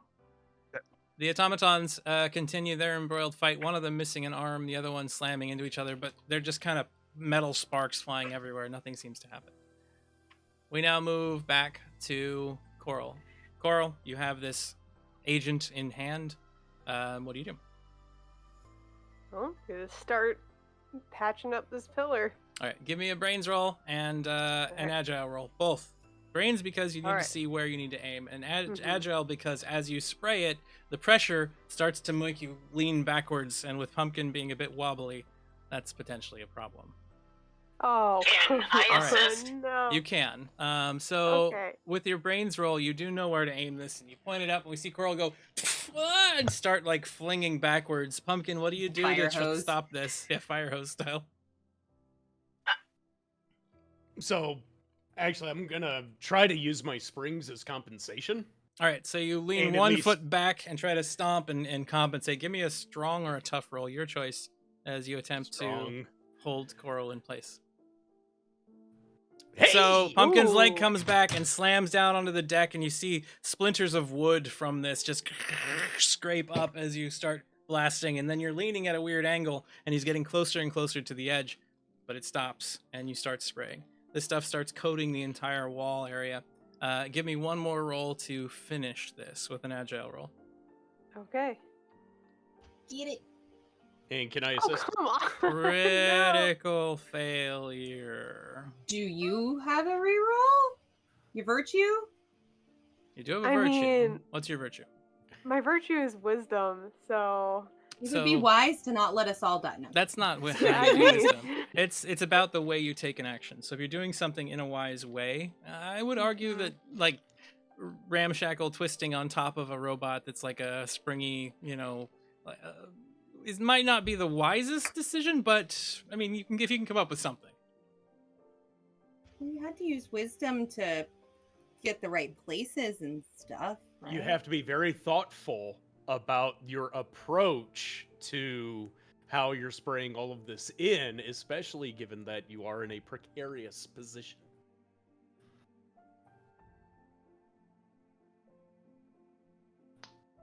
I mean, yeah, it's just mostly. I'm trying to think of the best way to like describe this as like a methodical process.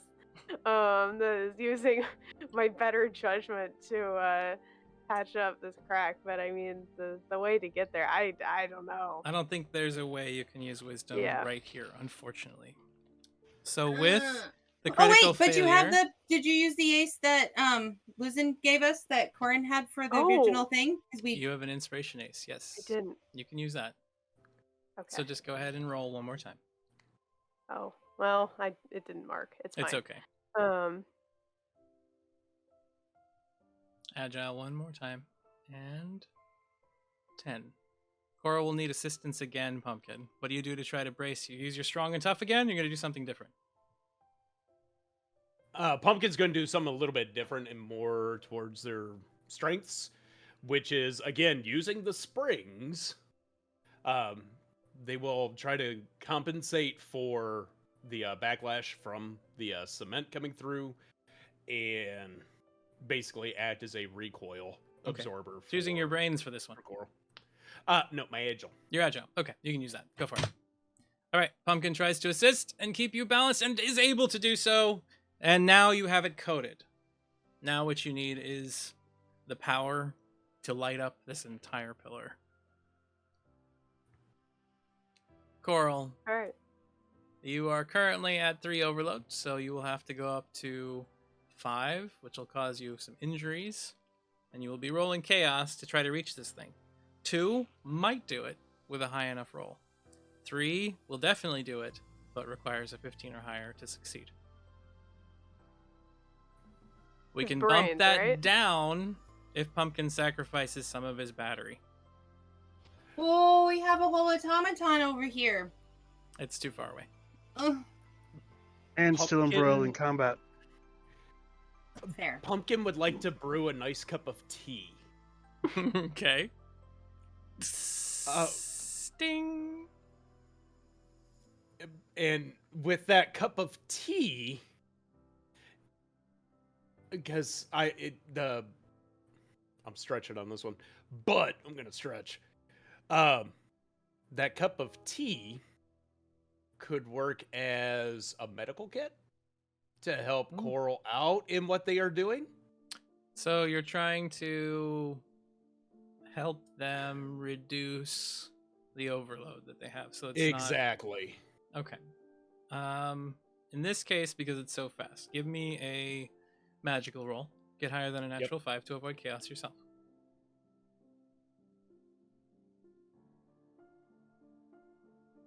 17.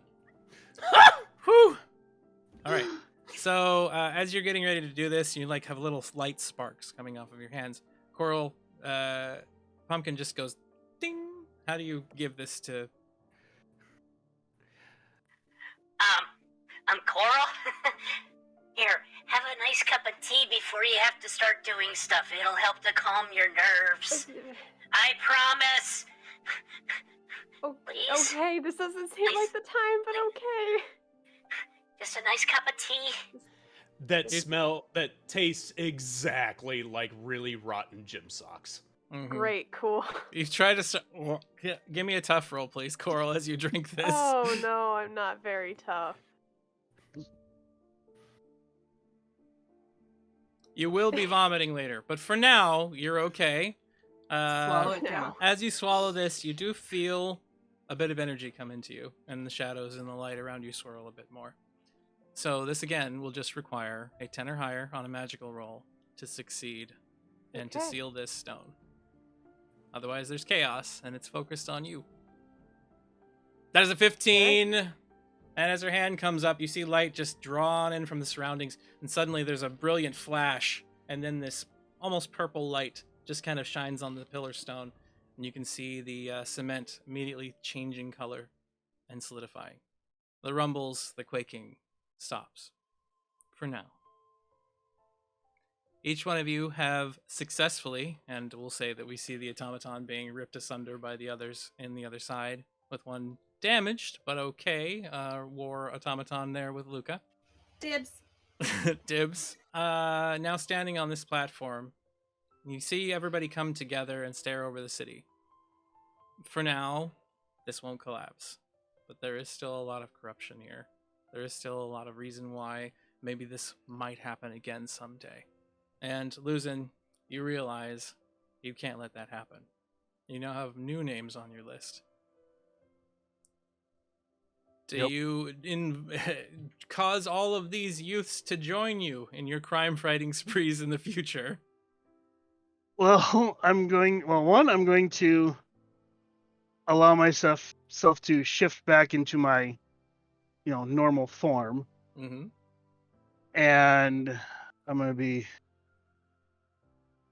kind of look down at the lovely divot in my chest a little bit and go, oh crap, that's going to scar. Oh.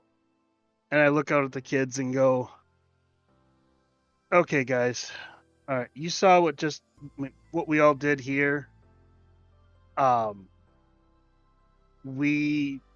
There's something wrong in this city.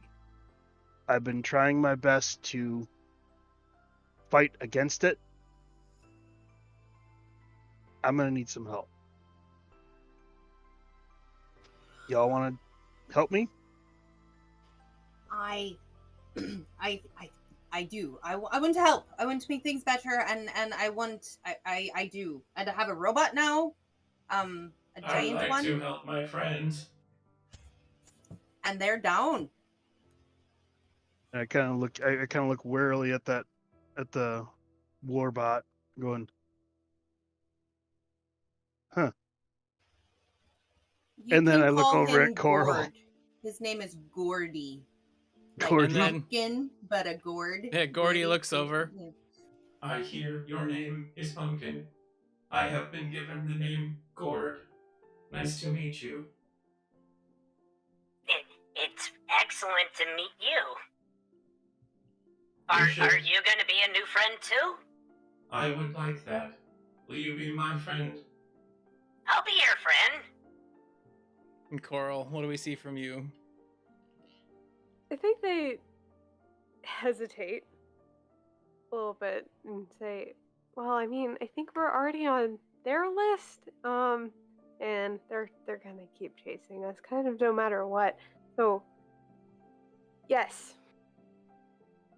Yes. And with those words stated, we see all of them kind of escaping from this scaffolding a little bit at a time as they walk off into the darkness. We happen to have them to thank for the city not being destroyed. Having stopped the collapse of the support pillar and ending the looming threat of the falling shell, each of you have to remain out of the limelight for a bit, unfortunately. House Laroque fervently denies any accusations of wrongdoing or negligence, and the conditions in Megara go on as they always have. Rumors begin to start up about the potential collapse of the shell, and eventually the underground recognition of each of you as heroes who saved tens of thousands of lives spread throughout the Undercity and even beyond Megara. Not long after, other plots similar to the Laroque one are uncovered. Callous financial decisions made without the well-being of folk in mind, and this sparks a citywide debate over infrastructure and the part the noble houses play in the lower cities. The Department of City Planning is implemented by the Silver Shield Empire, and thousands of jobs are created, helping reduce the poverty and crime levels in many locations throughout the Undercity. And that has been When the Sky Fell. Thank you very much for being here with us, for all the donations, for the support for Extra Life, and hope you've enjoyed yourselves for any small bit. That's always a nice thing to have at any of these games. And please, please come back later to see Tales from the Tavern when some amazing individuals are on. And we're going to go ahead and say, hey, this is who we are.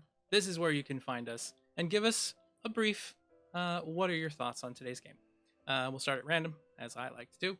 And today's random start is going to be Korran. You're up first. All right. Well, again, I am Korran, or Apache 1222 on Twitch. I am one of the moderators here for Gamer Mom Luna. And it got close there, especially when we were fighting in that last battle, and all of a sudden I'm like, oh, wait a minute. And that's when I remembered my, the inspiration aces that I had saved from earlier. So I was like, clutch. Thank goodness. Yeah, I'm like, and it was fun playing this again. Awesome group to play with. I played with Wolfie before in this system. I think the last time we played, him and I were together too. But yeah, at least this time I didn't have any number 2 pencils flying at my head. Not this time. Tree-sized number 2 pencils. Yep. So we'll move on from there. Oh, wait, you're still go for it. Sorry. Oh no, I was just gonna. Yep. Yeah, that's about it. So yeah, next person. Well, thank you very much, Shannon. You're up.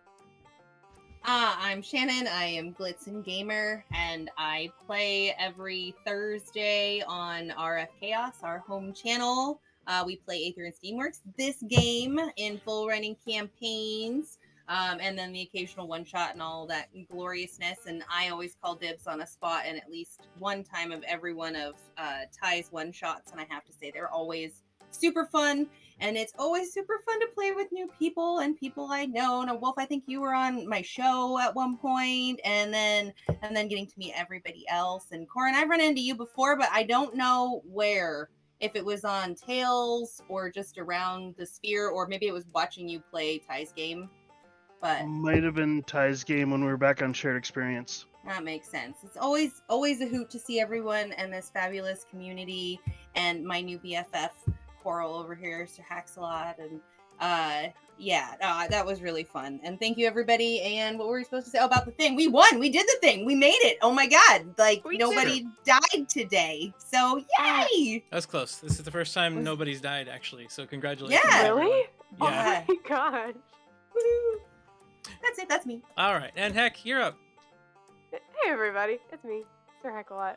This was an absolute blast to play.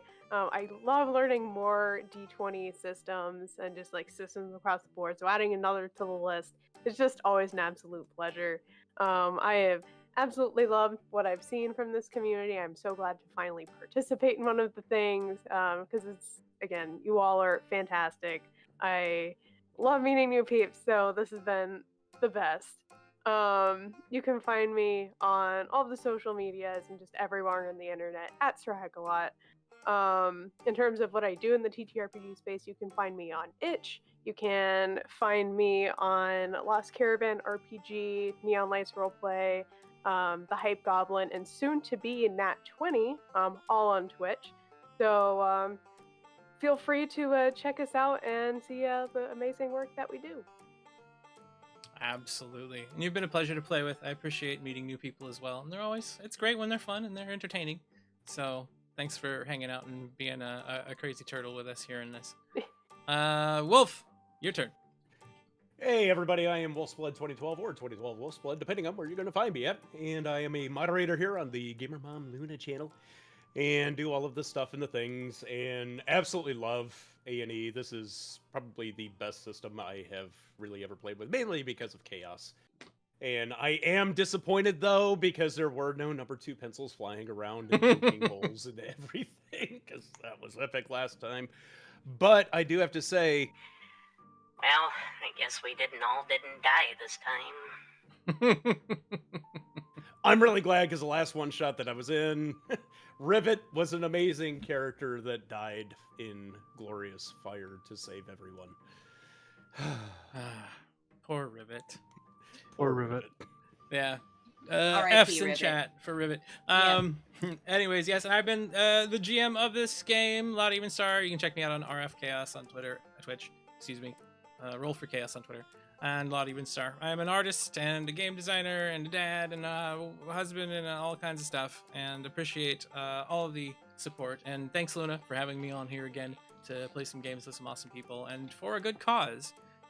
We have smashed past that goal. We hope to continue ever onward and upward. And yeah. So stick around. We'll see you all next time here on, I guess Luna's living room. Yeah. Yay! Good night and goodbye, everybody.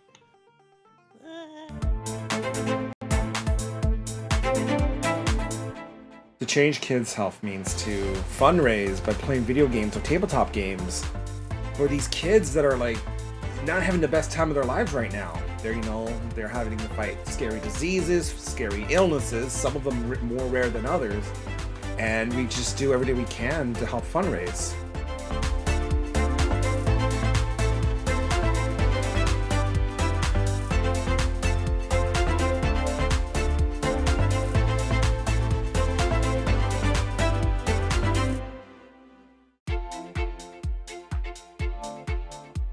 My name is Defy, and I'm from the East Coast of Canada, and I want to change kids' health at the IWK Children's Hospital because as a father myself, I know they're always going to be there for me if and when I need them.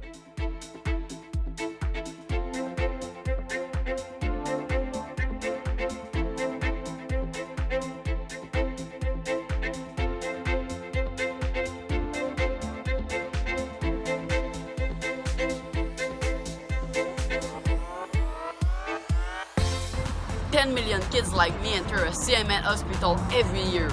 For me, I entered my children's hospital when I was 9 years old for my miracle story. Happy to report that my health is on the up, and it's all because of gamers like you.